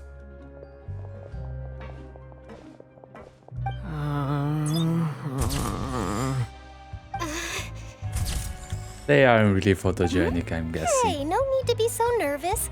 I've already taken all the photos we need. Miss Charlotte, do these pictures really need to be published on the cover of the Steambird? It would seem that Miss Lorvine doesn't want her face to appear beside that of Mr. Jurier, Sir, please don't say things like that. But it looks like dear Mr. Jurier denies it. Might this interview be very important to you then? No, I just... This is my first time being interviewed, and I'm very thankful to the Steambird for... Now, I might not overlook it, but I actually did meet Mr. Edwin once. And I'll be honest, I enjoyed chatting with you more. You've definitely got more of that genius vibe going on. The boat that brought about a miracle, the ark that saved the people. Why, you recreated a myth back there, like an emissary of legend. Still, if I might ask, where's that flying ship now? Huh! Looks like Charlotte's trying to get herself another exclusive scoop. I have to apologize, but that ship is presently in the bowels of our factory. I'm afraid it won't be easy for you to get a shot of it. Really? Well, then in that case, could I have an interview with you to make up for that loss?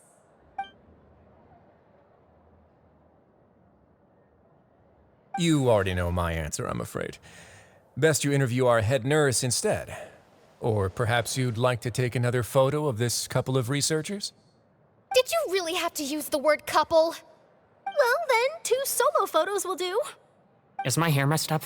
Please, someone help me have a look. Things sure are getting pretty lively here. We've seen this kind of thing before.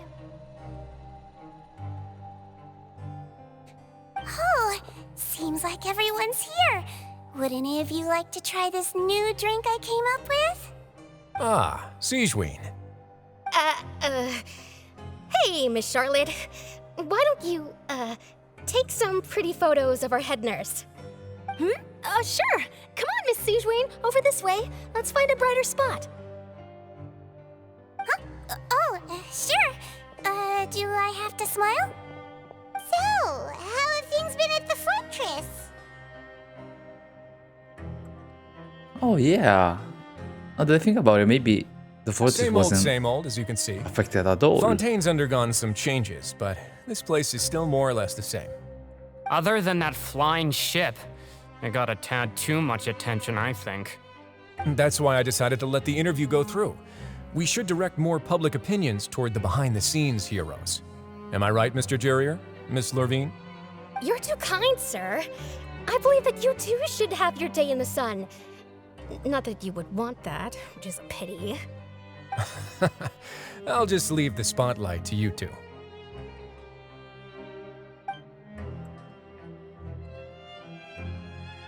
I see. Lots of things happened that day, huh? Anyway, regarding that Harbinger, I'm not sure you remember, but his 3 young What about followers him? are still waiting for his return. I mean, I guess he's gonna be fine. He's with Skirk. I'll tell them that there's good news and bad news.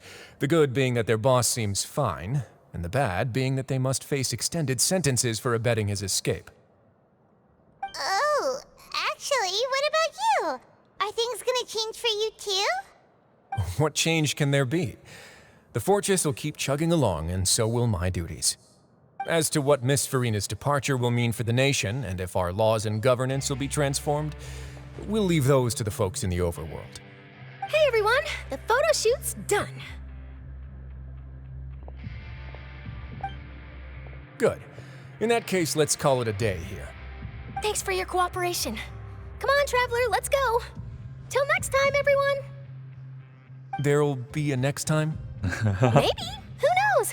I might write a story about the underwater factory next time. Until then. All right, last stop, the docks.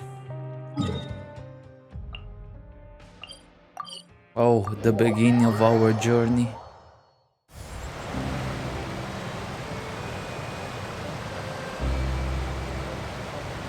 I didn't see them! They really are here! How did you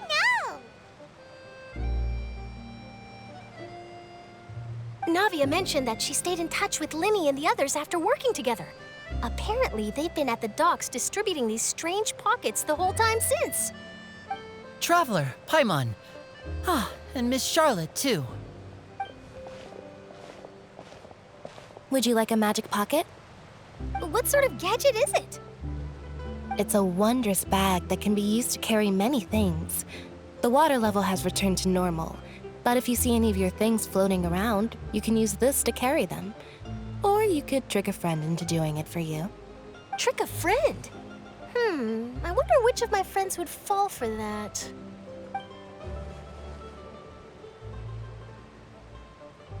You could just make a friend like Fremine here. Isn't that right, Fremine? Oh. Wing girl. Is this what you meant by, I'll help you make some more friends? To be honest, that sounds pretty sweet. Could I have your contact, please? Damn! That was smooth, Lynette. Sure. Please, write down my address. You sure are working hard to help Fremine socialize. He was the one who proposed doing this. He even wants to assist in our magic shows.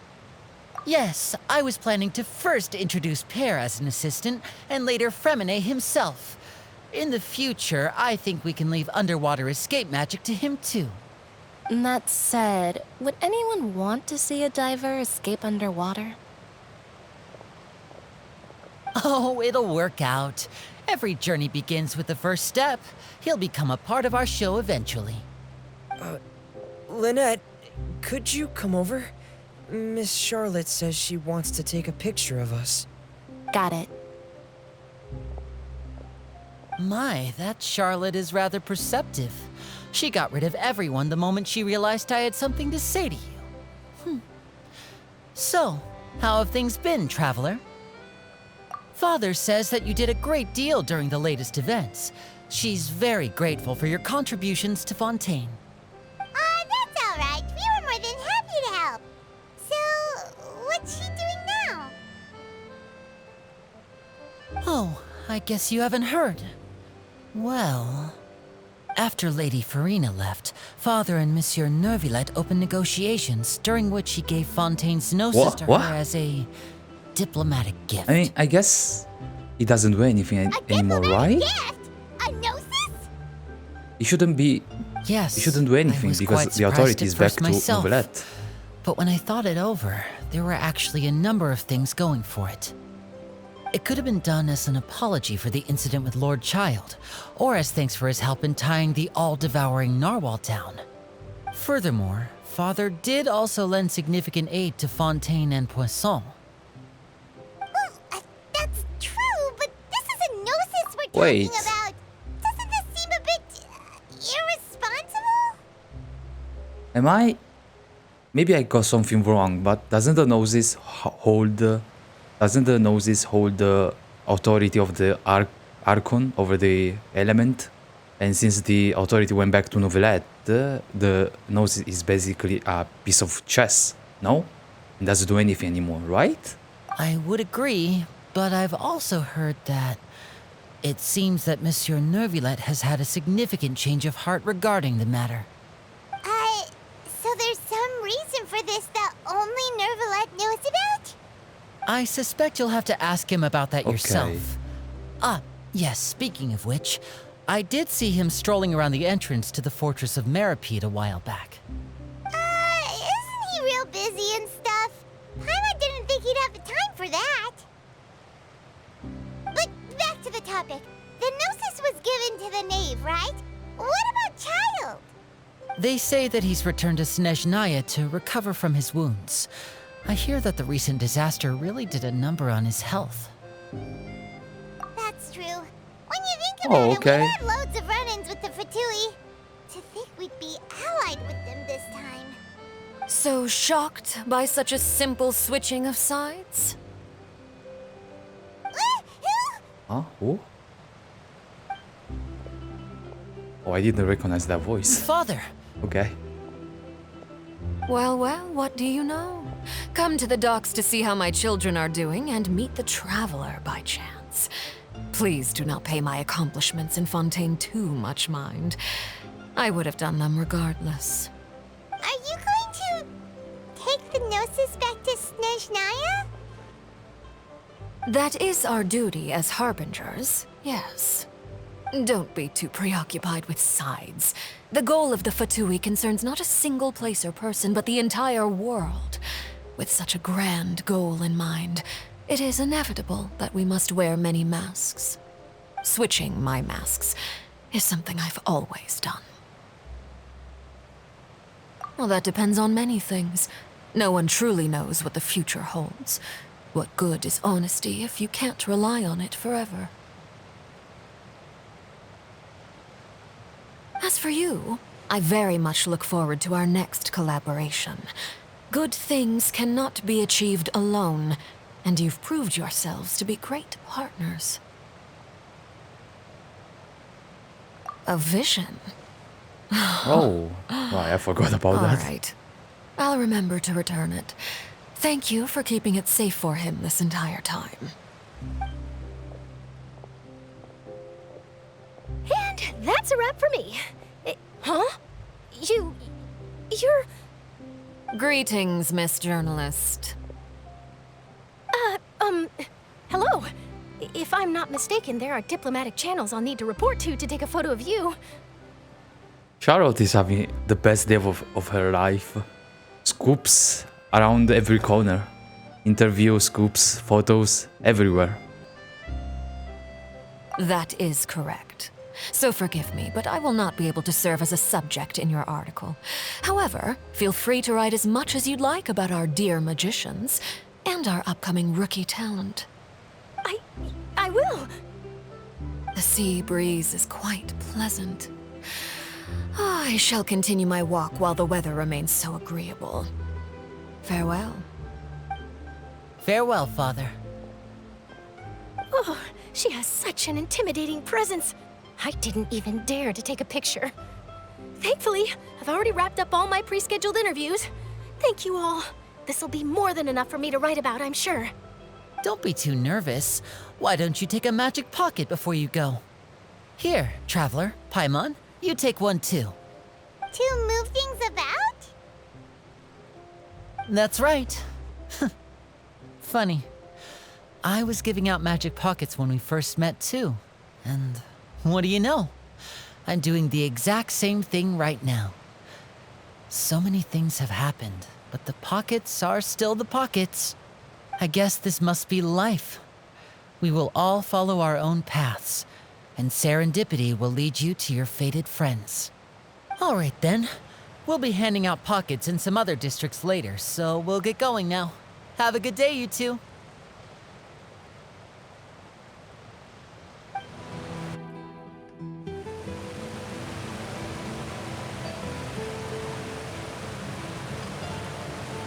So, you really are here, Neverland. I didn't think you were going to have free time this hour of the day. Really? Oh, I suppose you must have met Mr. Linney. He took the time to greet me earlier when he passed this way. In any case, you came at a good time. I was just considering reaching out to you to set up a meeting, so I may explain some things that I haven't had the time to before. Aw, Paimon's glad that you remembered. Thank you for keeping us on your mind, what with you being busy and all. Alright, let's have it then. How was Fontaine actually saved? The whole business is still quite the mystery to us. It is strange how words can often leave a bitter taste in the mouth when it finally comes time to say them out loud.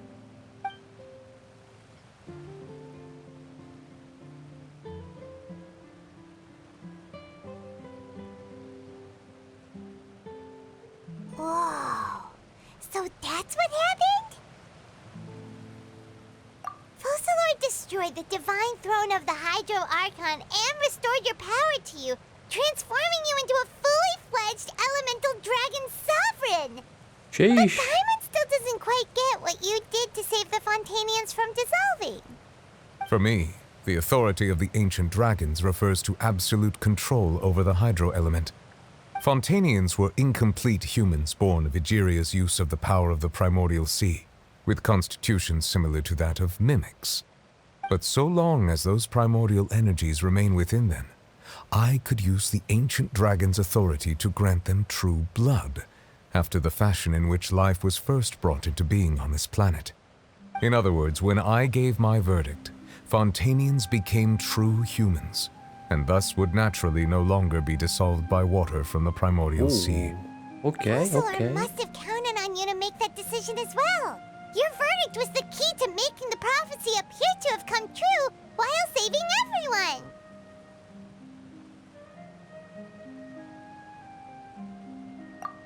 Yeah, Poetic. and in a manner of speaking, Focalord finally managed to fulfill the original Hydro Archon's wish to turn Oceanids into real people too! It seems from your expressions that you still have more things you wish to ask. Here we go. The usual Ask away. I will questions tell part. you the truth as I know it. I have investigated his case along many avenues, and I have learned that he once fell into an unknown chasm when he was young. There, by chance, he awakened the all-devouring narwhal. But whether it be by sentiment or reason, that should not have been enough to consider him the root cause of the disaster. At most, he would have had tangential liability. As for the judgment passed by the oratrice during the trial, whether it was due to that liability by association or Focalors deliberately using him to buy time for us on the assumption that he would be able to hold the creature off, I cannot say. Guess Focalors had Fontanians in mind the whole time. In the end, it was thanks to her that they finally became real humans. Hang on a second. Paimon suddenly got another question. Oh, okay. That makes sense, actually. Focalors did it so to send Child to the Meropid, which was the closest point to the primordial water. Oh, that makes sense. Back when Fontanians hadn't yet become real humans, were the children they had also transformed Oceanids? Life has always flowed like water. Do you recall how Fontanians would often come to the Fountain of Lucine to pray for children? Yeah, Lynette said the fountain is where all the waters in Fontaine converge. In truth, even those couples did not know that such prayers were no mere custom, but instead a form of ritual. Those Oceanids who were blessed within the spring water would later descend as new humans in the coming months. Paimon sorta gets it now. Either way, seems like this ritual won't be of any further use, but it'll probably live on as a local custom. Does that mean going there, if you have, I don't know, strong enough emotion, then you get pregnant or something? That's interesting. Ask away. I will tell you the truth as I know it. Yeah, about that. Risley said Farina has already left. What's that all about? Ah, Lady Farina. The people are only aware that her death sentence has not been carried out. She abdicated the post of Hydro Archon and left affairs related to that title to me, before leaving the Opera House. I related Focalors' words to her faithfully and completely. After hearing them, she seemed neither saddened nor comforted. She simply said that she was tired and needed to rest. Having said that, she then packed her things and moved out of the Opera House, not unlike how an ordinary person might. But she's still got a place to stay, right? You need not worry. I will make arrangements to ensure that she will not want for food, clothing, board, or travel. In truth, I am somewhat happy for her. The wear and tear on her spirit will, of course, take time to heal. But now that she no longer has to play the role of Focalors the Hydro Archon, she can finally lay down her burdens and lead a normal life. What about you then? What are your plans now that you've regained your full powers as the Hydro Dragon? After Focalors passed on, the Oratrice also ceased to function. This matter will directly affect our trials. After much careful consideration, I've decided to take over its role in our courts. From now on, I shall hear cases and pass verdicts by myself. Nice. Looks like you're still considering stuff from the perspective of the Udex, huh? As an elemental dragon, there are indeed many things that I must do. But this power and this duty, in a manner of speaking, you could say that both were granted to me. Novelette could also be a bridge for the sovereigns and the humans, because we know Apep, for example, hate humans. So maybe he can close that gap, maybe. As such, before I attend to my other responsibilities, I must first and foremost continue to serve Fontaine as its highest judge. The duty of the Hydro Sovereign and the duty of the Udex shall coexist within my person. Additionally, the Hydro Archon's departure has brought about another problem, which is that the Opera House shall no longer produce indemnitium. Oh, that's right. That's true. That power was derived from the people's faith in the Hydro Archon, wasn't it? Wait, but the various mechs and machines in the city are all still okay. Where are they getting their energy from? As I am now, I have full command over New Musia, and it can serve as a complete substitute. Another reason why I cannot quite leave Fontaine immediately. Wow. Okay, so he's This ancient dragon's authority stuff is providing really quite useful, energy huh? directly. Okay. Ask away. I will tell you the truth as I know it. Oh, that's right! They say you've given it to the knave as a diplomatic Leaving aside their intentionality, the two Fatui Harbingers have indeed done much for us during this crisis. Their sole remaining goal in Fontaine, at least at this point, would seem to be the Gnosis. The Oratrice has ceased to function. The Hydro Archon's divine throne is now no more, and I do not need the Gnosis's power. I guess I misunderstood what As the such, it Gnosis has lost all was. meaning for Fontaine. If the Fatui have impure designs, then we might as well accede to their request now, and avoid unnecessary conflict. What complicated considerations? Paimon thought you were just giving it to them out of gratitude to the knave and as an apology to Child. Ask away. I will tell you the truth as I know it. You will soon be heading to Natlan, I presume. I'm afraid that I have little talent as a travel guide, so all I can do is tell you what I know about that land. As far as I'm aware, Natlan can be said to be a nation of dragons. Ooh, wait, what? A nation of dragons? Oh no, V-Shop everywhere. You mean like you? No, I suspect that I would not find myself welcome there. Unlike ancient dragons such as myself, the dragons of Natlan have undergone long years of development and evolution. Large numbers of them have entered a form of coexistence with humanity. Why aren't you Natlan is also the nation of war. War ravages those lands like an undying flame. There is one other piece of information I got incidentally from my negotiations with the Knave that I believe may be useful to you. The Harbinger known as the Captain has thrown his hat into the endless ring of war. Captain. Sounds like a real tough customer. Seriously, everywhere you look, there's a Fatui Harbinger doing their thing. I wonder if he's gonna be an enemy or not, because in Fontaine, Archon has been quite a supportive character and not an antagonistic one. I wonder. I suggest that you fully prepare yourself before going to Natlan. In the meantime, Fontaine's doors will always be open to you. Ask away. I will tell you the truth as I know it. I will miss you. It has been an amazing journey, amazing story. Definitely my favorite so far in Genshin. And I guess we just wait for Nathan. Hang on a sec. Paimon's still got a question about the Gnosis. When we spoke to Linny earlier, he mentioned that your attitude towards giving away the Gnosis had clearly changed. We guessed that there might be some reason for it that only you were aware of. No wonder the House of the Hearth is the Fatui's intelligence division. They are certainly sharp. So regarding this specific issue, I was just getting ready to share something with you. What is it? In truth, I exchanged some further words with that lady named Skirk after sending you two back to the surface. It went something like this.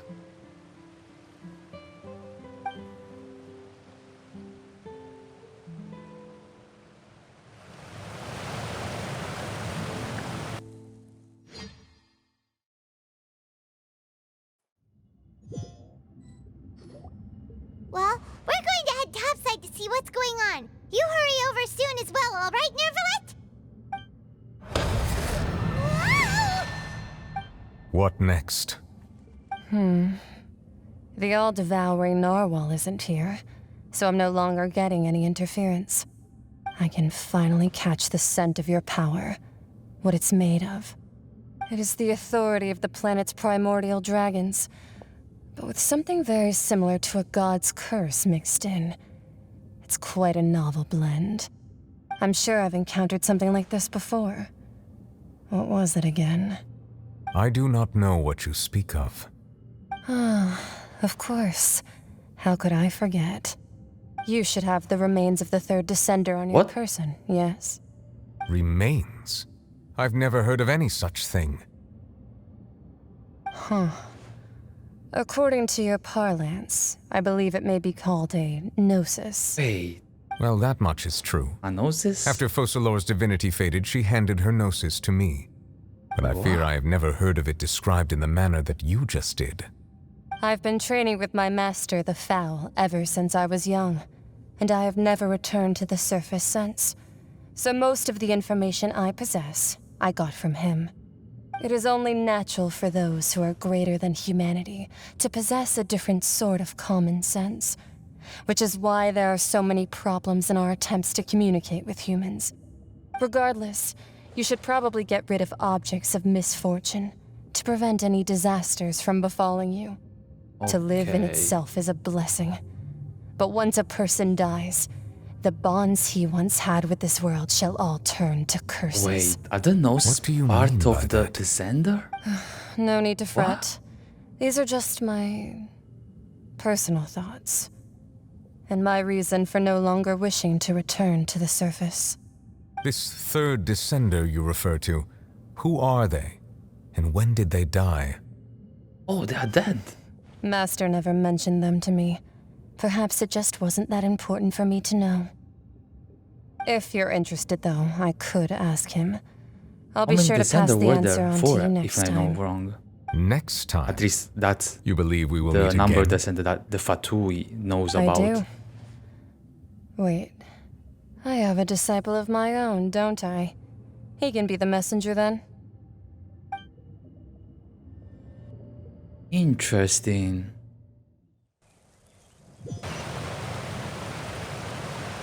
That's what she told me. Whether it would prove useful or not, I wanted to pass that information on to you. The remains of the third descender? So that's what the Gnosis actually are. Paimon just thought they looked like chess pieces. How could they be a person's remains? All the same, assuming that there was no misunderstanding or special metaphor at play, that is what she meant to say. And she said that it would bring misfortune and that you should check it, which is why you gave it to the Fatui. If she speaks the truth, then I would simply be putting Fontaine at unnecessary risk by keeping it here.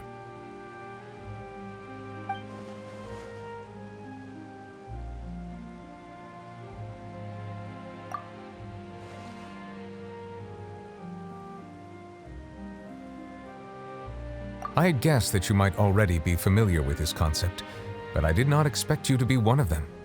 That means that the Gnosis, which are exceedingly element compatible and can even enhance elemental abilities, do indeed come from the third descender.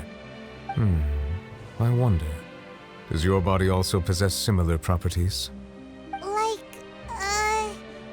Like being able to use elemental powers without a vision. That does sort of count as special compatibility, right? No, let's not think about this stuff right now. It just feels creepy. Comparing the Traveler to the dead third descender and all. That's what you say, but this topic still feels like bad luck. Once Child recovers, let's get some more answers out of him. Or go look for his master and get the answers that way. I too believe it unwise to make too many blind guesses when information is lacking. The same is true of being at court. All right. Whatever the case, it seems like the crisis here in Fontaine's over for now. Yes. All of Focalor's efforts were for this moment as well. But she sacrificed herself in the end as a god, and she suffered through all those years as a human. Was that really what she wanted? I suppose that would be the mystery of a god's will. I suspect not. But once in a while, I too would guess that if wishes were like the clouds in the sky, they will one day return to the earth as raindrops. Life flows like water, and rain is the final answer. The water levels may sometimes tilt one way or another, but the rain falls fairly upon all. And what, ultimately, is the difference between the rains that fall upon all of us? That was amazing. I'm really enjoyed this quest. Best Archon quest so far, definitely. And so many road drop, of course, as always. And I'm so tired. It's been 5 hours, man. 5 freaking hours of Genshin. I need to rest. Did you guys enjoy the quest? And yeah, as always, have a nice day.